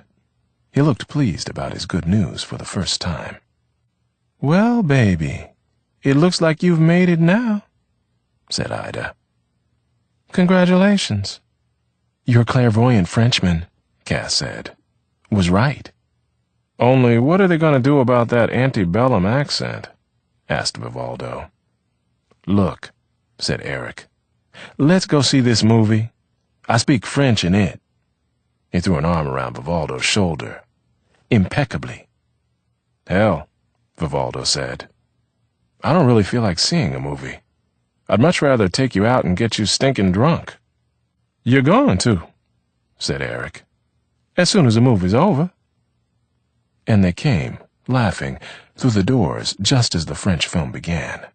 The titles were superimposed over a montage of shots of Paris in the morning, laborers on their bicycles, on their way to work, coming down from the hills of Montmartre, crossing the Place de la Concorde, rolling through the great square before Notre Dame. In great close-ups, the traffic lights flashed on and off. The white batons of the traffic policemen rose and fell. It soon became apparent that one had already picked up the central character and would follow him to his destination, which, if one could judge from the music, would be a place of execution. The film was one of those politics, sex, and vengeance dramas the French loved to turn out, and it starred one of the great French actors who had died when this film was completed. So the film, which was not remarkable in itself, held this undeniable necrophilic fascination. Working with this actor, being on the set while this man worked, had been one of the great adventures of Eric's life. And though Cass, Vivaldo, and Ida were interested in the film principally because Eric appeared in it, the attention which they brought to it was dictated by the silent intensity of Eric's adoration. They had all heard of the great actor, and they all admired him. But they could not see, of course, as Eric could, with what economy of means he managed great effects and turned an indifferent role into a striking creation. On the other hand, just as the politics of the film were made helplessly frivolous by the French passion for argument and distrust of community, so was the male star's overwhelming performance rendered suspect by the question of just why so much energy and talent had been expended on so little. Ida grabbed Vivaldo's hand in the darkness and clung to it as though she were a child, mutely begging for reassurance and forgiveness. He pressed his shoulder very close to hers, and they leaned against one another. The film unrolled. Cass whispered to Eric. Eric whispered to Cass. Cass turned toward them, whispering, "Here he comes!" And the camera trucked into a crowded cafe, resting finally on a group of students. "That's our boy!" cried Ida, disturbing the people around them, who sounded, for a second, like the weirdest cloud of insects. Cass leaned over and kissed Eric on the nose, and, "You look very good," Vivaldo whispered. Eric was compelled to be still during this entire, brief scene, while the students around him wrangled. His head was thrown back and up against the wall, his eyes were closed, and he seemed scarcely to move at all. Yet the director had so placed him that his drunken somnolence held the scene together and emphasized the futility of the passionate talkers. Someone jostled the table, and Eric's position shifted slightly. He seemed to be made of rubber, and seemed, indeed, to be fleeing from the controversy which raged around him, in which, nevertheless, he was fatally involved.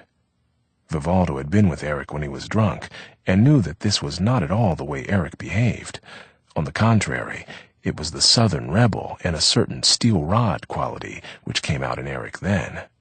And Vivaldo, at the same time that he realized that Eric was doing a great deal by doing very little, also, for the first time, caught a glimpse of who Eric really was.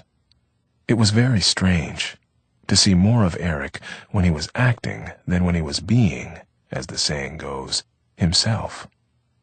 The camera moved very little during this scene, and Eric was always kept in range.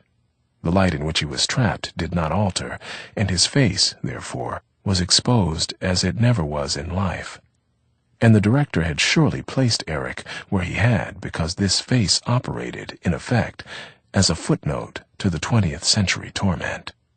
Under the merciless light, the lined, tense, coarse-grained forehead also suggested the patient skull, an effect which was underlined by the promontory of the eyebrows and the secret place of the eyes. The nose was flaring and slightly pug, more bone, nevertheless, than flesh, and the full, slightly parted lips were lonely and defenseless, barely protected by the stubborn chin. It was the face of a man, of a tormented man. Yet, in precisely the way that great music depends, ultimately, on great silence, this masculinity was defined and made powerful by something which was not masculine. But it was not feminine, either, and something in Vivaldo resisted the word androgynous. It was a quality to which great numbers of people would respond without knowing to what it was they were responding. There was great force in the face, and great gentleness. But, as most women are not gentle, nor most men strong, it was a face which suggested, resonantly, in the depths, the truth about our natures. Eric, without moving his head, suddenly opened his eyes and looked blankly around the table.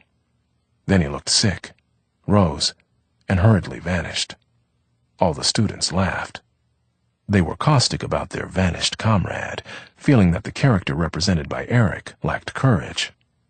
The film ground on, and Eric appeared twice more, once, silent, deep in the background, during a youthful council of war, and, finally, at the very end of the film, on a rooftop, with a machine gun in his hand.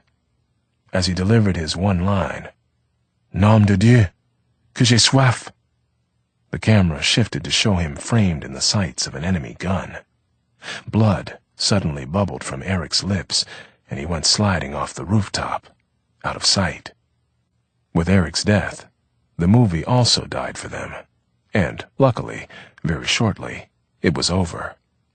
They walked out of the cool darkness into the oven of July. "Who's gonna buy me that drink?" Eric asked. He smiled a pale smile. It was something of a shock to see him, standing on the sidewalk, shorter than he had appeared in the film, in flesh and blood. "Anyway, let's get away from here before people start asking me for my autograph." And he laughed. "It might happen, my dear," said Cass. "You've got great presence on the screen." "The movie's not so much," said Vivaldo. "But you were terrific." "I didn't really have anything to do," said Eric. "No," said Ida. "You didn't. But you sure did the hell out of it." They walked in silence for a few moments. "I'm afraid I can only have one drink with you," Cass said. "And then I'll have to go home." "That's right," Ida said. "Let's don't be hanging out with these cats until all hours of the morning. I got too many people to face tomorrow. Besides," she glanced at Vivaldo with a small smile, "I don't believe they've seen each other alone one time since Eric got off the boat." "And you think we better give them an evening off?" Cass said. "If we don't give it to them, they're going to take it. But this way, we can make ourselves look good, and that always comes in handy." She laughed. "That's right, Cass. You got to be clever if you want to keep your man." "I should have started taking lessons from you years ago," Cass said. "Now be careful," said Eric mildly, "because I don't think that's very flattering." "I was joking," Cass said. "Well, I'm insecure," said Eric. They walked into Benno's, which was half empty tonight, and sat, in a rather abrupt and mysterious silence, at one of the tables in the back. This silence was produced by the fact that each of them had more on their minds than they could easily say. Their sexes, so to speak, obstructed them. Perhaps the women wished to talk to each other concerning their men, but they could not do this with the men present, and neither could Eric and Vivaldo begin to unburden themselves to each other in the presence of Ida and Cass. They made small talk, therefore, about the movie they had seen and the movie Eric was to make. Even this chatter was constricted and cautious, there being an unavowed reluctance on Eric's part to go to Hollywood. The nature of this reluctance Vivaldo could not guess, but a certain thoughtfulness, a certain fear, played in Eric's face like a lighthouse light, and Vivaldo thought that perhaps Eric was afraid of being trapped on a height as he had previously been trapped in the depths. Perhaps he was afraid, as Vivaldo knew himself to be afraid, of any real change in his condition. And he thought, the women have more courage than we do. Then he thought, maybe they don't have any choice. After one drink, they put Ida and Cass in a cab, together. Ida said, "Now don't you wake me up when you come falling in." And Cass said, "I'll call you sometime tomorrow." They waved to their women and watched the red lights of the cab disappear. They looked at each other. "Well," Vivaldo grinned, "let's make the most of it, baby. Let's go and get drunk." "I don't want to go back into Benno's," Eric said. "Let's go over to my place. I've got some liquor." "Okay," said Vivaldo. "I'd just as soon see you pass out at your place as have to drag you to your place." He grinned at Eric. "I'm very glad to see you," he said. They started toward Eric's house. "Yes, I've wanted to see you," said Eric.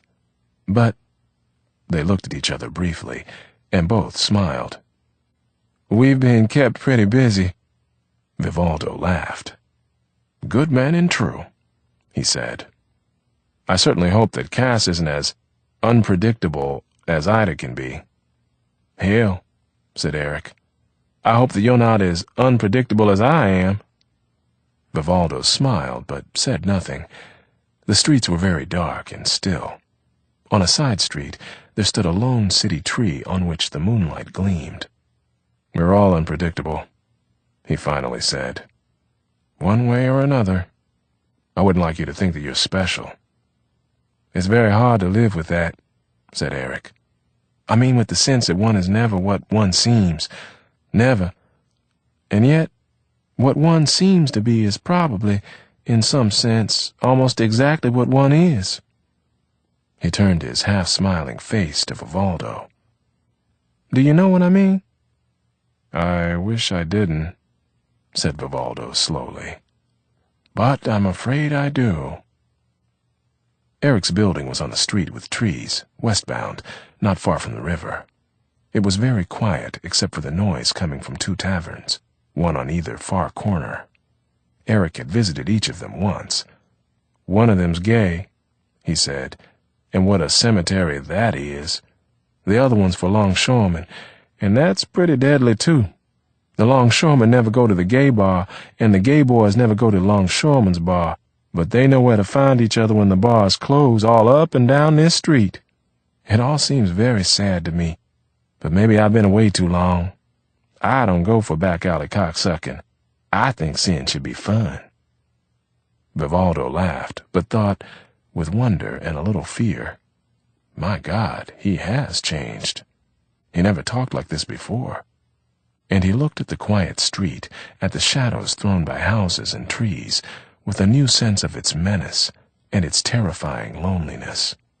And he looked at Eric again, in very much the same way he had looked at him in the film, wondering again who Eric was and how he bore it. They entered Eric's small, lighted vestibule and climbed the stairs to his apartment. One light, the night light over the bed, was burning. "To keep away robbers," Eric said. And the apartment was in its familiar state of disorder, with the bed unmade and Eric's clothes draped over chairs and hanging from knobs. "Poor Cass," Eric laughed. "She keeps trying to establish some order here, but it's uphill work. Anyway, the way things are between us, I don't give her much time to do much in the way of straightening up." He walked about, picking up odds and ends of clothing, which he then piled all together on top of the kitchen table. He turned on the kitchen light and opened his icebox. Vivaldo flopped down on the unmade bed. Eric poured 2 drinks and sat down opposite him on a straight-backed easy chair. Then there was silence for a moment. "Turn out that kitchen light," Vivaldo said. "It's in my eyes." Eric rose and switched off the kitchen light, and came back with a bottle of whiskey and put it on the floor. Vivaldo flipped off his shoes and drew his legs up, playing with the toes of one foot. "Are you in love with Cass?" he asked, abruptly. Eric's red hair flashed in the dim light as he looked down into his drink, then looked up at Vivaldo. "No, I don't think I'm in love with her. I think I wish I were. I care a lot about her, but no, I'm not in love." And he sipped his drink. "But she's in love with you," said Vivaldo. "Isn't she?" Eric raised his eyebrows. "I guess she is. She thinks she is. I don't know. What does it mean to be in love? Are you in love with Ida?" "Yes," said Vivaldo. Eric rose and walked to the window. "You didn't even have to think about it. I guess that tells me where I am." He laughed. With his back to Vivaldo, he said, "I used to envy you. You know that?" "You must have been out of your mind," said Vivaldo. "Why?" "Because you were normal," Eric said. He turned and faced Vivaldo. Vivaldo threw back his head and laughed. "Flattery will get you nowhere, son. Or is that a subtle put-down?" "It's not a put-down at all," said Eric. "But I'm glad I don't envy you anymore." "Hell," said Vivaldo, "I might just as easily envy you. You can make it with both men and women, and sometimes I've wished I could do that. I really have." Eric was silent. Vivaldo grinned. "We've all got our troubles, Buster." Eric looked very grave. He grunted noncommittally and sat down again. "You've wished you could, you say, and I wish I couldn't." "You say." They looked at each other and smiled. Then, "I hope you get along with Ida better than I did with Rufus," Eric said. Vivaldo felt chilled. He looked away from Eric toward the window. The dark, lonely streets seemed to come flooding in on them. "How," he asked, "did you get along with Rufus?" "It was terrible. He drove me crazy." "I figured that." He watched Eric. "Is that all over now? I mean, is Cass kind of the wave of your future?" "I don't know. I thought I could make myself fall in love with Cass, but no. I love her very much. We get on beautifully together, but she's not all tangled up in my guts the way I guess Ida is all tangled up in yours." "Maybe you're just not in love with her. You haven't got to be in love every time you go to bed. You haven't got to be in love to have a good affair." Eric was silent. Then, "No, but once you have been," and he stared into his drink. "Yes," Vivaldo said at last. "Yes, I know." "I think," said Eric, "that I've really got to accept, or decide, some very strange things, right away." He walked into the dark kitchen, returned with ice, and spiked his drink, and Vivaldo's. He sat down again in his straight chair. "I spent years now, it seems to me, thinking that one fine day I'd wake up and all my torment would be over, and all my indecision would end, and that no man, no boy, no male would ever have power over me again." Vivaldo blushed and lit a cigarette. "I can't be sure," he said, "that one fine day I won't get all hung up on some boy, like that cat in Death in Venice. So you can't be sure that there isn't a woman waiting for you, just for you, somewhere up the road." "Indeed," said Eric. "I can't be sure. And yet I must decide." "What must you decide?" Eric lit a cigarette, drew one foot up, and hugged one knee. "I mean, I think you've got to be truthful about the life you have. Otherwise, there's no possibility of achieving the life you want." He paused. "Or think you want." "Or," said Vivaldo after a moment, "the life you think you should want." "The life you think you should want," said Eric, "is always the life that looks safest." He looked toward the window. The one light in the room, coming from behind Vivaldo, played on his face like firelight. "When I'm with Cass, it's fun, you know, and sometimes it's, well, really quite fantastic. And it makes me feel kind of restful and protected and strong. There are some things which only a woman can give you." He walked to the window, peering down through the slats in the Venetian blinds, as though he were awaiting the moment when the men in their opposing camps would leave their tents and meet in the shadow of the trees. And yet, in a way, it's all a kind of superior calisthenics. It's a great challenge, a great test, a great game, but I don't really feel that terror and that anguish and that joy I've sometimes felt with a few men. Not enough of myself is invested. It's almost as though I'm doing something for Cass." He turned and looked at Vivaldo. "Does that make sense to you?" "I think it does," said Vivaldo. "I think it does." But he was thinking of some nights in bed with Jane when she had become drunk enough to be insatiable. He was thinking of her breath and her slippery body and the eerie impersonality of her cries. Once, he had had a terrible stomach ache, but Jane had given him no rest, and finally, in order to avoid shoving his fist down her throat, he had thrown himself on her, hoping, desperately, to exhaust her so that he could get some sleep. And he knew that this was not what Eric was talking about.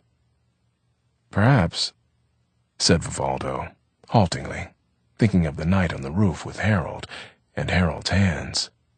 "It's something like the way I might feel if I went to bed with a man only because I liked him, and he wanted me to."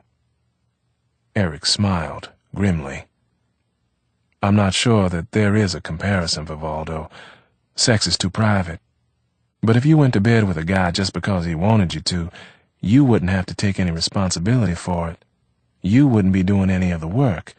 He'd do all the work.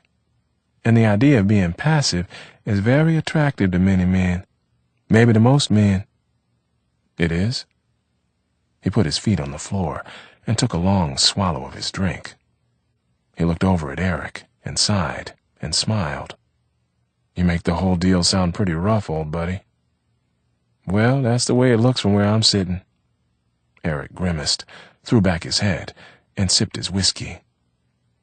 "Maybe I'm crying because I wanted to believe that somewhere, for most people, life and love are easier than they are for me. Than they are. Maybe it was easier to call myself a faggot and blame my sorrow on that." Then silence filled the room, like a chill. Eric and Vivaldo stared at each other with an oddly belligerent intensity. There was a great question in Eric's eyes, and Vivaldo turned away as though he were turning from a mirror and walked to the kitchen door. "You really think it makes no difference?" "I don't know." "Does the difference make any difference?"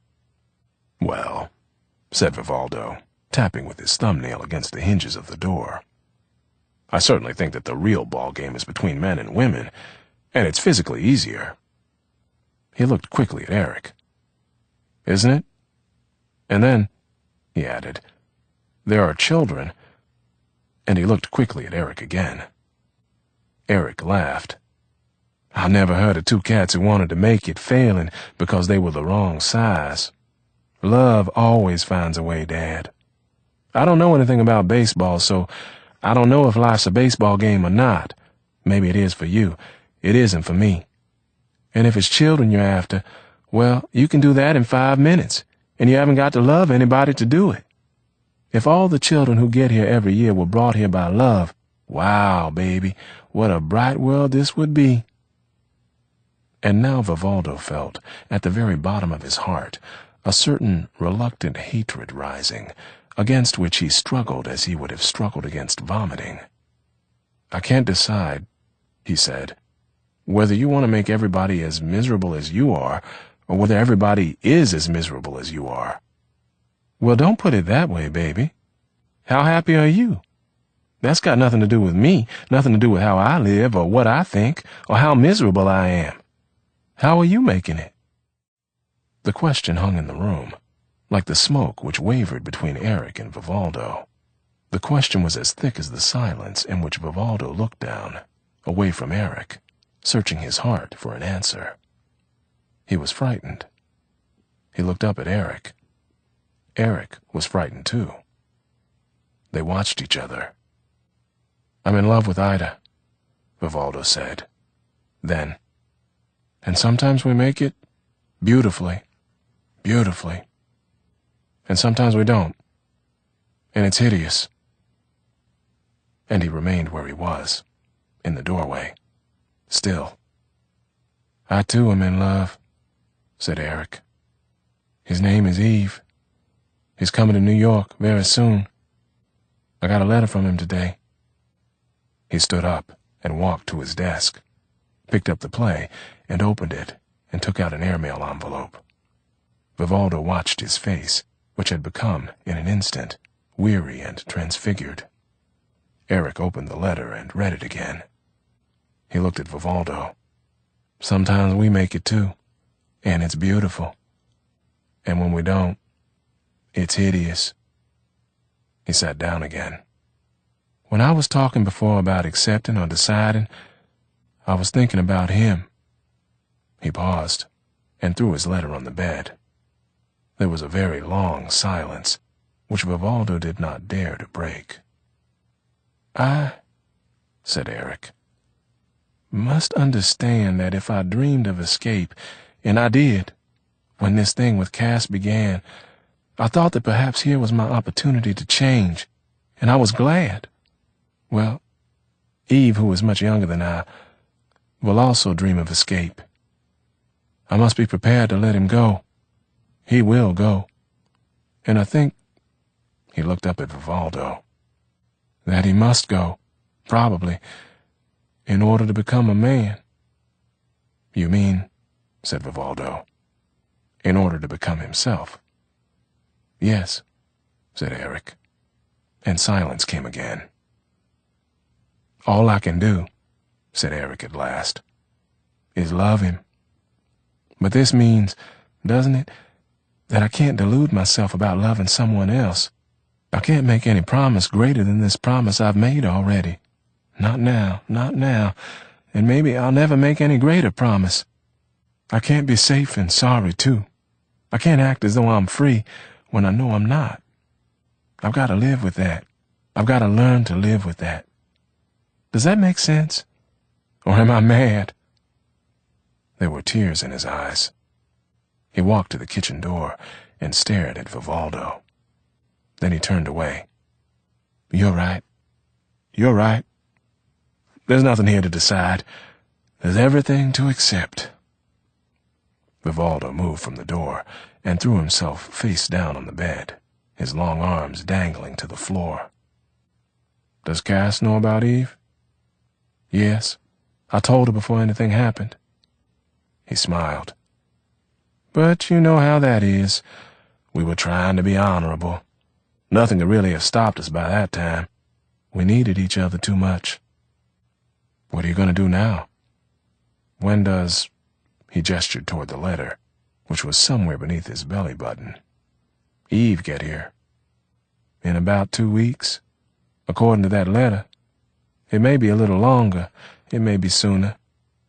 "Have you told Cass that?" "No. I'll tell her tomorrow." "How do you think she'll take it?" "Well, she's always known he was on his way. I don't know how she'll take his actual arrival." In the streets, they heard footsteps, walking fast, and someone whistling. Eric stared at the wall again, frowning heavily. Other voices were heard in the street. "I guess the bars are beginning to close," said Eric. "Yes." Vivaldo leaned up, looking toward the blinds which held back the jungle. "Eric, how's one going to get through it all? How can you live if you can't love? And how can you live if you do?" And he stared at Eric, who said nothing, whose face gleamed in the yellow light as mysteriously impersonal and as fearfully moving as might have been a death mask of Eric as a boy. He realized that they were both beginning to be drunk. "I don't see how I can live with Ida, and I don't see how I can live without her. I get through every day on a prayer. Every morning when I wake up, I'm surprised to find that she's still beside me." Eric was watching him, perfectly rigid and still, seeming scarcely to breathe. Only his unmoving eyes were alive. "And yet," he caught his breath, "sometimes I wish she weren't there. Sometimes I wish I'd never met her. Sometimes I think I'd go anywhere to get this burden off me. She never lets me forget I'm white. She never lets me forget she's colored. And I don't care. I don't care. Did Rufus do that to you? Did he try to make you pay?" Eric dropped his eyes, and his lips tightened. "Ah, he didn't try. I paid." He raised his eyes to Vivaldo's. "But I'm not sad about it anymore. If it hadn't been for Rufus, I would never have had to go away. I would never have been able to deal with Eve." And then, rising and walking to the window, from which more and more voices rose, "Maybe that's what love is for." Are you sleeping with anyone besides Cass? Eric turned. No. I'm sorry. I just thought you might be. I'm not sleeping with anyone except Ida. We can't be everywhere at once, said Eric. They listened to the footfalls and voices in the street. Someone was singing, someone called, someone was cursing. Someone ran. Then silence again. You know, said Eric, it's true that you can make kids without love, but if you do love the person you make the kids with, it must be something fantastic. Ida and I could have great kids, said Vivaldo. Do you think you will? I don't know. I'd love to, but... He fell back on the bed, staring at the ceiling. I don't know. He allowed himself, for a moment, the luxury of dreaming of Ida's children, though he knew that these children would never be born, and that this moment was all he would ever have of them. Nevertheless, he dreamed of a baby boy who had Ida's mouth and eyes and forehead, his hair, only curlier, his build, their color. What would that color be? From the streets again came a cry and a crash and a roar. Eric switched off the nightlight and opened the blinds, and Vivaldo joined him at the window. But now there was nothing to see. The street was empty, dark, and still, though an echo of voices, diminishing, floated back. One of the last times I saw Rufus, Vivaldo said, abruptly, and stopped. He had not thought about it since that moment. In a way, he had never thought about it at all. Yes? He could barely make out Eric's face in the darkness. He turned away from Eric and sat down on the bed again and lit a cigarette. And in the tiny flare, Eric's face leapt at him, then dropped back into darkness. He watched the red-black silhouette of Eric's head against the dim glow of the Venetian blinds. He remembered that terrible argument again, and Leona's tears, and Rufus with the knife, and the bed with the twisted gray sheet and the thin blanket, and it all seemed to have happened many, many years ago. But, in fact, it had only been a matter of months. I never told this to anybody before, he said, and I really don't know why I'm telling you. It's just that the last time I saw Rufus, before he disappeared, when he was still with Leona, he caught his breath. He dragged on his cigarette, and the glow brought the room back into the world, then dropped it again into chaos. We had a fight. He said he was going to kill me. And at the very end, when he was finally in bed, after he'd cried and after he'd told me so many terrible things, I looked at him. He was lying on his side. His eyes were half open. He was looking at me. I was taking off my pants. Leona was staying at my place, and I was going to stay there. I was afraid to leave him alone. Well, when he looked at me, just before he closed his eyes and turned on his side away from me, all curled up, I had the weirdest feeling that he wanted me to take him in my arms. And not for sex, though maybe sex would have happened. I had the feeling that he wanted someone to hold him in that night. It had to be a man. I got in the bed and I thought about it and I watched his back. It was as dark in that room then as it is in this room now, and I lay on my back and I didn't touch him and I didn't sleep. I remember that night as a kind of vigil. I don't know whether he slept or not. I kept trying to tell from his breathing, but I couldn't tell. It was too choppy. Maybe he was having nightmares. I loved Rufus. I loved him. I didn't want him to die. But when he was dead, I thought about it. Isn't it funny? I didn't know I thought about it as much as I have. And I wondered, I guess I still wonder, what would have happened if I'd taken him in my arms, if I'd held him, if I hadn't been afraid. I was afraid that he wouldn't understand that it was only love. Only love. But, oh Lord, when he died, I thought that maybe I could have saved him if I'd just reached out that quarter of an inch between us on that bed and held him. He felt the cold tears on his face, and he tried to wipe them away. Do you know what I mean? I haven't told Ida this. I haven't told anyone. I haven't thought about it since he died. But I guess I've been living with it. And I'll never know. I'll never know. No, said Eric. You'll never know. If I had been there, I'd have held him. But it wouldn't have helped. His little girl tried to hold him, and that didn't help. He sat down on the bed beside Vivaldo. Would you like a cup of coffee? Hell no. Vivaldo dried his eyes with the back of his hand. Let's have another drink. Let's watch the dawn come up. Okay. Eric started to move away. Vivaldo grabbed his hand. Eric? He watched Eric's dark, questioning eyes and the slightly parted, slightly smiling lips. I'm glad I told you about that. I guess I couldn't have told anybody else. Eric seemed to smile. He took Vivaldo's face between his hands and kissed him, a light, swift kiss on the forehead. Then his shadow vanished, and Vivaldo heard him in the kitchen. I'm out of ice. The hell with the ice. Water? No. Well, maybe a little.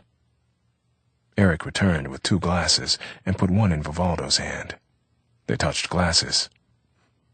To the dawn, said Eric. To the dawn, Vivaldo said. Then they sat together, side by side, watching the light come up behind the window and insinuate itself into the room. Vivaldo sighed, and Eric turned to look at his lean, gray face, the long cheeks hollowed now, and the stubble coming up, the marvelous mouth resigned, and the black eyes staring straight out, staring out because they were beginning to look inward. And Eric felt, for perhaps the first time in his life, the key to the comradeship of men. Here was Vivaldo, long, lean, and weary, dressed, as he almost always was, in black and white. His white shirt was open, almost to the navel, and the shirt was dirty now, and the hair on his chest curled out. The hair on his head, which was always too long, was tousled and fell over his forehead. And he smelled Vivaldo's sweat, his armpits and his groin, and was terribly aware of his long legs. Here Vivaldo sat, on Eric's bed. Not a quarter of an inch divided them. His elbow nearly touched Vivaldo's elbow as he listened to the rise and fall of Vivaldo's breath. They were like 2 soldiers resting from battle, about to go into battle again. Vivaldo fell back on the bed, one hand covering his forehead, one hand between his legs. Presently, he was snoring. Then he shuddered and turned into Eric's pillow, toward Eric's wall. Eric sat on the bed, alone, and watched him. He took off Vivaldo's shoes. He loosened Vivaldo's belt, turning Vivaldo to face him. The morning light bathed the sleeper. Eric made himself another drink, with ice this time, for the ice was ready. He thought of reading Eve's letter again, but he knew it by heart. And he was terrified of Eve's arrival. He sat on the bed again, looking at the morning. Mon plus cher, je te préviendrai le jour de mon arrivée. Je prendrai l'avion. J'ai dit au revoir à ma mère. Elle a beaucoup pleuré. J'avoue que ça me faisait quelque chose. Bon, Paris est mortel sans toi. Je t'adore, mon petit, et je t'aime. Comme j'ai envie de te serrer très fort entre mes bras. Je t'embrasse. Toujours à toi. Ton Yves. Oh, yes. Somewhere, someone turned on a radio. The day was here. He finished his drink, took off his shoes, loosened his belt, and stretched out beside Vivaldo. He put his head on Vivaldo's chest, and, in the shadow of that rock, he slept. Ida told the taxi driver, "Uptown, please, to Small's Paradise," then turned with a rueful smile to Cass. "Their night," she said, indicating the vanished Eric and Vivaldo, "is just beginning. So is mine, only mine won't be as much fun." "I thought you were going home," Cass said. "Well, I'm not. I've got some people to meet." She looked thoughtfully at her fingernails, then looked over to Cass. "I couldn't tell Vivaldo, so don't you tell him, please. He just gets upset when he's around some of those musicians. I can't blame him. I really can't blame them either. I know how they feel. But I don't like for them to take it out on Vivaldo. He's having a rough enough time as it is." And, after a moment, she added, under her breath, "So am I." Cass said nothing, for she was too astonished. So far from imagining herself and Ida to be friends, she had long ago decided that Ida disliked and distrusted her. But she did not sound that way now. She sounded lonely and troubled. "I wish you'd come up and have one drink with me up there," Ida said. She kept twisting the ring on her little finger. Cass thought, at once, "I'll feel terribly out of place up there, and if you're meeting someone, what's the good of my coming along?" But she sensed, somehow, that she could not say this, that Ida needed a woman to talk to, if only for a few minutes, even if the woman were white. "Okay," she said, "but just one drink. I've got to hurry home to Richard." As she said this, both she and Ida laughed. It was almost the first time they had ever laughed together, and this laughter revealed to Cass that Ida's attitude toward her had been modified by Ida's knowledge of her adultery. Perhaps Ida felt that Cass was more to be trusted and more of a woman, now that her virtue and her safety were gone. And there was also, in that sudden and spontaneous laughter, the very faintest hint of blackmail. Ida could be freer with Cass now, since the world's judgment, should it ever be necessary to face it, would condemn Cass yet more cruelly than Ida. For Ida was not white, nor married, nor a mother. The world assumed Ida's sins to be natural, whereas those of Cass were perverse. Ida said, "Men are a bitch, aren't they, baby?" She sounded sad and weary. "I don't understand them, I swear I don't." "I always thought you did," said Cass. "Much better than I ever have." Ida smiled. "Well, that's all a kind of act. Besides, it's not hard to deal with a man if you don't give a damn about him. Most of the jokers I've had to deal with weren't worth shit, and I've always expected all of them to be like that." Then she was silent. She looked over at Cass, who sat very still, looking down. The cab was approaching Times Square. "Do you know what I mean?" "I don't know if I do or not," Cass said. "I guess I don't. I've only dealt with 2 men in my whole life." Ida looked at her, speculatively, a small, sardonic smile touching her lips. "That's very hard to believe. It's hard to imagine." "Well, I was never very pretty. I guess I led a kind of sheltered life, and I got married very young." She lit a cigarette. She crossed her legs. Ida looked out at the lights and the crowds. "I'm wondering if I'm ever going to marry. I guess I'm not. I'll never marry Vivaldo, and—" She tapped her ring again. "It's hard to see what's coming up the road, but I don't seem to see a bridegroom." Cass was silent. Then, "Why will you never marry Vivaldo? Don't you love him?" Ida said, "Love doesn't have as much to do with it as everybody seems to think. I mean, it doesn't change everything, like people say. It can be a goddamn pain in the ass." She shifted, restlessly, in their narrow, dark space, and looked out of the window again. "Sure, I love Vivaldo. He's the sweetest man I've ever known, and I know I've given him a rough time sometimes. I can't help it. But I can't marry him. It would be the end of him. And the end of me." "Well, why?" She paused. Then, carefully, "You don't mean just because he's white?" "Well, yes," said Ida, forcefully. "In a way, I do mean that. That probably sounds terrible to you. I don't care about the color of his skin. I don't mean that." She stopped, clearly trying to discover what she did mean. "I've only known one man better than Vivaldo, and that man was my brother. Well, you know, Vivaldo was his best friend, and Rufus was dying, but Vivaldo didn't know it. And I was miles away, and I did." "How do you know that Vivaldo didn't know it? You're being very unjust, and your knowing it didn't stop anything, didn't change anything. Maybe nothing can be stopped or changed," Ida said. "But you've got to know. You've got to know what's happening." "But Ida, nobody really does know what's happening. Not really. Like, perhaps you know things that I don't know. But isn't it possible that I also know things that you don't know? I know what it's like to have a child, for example. You don't." "Oh, hell, Cass, I can have a damn baby, and then I'll know. Babies aren't my kick, but, you know, I can find out if I want to. The way Vivaldo carries on, I'm likely to find out whether I want to or not." And, incongruously, she giggled. "But," she sighed, "it doesn't work the other way around.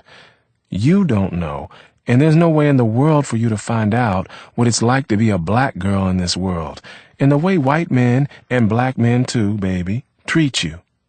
You've never decided that the whole world was just one big whorehouse, and so the only way for you to make it was to decide to be the biggest, coolest, hardest whore around, and make the world pay you back that way."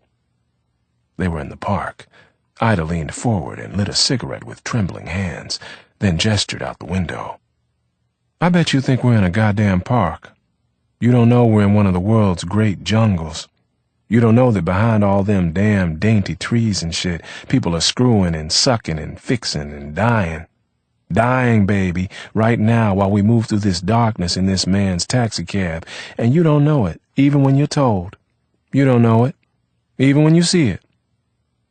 She felt very far from Ida, and very small and cold. "How can we know it, Ida? How can you blame us if we don't know? We never had a chance to find out. I hardly knew that Central Park existed until I was a married woman." And she, too, looked out at the park, trying to see what Ida saw. But, of course, she saw only the trees and the lights and the grass and the twisting road and the shape of the buildings beyond the park. "There were hardly any colored people in the town I grew up in. How am I to know?" And she hated herself for her next question, but she could not hold it back. "Don't you think I deserve some credit for trying to be human, for not being a part of all that, for walking out?" "What the hell," asked Ida, "have you walked out on, Cass?" "That world," said Cass. "That empty life, that meaningless life." Ida laughed. It was a cruel sound, and yet Cass sensed, very powerfully, that Ida was not trying to be cruel. She seemed to be laboring, within herself, up some steep, unprecedented slope. "Couldn't we put it another way, honey? Just for kicks? Couldn't we sort of blame it on nature, and say that you saw Richard, and he got you hot, and so you didn't really walk out. You just got married?" Cass began to be angry, and she asked herself, why? She said, "No. Long before I met Richard, I knew that that wasn't the life for me." And this was true, and yet her voice lacked conviction. And Ida, relentlessly, put Cass's unspoken question into words. "And what would have happened if Richard hadn't come?" "I don't know. But this is silly. He did come. I did leave." Now the air thickened between them, as though they were on opposite sides of a chasm in the mountains, trying to discern each other through the cloud and the fog, but terribly frightened of the precipice at their feet. For she had left Richard, or had, anyway, betrayed him. And what did that failure mean? And what was she doing now, with Eric, and where was the meaning there? She began, dimly and unwillingly, to sense the vast dimensions of Ida's accusation, at the same time that her ancient, incipient guilt concerning her life with Richard nosed its way, once more, into the front hall of her mind. She had always seen much farther than Richard, and known much more. She was more skillful, more patient, more cunning. and more single-minded, and he would have had to be a very different, stronger, and more ruthless man not to have married her. But this was the way it always had been, always would be, between men and women, everywhere. Was it? She threw her cigarette out of the window. He did come. I did walk out. Had she indeed? The cab was approaching Harlem. She realized, with a small shock, that she had not been here since the morning of Rufus's funeral. But imagine, Ida was saying, that he came, that man who's your man, because you always know, and he damn sure don't come every day. And there wasn't any place for you to walk out of or into because he came too late. And no matter when he arrived would have been too late because too much had happened by the time you were born, let alone by the time you met each other. I don't believe that, Cass thought. That's too easy. I don't believe it. She said, if you're talking of yourself and Vivaldo, there are other countries. Have you ever thought of that? Ida threw back her head and laughed. Oh, yes. And in another 5 or 10 years, when we get the loot together, we can pack up and go to one of those countries. Then, savagely, and what do you think will have happened to us in those 5 years? How much will be left? She leaned toward Cass. How much do you think will be left between you and Eric in 5 years? Because I know you're not going to marry him. You're not that crazy. We'll be friends. We'll be friends, said Cass. I hope we'll be friends forever. She felt cold. She thought of Eric's hands and lips, and she looked at Ida again. Ida had turned again to the window. What you people don't know, she said, is that life is a bitch, baby. It's the biggest hype going. You don't have any experience in paying your dues, and it's going to be rough on you, baby, when the deal goes down. There's lots of back dues to be collected, and I know damn well you haven't got a penny saved. Cass looked at the dark, proud head, which was half turned away from her. Do you hate white people, Ida? Ida sucked her teeth in anger. What the hell has that got to do with anything? Hell yes, sometimes I hate 'em. I could see 'em all dead. And sometimes I don't. I do have a couple other things to occupy my mind. Her face changed. She looked down at her fingers. She twisted her ring. If any one white person gets through to you, it kind of destroys your single-mindedness. They say that love and hate are very close together. Well, that's a fact. She turned to the window again. But Cass, ask yourself. Look out and ask yourself. Wouldn't you hate all white people if they kept you in prison here? They were rolling up startling 7th Avenue. The entire population seemed to be in the streets, draped, almost, from lampposts, stoops, and hydrants, and walking through the traffic as though it were not there. Kept you here, and stunted you, and starved you, and made you watch your mother and father and sister and lover and brother and son and daughter die or go mad or go under before your very eyes. And not in a hurry, like from one day to the next, but every day, for years, for generations. Shit. They keep you here because you're black, the filthy white cocksuckers, while they go around jerking themselves off with all that jazz about the land of the free and the home of the brave, and they want you to jerk yourself off with that same music too, only keep your distance. Some days, honey, I wish I could turn myself into one big fist and grind this miserable country to powder. Some days, I don't believe it has a right to exist. Now, you've never felt like that, and Vivaldo's never felt like that. Vivaldo didn't want to know my brother was dying because he doesn't want to know that my brother would still be alive if he hadn't been born black. I don't know if that's true or not, Cass said slowly. But I guess I don't have any right to say it isn't true. No, baby, you sure don't, Ida said. Not unless you're really willing to ask yourself how you'd have made it if they dumped on you what they dumped on Rufus. And you can't ask yourself that question because there's no way in the world for you to know what Rufus went through. Not in this world, not as long as you're white. She smiled. It was the saddest smile Cass had ever seen.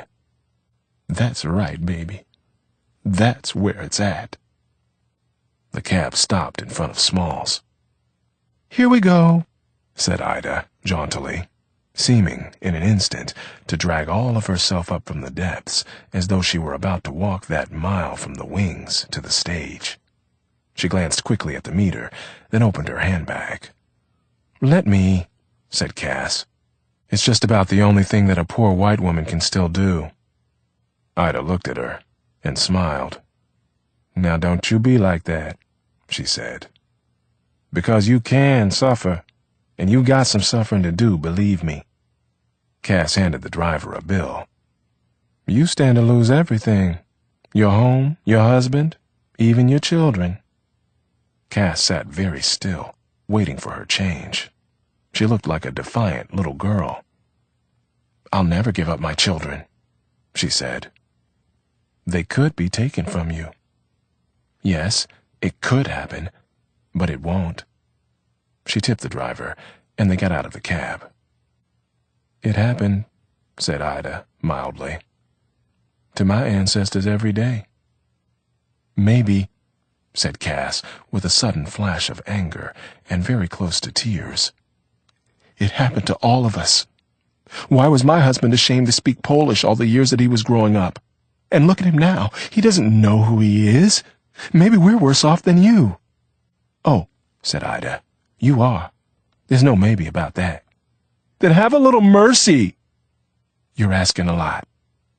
The men on the sidewalk looked at them with a kind of merciless calculation, deciding that they were certainly unattainable, that their studs or their johns were waiting inside, and, anyway, 3 white policemen, walking abreast, came up the avenue.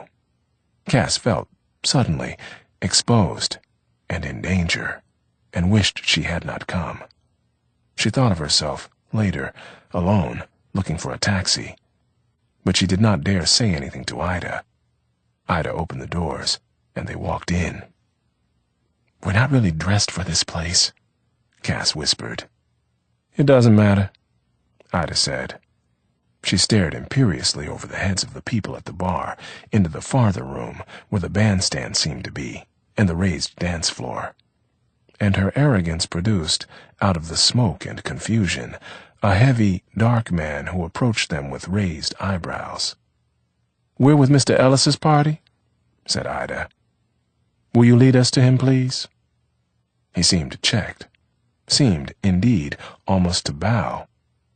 "Oh, yes," he said. "Please, follow me." Ida moved back slightly to allow Cass to go before her, giving her the briefest of winks as she did so. Cass felt overcome with admiration and with rage, and at the same time she wanted to laugh.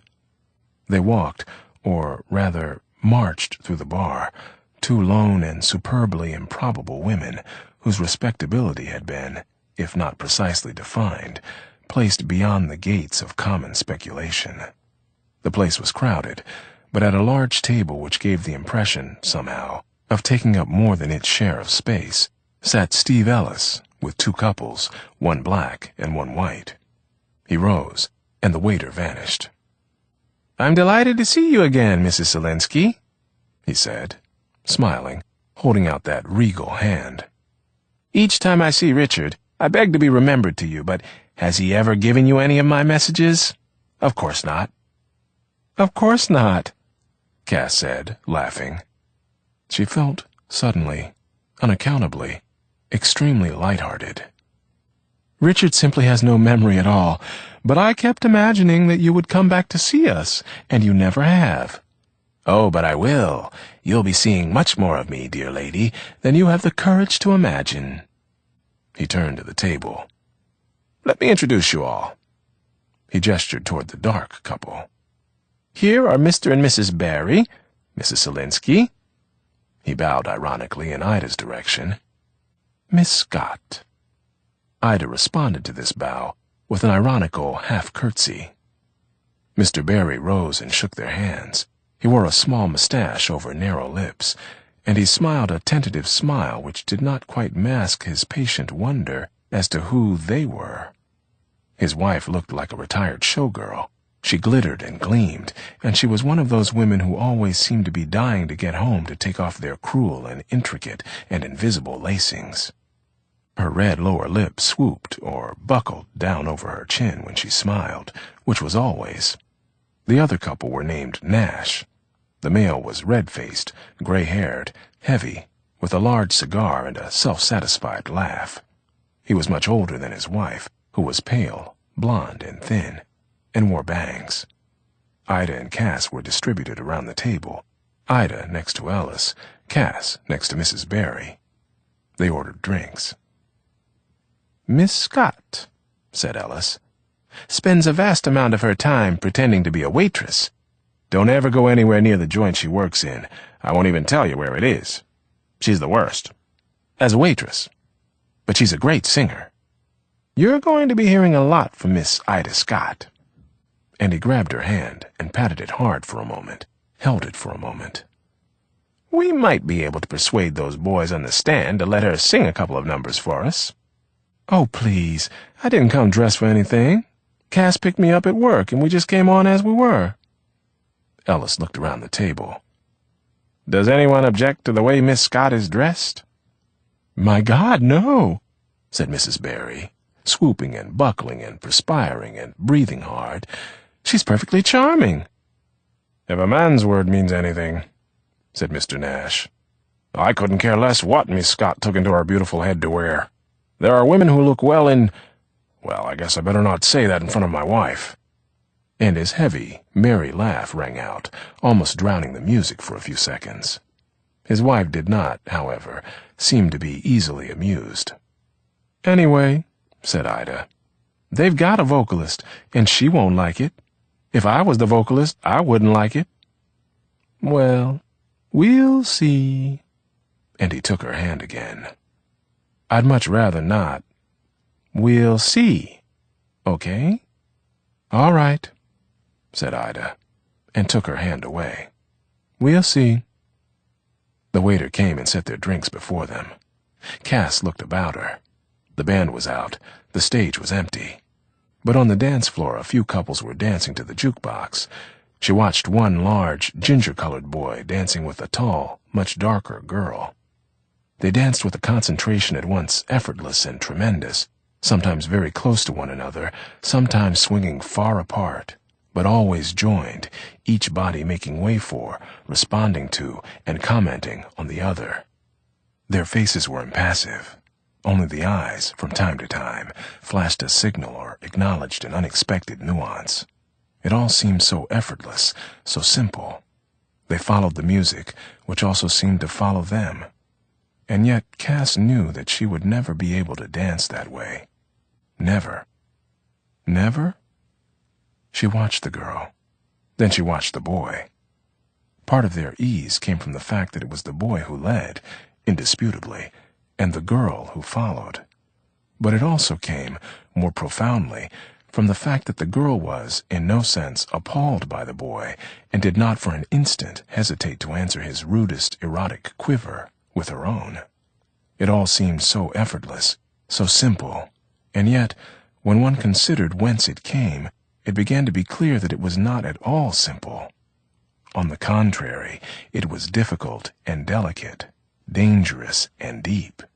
And she, Cass, who watched them with such envy, for first she watched the girl, then she watched the boy, began to feel uneasy. But they, oddly, on the gleaming floor, under the light, were at ease. In what sense, and for what reason, and why would it be forever impossible for her to dance as they did? Mr. Barry was saying, "We have been hearing the most wonderful things about your husband, Mrs. Solansky. I've read his book, and I must say—" He smiled his cordial smile.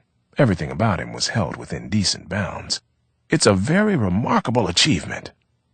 For an instant, Cass said nothing. She sipped her drink and watched his face, which was as smooth as a black jelly bean.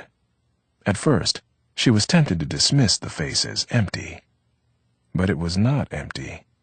It was only that it was desperately trying to empty itself, decently, inward. An impossibility leading to God alone could guess what backing up of bile. Deep, deep behind the carefully hooded and non-committal eyes, the jungle howled and lunged, and bright dead birds lay scattered.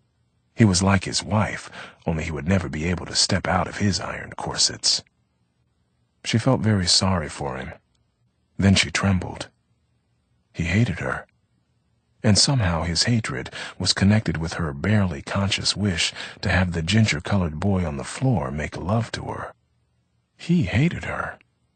Therefore, far more than Ida could, and was far more at the mercy of his hatred, which, from ceaseless trampling down, yearned to go upward, blowing up the world.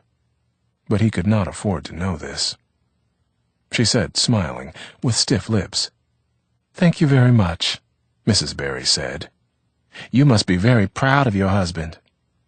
Cass and Ida glanced briefly at each other, and Cass smiled and said, "Well, I've always been proud of him, really. None of this comes as any surprise to me." Ida laughed. "That's the truth. Cass thinks Richard can do no wrong, not even when she catches him at it." Ellis grinned. Then, "We've been together quite a lot lately, and he often speaks of what a happy man he is." For some reason, this frightened her. She wondered when, and how often, Richard and Ellis met, and what Richard really had to say. She swallowed her fear. "Blind faith," she said inanely.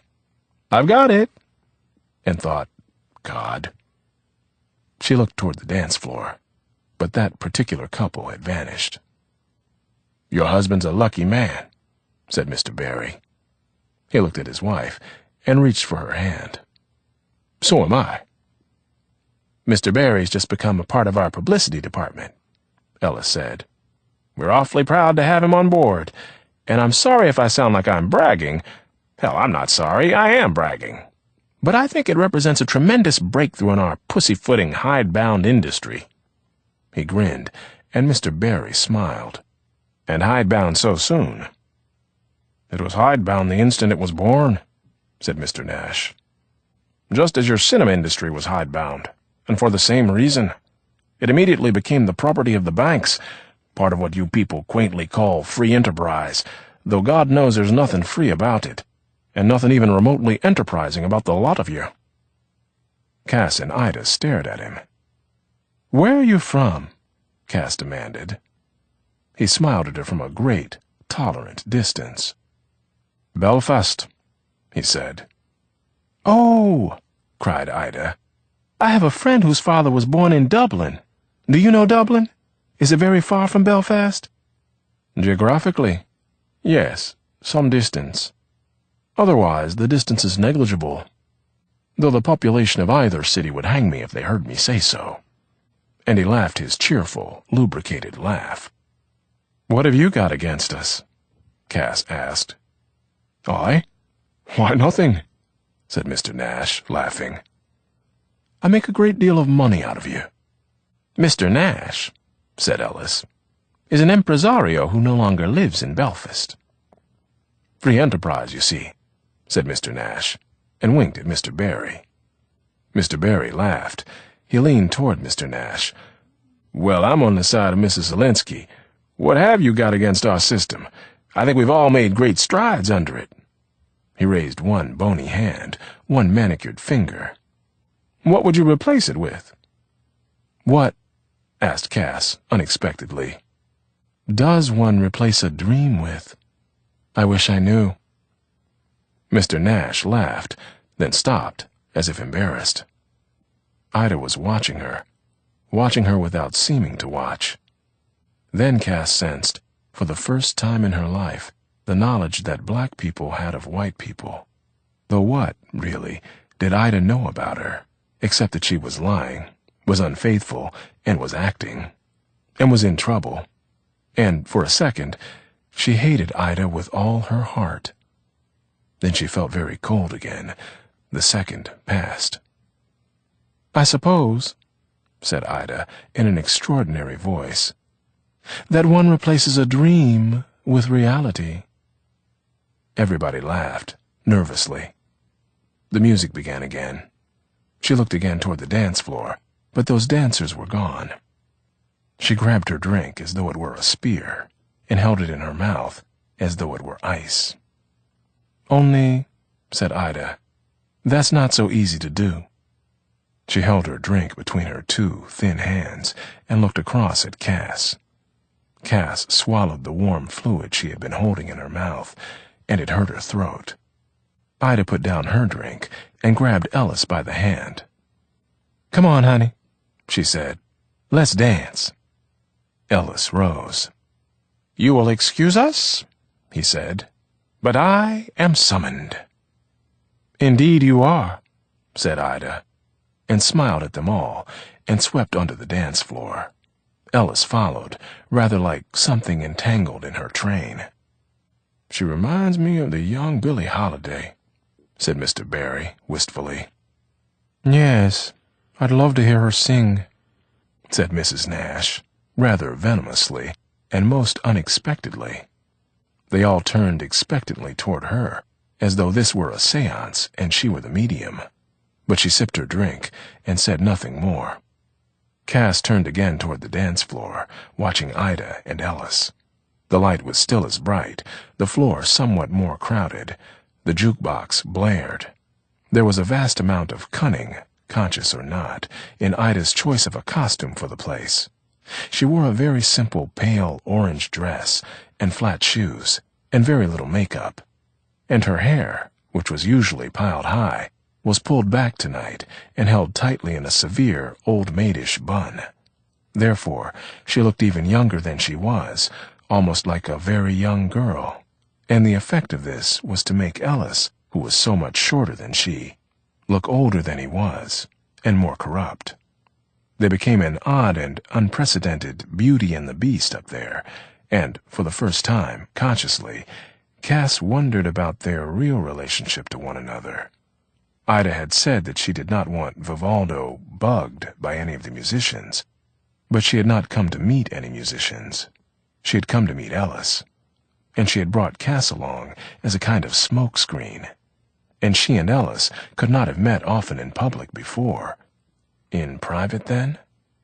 And she wondered about this as she watched them. Their dance, which was slow and should have been fluid, was awkward and dry and full of hesitations. She was holding him at bay. He could not lead her. Yet she was holding him fast. "I wonder if his wife knows where he is." Mrs. Nash again, sotto voce, to her husband, with a small, smug smile. Cass thought of Vivaldo, then thought of Richard, and immediately hated Mrs. Nash. "You evil-minded whore," she thought, and broke the table's uneasy silence by saying, "Mrs. Ellis and Miss Scott have known each other for quite a long time, long before Mrs. Ellis's marriage." Why did I say that? She wondered. She can easily find out if I'm lying. She looked steadily at Mrs. Nash, making no attempt to hide her dislike. She won't, though. She hasn't got the wit or the guts. Mrs. Nash looked at Cass with that absolutely infuriating superciliousness achieved only by chambermaids who have lately become great ladies. "How strange that is," she murmured. "Not at all," Cass said recklessly. "They both worked in the same factory." Mrs. Nash watched her, the faintest tremor occurring somewhere around her upper lip. Cass smiled and looked briefly at Mr. Nash. "Did you and your wife meet in Belfast?" "No," said Mr. Nash, smiling. And Cass felt, with a surge of amusement and horror, how much his wife despised him at that moment. "We met in Dublin, while I was there on a business trip." He took his wife's limp hand. Her pale eyes did not move, her pale face did not change. "The most important trip I ever made." "Ah, yes," thought Cass. "I don't doubt it, for both of you." But suddenly she felt weary and inexplicably sad. What in the world was she doing here, and why was she needling this absurd little woman?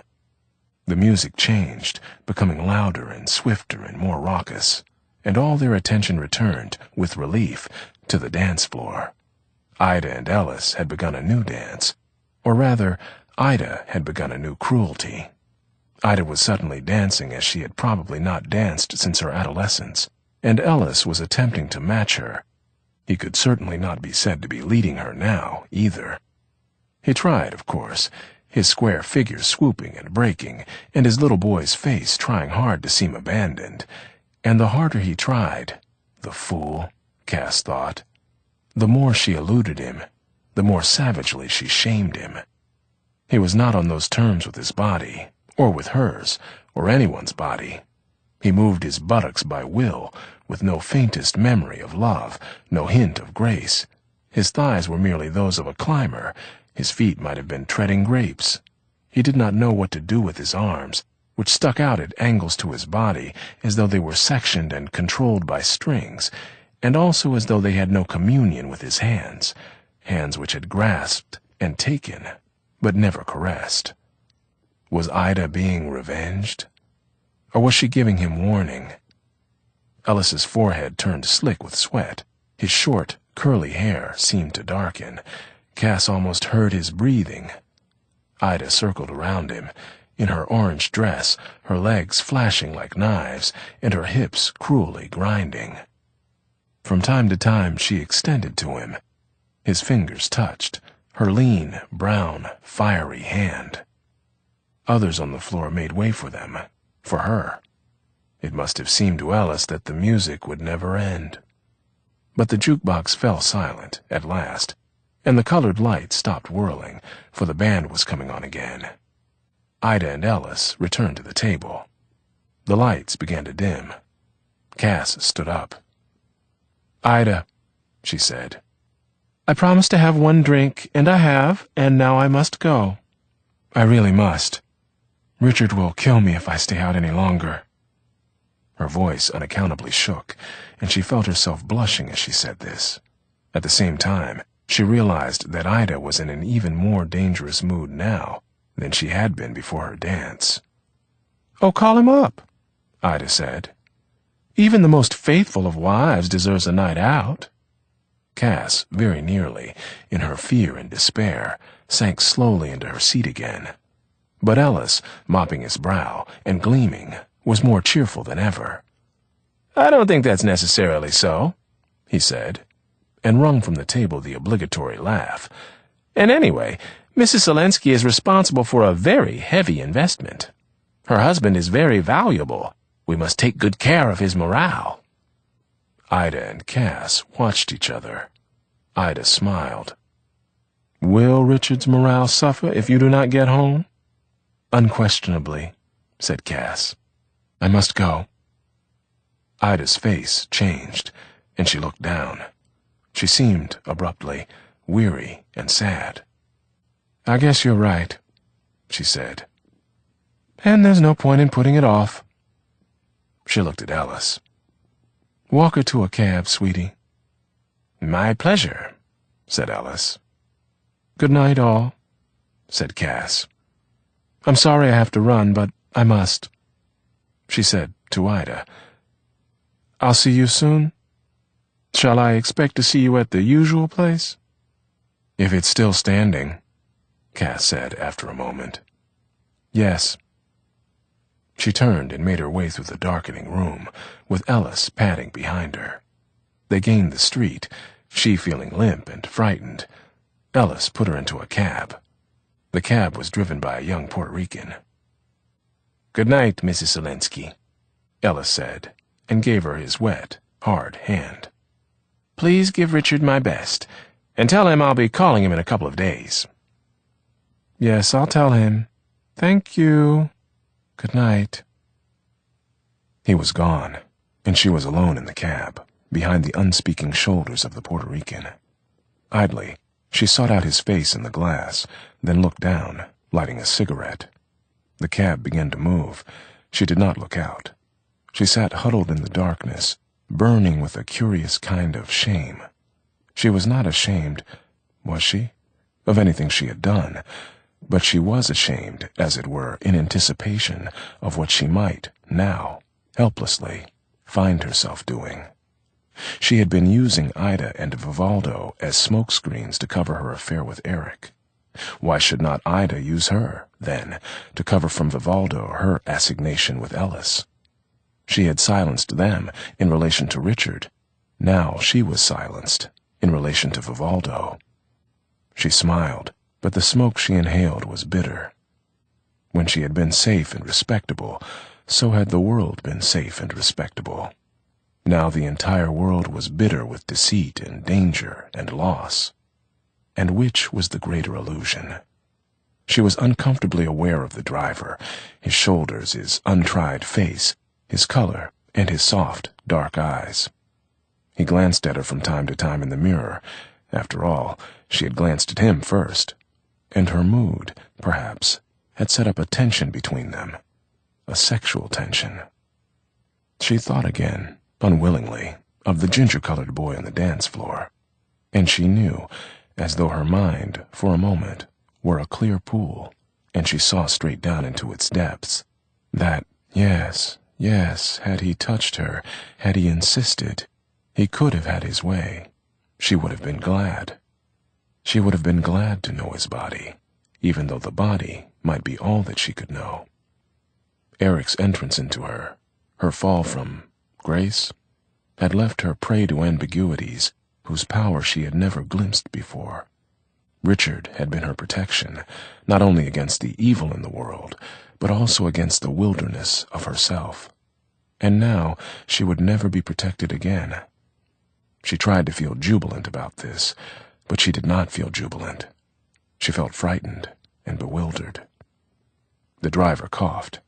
The cab stopped for a red light just before entering the park, and the driver lit a cigarette. She, too, lit a fresh cigarette. And the two tiny flames almost seemed to be signaling one another. Just so, she now remembered, as the cab lurched forward, had she wandered, aimlessly and bitterly, through the city, when Richard first began to go away from her. She had wanted to be noticed. She had wanted a man to notice her. And they had. They had noticed that she was a sexual beggar, no longer young. Terrifying that the loss of intimacy with one person results in the freezing over of the world and the loss of oneself. And terrifying that the terms of love are so rigorous, its checks and liberties so tightly bound together. There were many things she could not demand of Eric. Their relationship depended on her restraint. She could not go to him now, for example, at 2 a.m. This liberty was not in their contract. The premise of their affair, or the basis of their comedy, was that they were two independent people who needed each other for a time, who would always be friends, but who, probably, would not always be lovers. Such a premise forbids the intrusion of the future, or too vivid an exhibition of need. Eric, in effect, was marking time, waiting for something to be resolved. And when it was resolved, by the arrival of Eve, the signing of a contract, or the acceptance, in Eric, of a sorrow neither of them could name, she would be locked out of his bed. He would use everything life had given him, or taken from him, in his work. That would be his life. He was too proud to use her, or anyone, as a haven, too proud to accept any resolution of his sorrow not forged by his own hands. And she could not be bitter about this, or even sorrowful, for this was precisely why she loved him. Or, if not why, the why of such matters being securely locked away from human perception. It was this quality in him which she most admired, and which she knew he could not live without. Most men could, did. This was why she was so menaced. Therefore, she too was marking time, waiting for the blow to fall, for the bill to come in. Only after she had paid this bill would she really know what her resources were. And she dreaded this moment, dreaded it. Her terror of this moment sometimes made her catch her breath. The terror was not merely that she did not know how she would rebuild her life, or that she feared, as she grew older, coming to despise herself. The terror was that her children would despise her. The rebuilding of her own life might have reduced itself simply to moving out of Richard's house. Richard's house.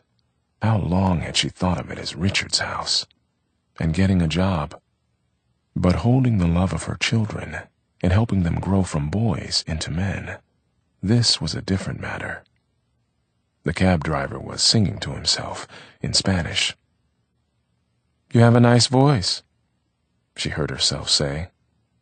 He turned his head, briefly, smiling, and she watched his young profile, the faint gleam of his teeth and his sparkling eyes. "Thank you," he said. "We are all singers where I come from." His accent was heavy, and he lisped slightly. "In Puerto Rico? There can't be very much to sing about." He laughed. "Oh, but we sing anyway." He turned to her again. "There is nothing to sing about here either, you know? Nobody sings here." She smiled. "That's true. I think singing, for pleasure anyway, may have become one of the great American crimes." He did not follow this, except in spirit. "You are all too serious here. Cold and ugly." "How long have you been here?" 2 years. He smiled at her again. "I was lucky. I work hard. I get along." He paused. "Only sometimes it's lonely. So I sing." They both laughed. "It makes the time go," he said. "Don't you have any friends?" she asked. He shrugged. "Friends cost money. And I have no money and no time. I must send money home to my family." "Oh, are you married?" He shrugged again, turning his profile to her again, not smiling. "No, I am not married." Then he grinned. "That also costs money." There was a silence. They turned into her block. "Yes," she said, idly. "You're right about that." She pointed to the house. "Here we are." The cab stopped. She fumbled in her handbag. He watched her. "You are married?" he asked at last. "Yes," she smiled. "With 2 children." "Boy or girl?" "2 boys." "That is very good," he said. She paid him. "Goodbye. I wish you well." He smiled. It was a really friendly smile. "I also wish you well. You are very nice. Good night." "Good night." She opened the door, and the light shone full in their faces for a moment. His face was very young and direct and hopeful, and caused her to blush a little. She slammed the cab door behind her and walked into her house without looking back. She heard the cab drive away. The light was on in the living room, and Richard, fully dressed except for his shoes, lay on the sofa, asleep. He was usually in bed or at work when she came home. She stared at him for a moment. There was a half glass of vodka on the table next to him and a dead cigarette in the ashtray. He slept very silently, and his face looked tormented and very young. She started to wake him, but left him there, and tiptoed into the room where Paul and Michael slept. Paul lay on his belly, the sheet tangled at his feet, and his arms thrown up. With a shock, she saw how heavy he was, and how tall. He was already at the outer edge of his boyhood.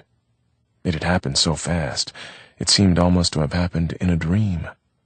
She looked at the sleeping head and wondered what thoughts it contained, what judgments, watched one twitching leg and wondered what his dreams were now. Gently, she pulled the sheet up to his shoulders. She looked at the secretive Michael, curled on his side like a worm or an embryo, hands hidden between his legs, and the hair damp on his forehead. But she did not dare to touch his brow. He woke too easily. As quietly as possible, she retrieved his sheet from the floor and lay it over him. She left their room and walked into the bathroom. Then she heard, in the living room, Richard's feet hit the floor. She washed her face, combed her hair, staring at her weary face in the mirror.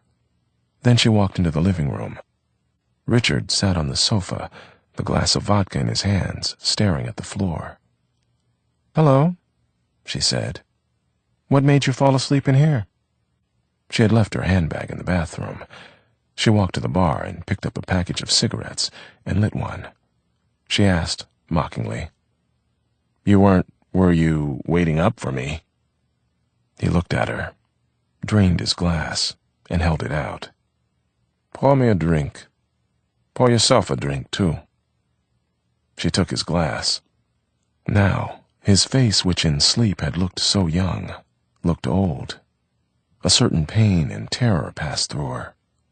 She thought, insanely, as she turned her back on him, of Cleopatra's lament for Antony. His face was as the heavens. Was that right? She could not remember the rest of it. She poured 2 drinks, vodka for him, whiskey for her. The ice bucket was empty. "Do you want ice?" "No." She handed him his drink. She poured a little water into her whiskey. She looked, covertly, at him again. Her guilt began. His face was as the heavens, wherein were set the stars and moon. "Sit down, Cass." She left the bar and sat down in the easy chair facing him. She had left the cigarettes on the bar, which kept their course and lighted this little O, the earth. He asked in a friendly tone, "Where are you just coming from, Cass?" He looked at his watch. "It's past 2 o'clock." "I often get in past 2 o'clock," she said. "Is this the first time you've noticed it?" She was astounded at the hostility in her voice. She sipped her drink. Her mind began to play strange tricks on her. Her mind was filled, abruptly, with the memory of a field, long ago, in New England, a field with blue flowers in patches here and there. The field was absolutely silent and empty. It sloped gently toward a forest. They were hidden by tall grass. The sun was hot. Richard's face was above her. His arms and his hands held and inflamed her. His weight pressed her down into the flowers. A little way from them lay his army cap and jacket. His shirt was open to the navel, and the rough, glinting hairs of his chest tortured her breasts. But she was resisting. She was frightened, and his face was full of pain and anger. Helplessly, she reached up and stroked his hair. "Oh, I can't.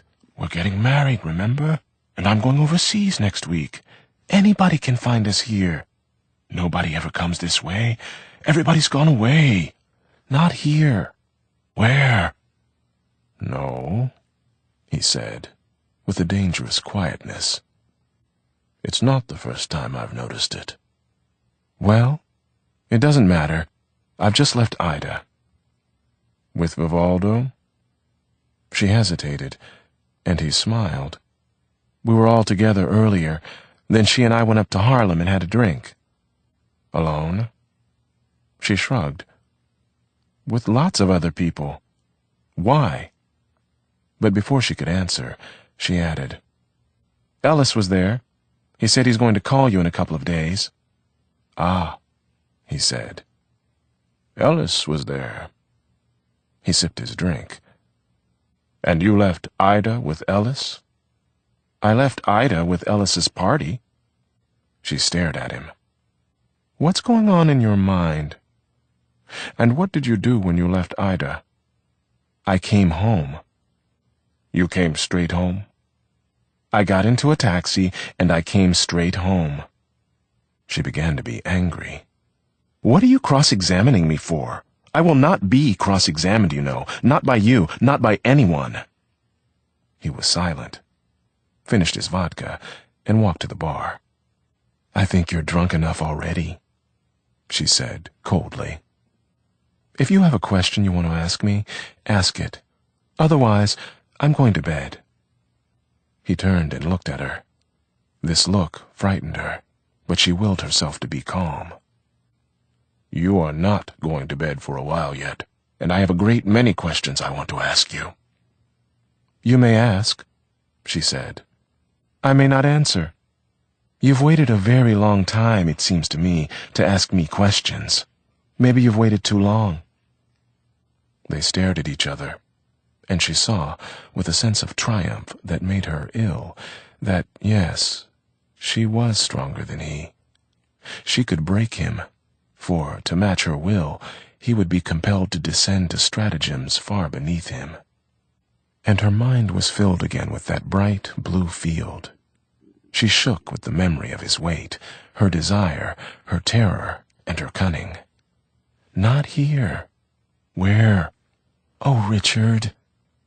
The cruel sun, and the indifferent air, and the two of them burning on a burning field. She knew that, yes, she must now surrender, now that she had him. She knew that she could not let him go, and oh, his hands, his hands! But she was frightened. She realized that she knew nothing. "Can't we wait?" "Wait? No, no!" And his lips burned her neck and her breasts. "Then let's go to the woods. Let's go to the woods." And he grinned. The memory of that grin rushed up from its hiding place and splintered her heart now. "You'd have to carry me, or I'd have to crawl. Can't you feel it?" Then, "Let me in, Cass. Take me. Take me. I swear I won't betray you. You know I won't." "I love you, Cass," he said, his lips twitching and his eyes stunned with grief. "Tell me where you've been. Tell me why you've gone so far away from me." "Why I," she said helplessly, "have gone away from you?" The smell of crushed flowers rose to her nostrils. She began to cry. She did not look down. She looked straight up at the sun. Then she closed her eyes, and the sun roared inside her head. One hand had left her. Where his hand had been, she was cold. "I won't hurt you." "Please." "Maybe just a little, just at first." "Oh, Richard, please." "Tell me you love me. Say it. Say it now." "Oh, yes. I love you. I love you." "Tell me you'll love me forever." "Yes, forever. Forever." He was looking at her, leaning on the bar, looking at her from far away. She dried her eyes with the handkerchief he had thrown in her lap. "Give me a cigarette, please." He threw her the pack, threw her some matches. She lit a cigarette. "When was the last time you saw Ida and Vivaldo? Tell me the truth." "Tonight." "And you've been spending all this time, every time you come in here in the early morning, with Ida and Vivaldo?" She was frightened again, and she knew that her tone betrayed her. "Yes." "You're lying. Ida hasn't been with Vivaldo. She's been with Ellis, and it's been going on a long time." He paused. "The question is, where have you been? Who's been with Vivaldo while Ida's been away? Till 2 o'clock in the morning." She looked at him, too stunned for an instant to calculate. "You mean Ida's been having an affair with Steve Ellis? For how long? And how do you know that?" "How do you not know it?" "Why, every time I saw them, they seemed perfectly natural and happy together. But many of the times you say you've been with them, you couldn't have been with them because Ida's been with Steve." She still could not quite get it through her head, even though she knew that it was true, and although she knew that precious seconds were passing, and that she must soon begin to fight for herself. "How do you know?" "Because Steve told me." "He's got a real thing about her. He's going out of his mind." Now, she did begin to calculate, desperately, cursing Ida for not having given her warning. But how could she have? She said coldly, "Ellis at the mercy of a great passion? Don't make me laugh." "Oh, I know you think we're made of the coarsest of coarse clay, and are insensitive to all the higher vibrations. I don't care. You can't have been seeing much of Ida, that I know. Have you been seeing much of Vivaldo?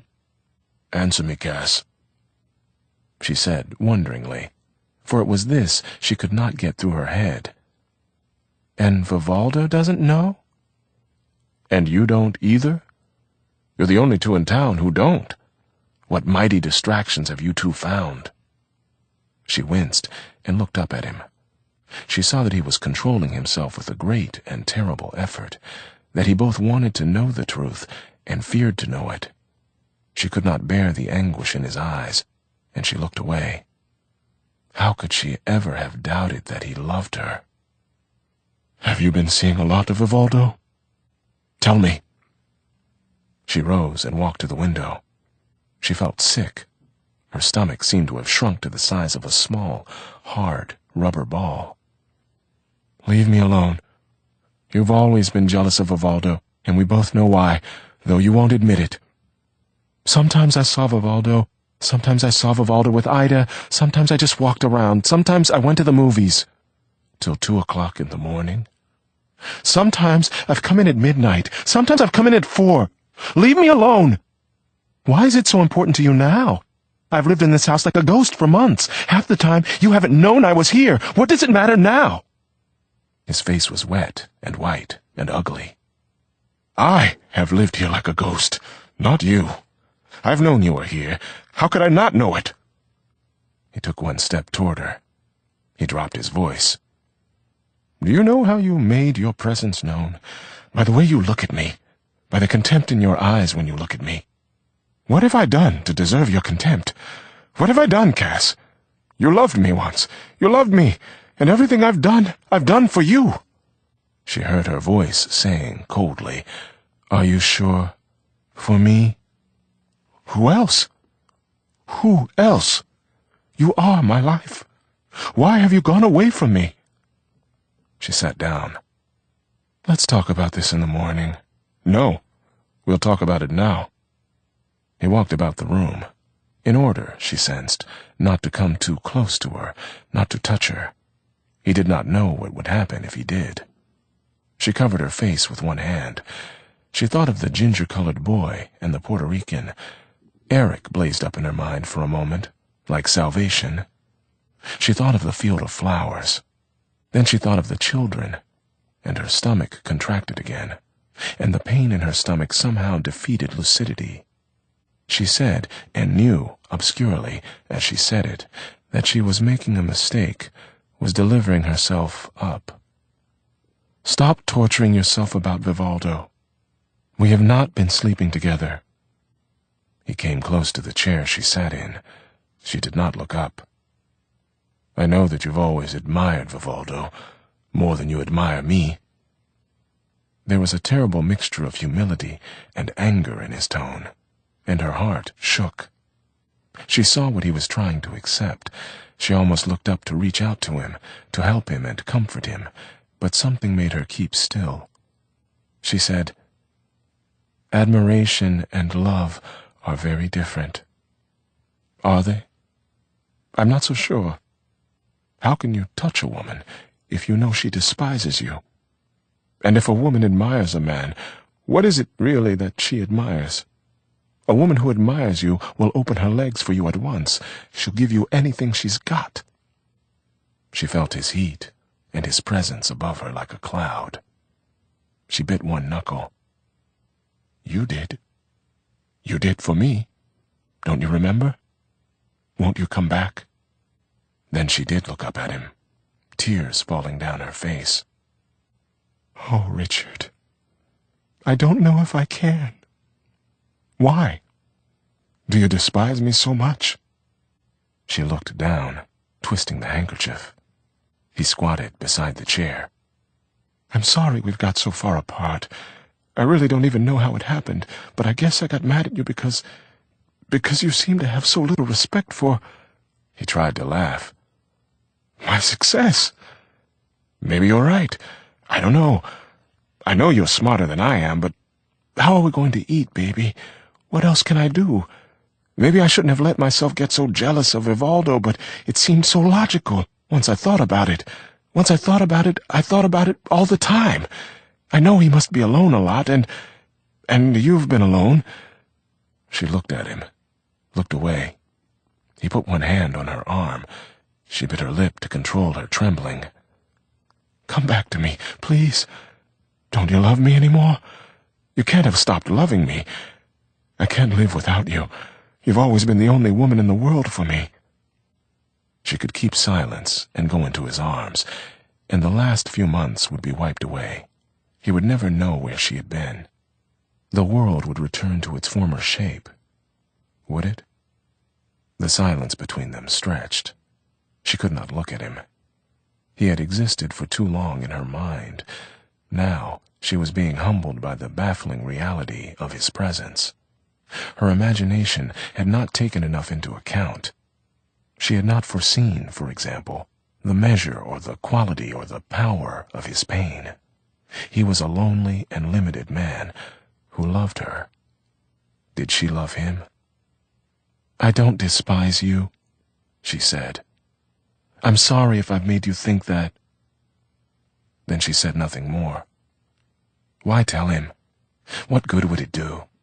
He would never understand it. She would merely have given him an anguish which he would never be able to handle, and he would never trust her again. Did she love him? And if she did, what should she do? Very slowly and gently, she took her arm from beneath his hand, and she walked to the window. The blinds were drawn against the night, but she opened them a little and looked out, on the lights and the deep black water. Silence rang its mighty gongs in the room behind her. She dropped the blinds and turned and looked at him. He sat now on the floor beside the chair that she had left, his glass between his feet, his great hands loosely clasped below his knees, his head tilted up toward her. It was a look she knew, a listening, trusting look.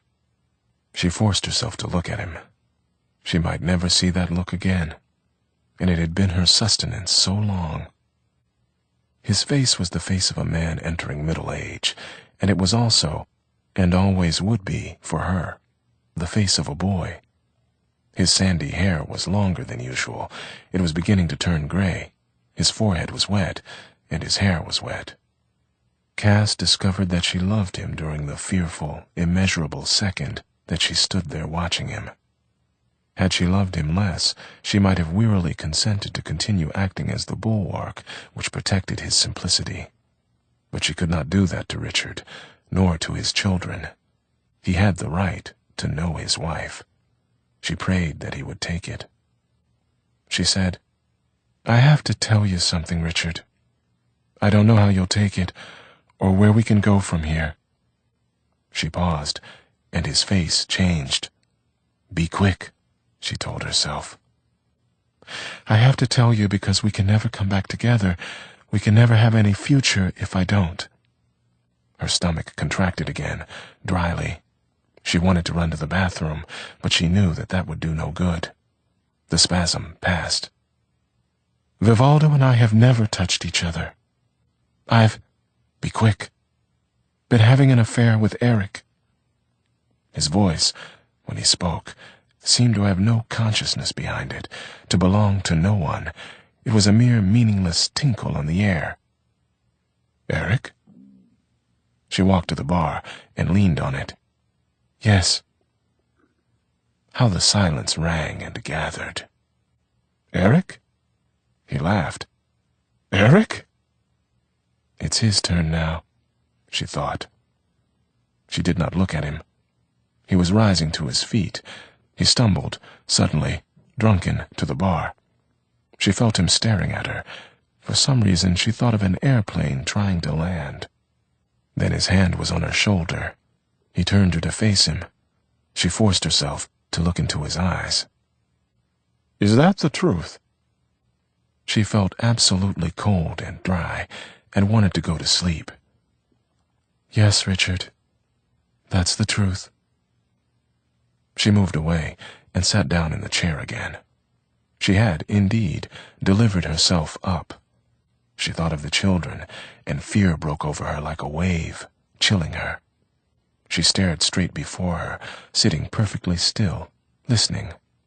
For no matter what else was lost, she would not give up her children. She would not let them go. "It's not true. I don't believe you. Why, Eric? Why did you go to him?" "He has something I needed very badly." "What is that, Cass?" "A sense of himself." A sense of himself, he repeated, slowly. A sense of himself. She felt his eyes on her, and also felt, with dread, how slowly the storm in him gathered, how long it would take to break. Forgive your coarse-grained husband, but I've always felt that he had no sense of himself at all.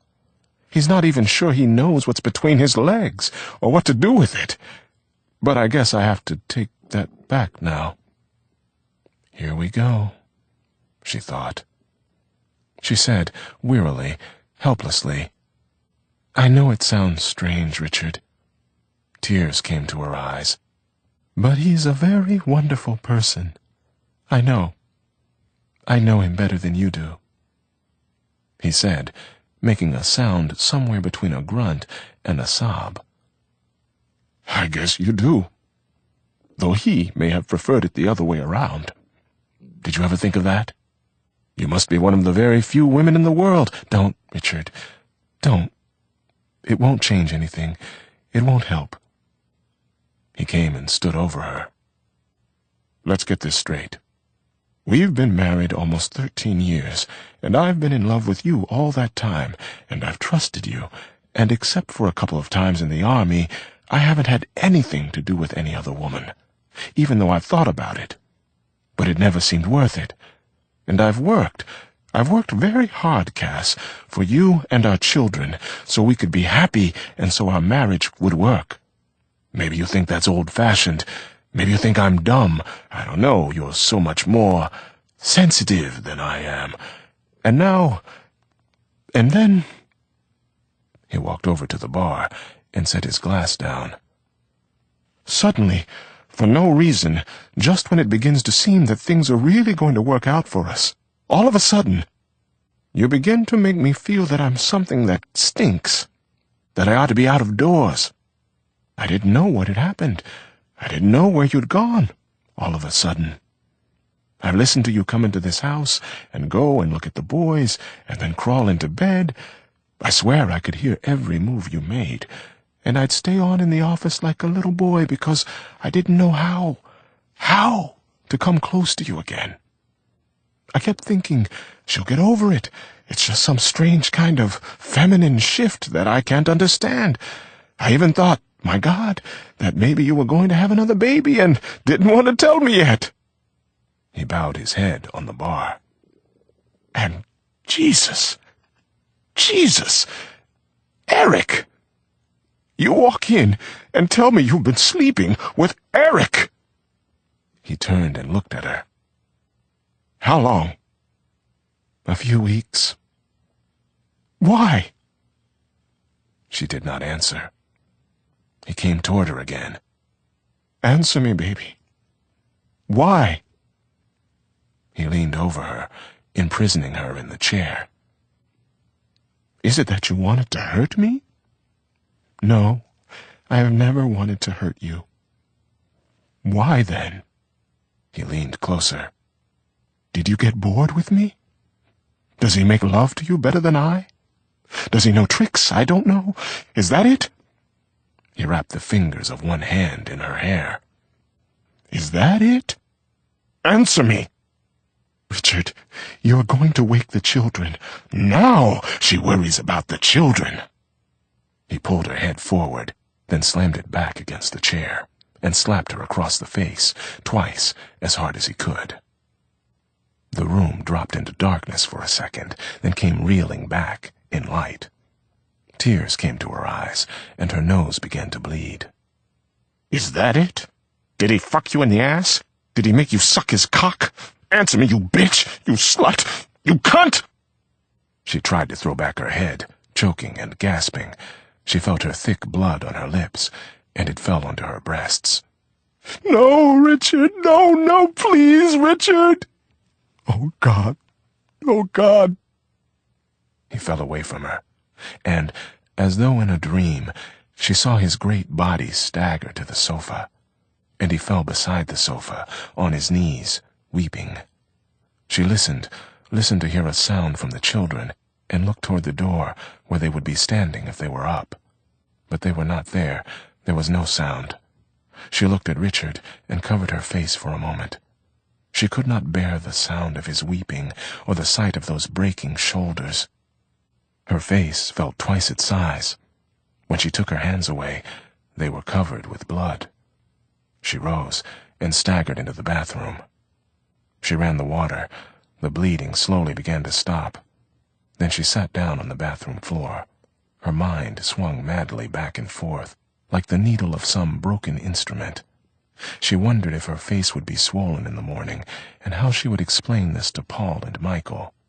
She thought of Ida and Vivaldo and Ellis, and wondered what Vivaldo would do when he discovered the truth, and felt very sorry for him, sad enough for her tears to begin again, dripping down on her clenched hands.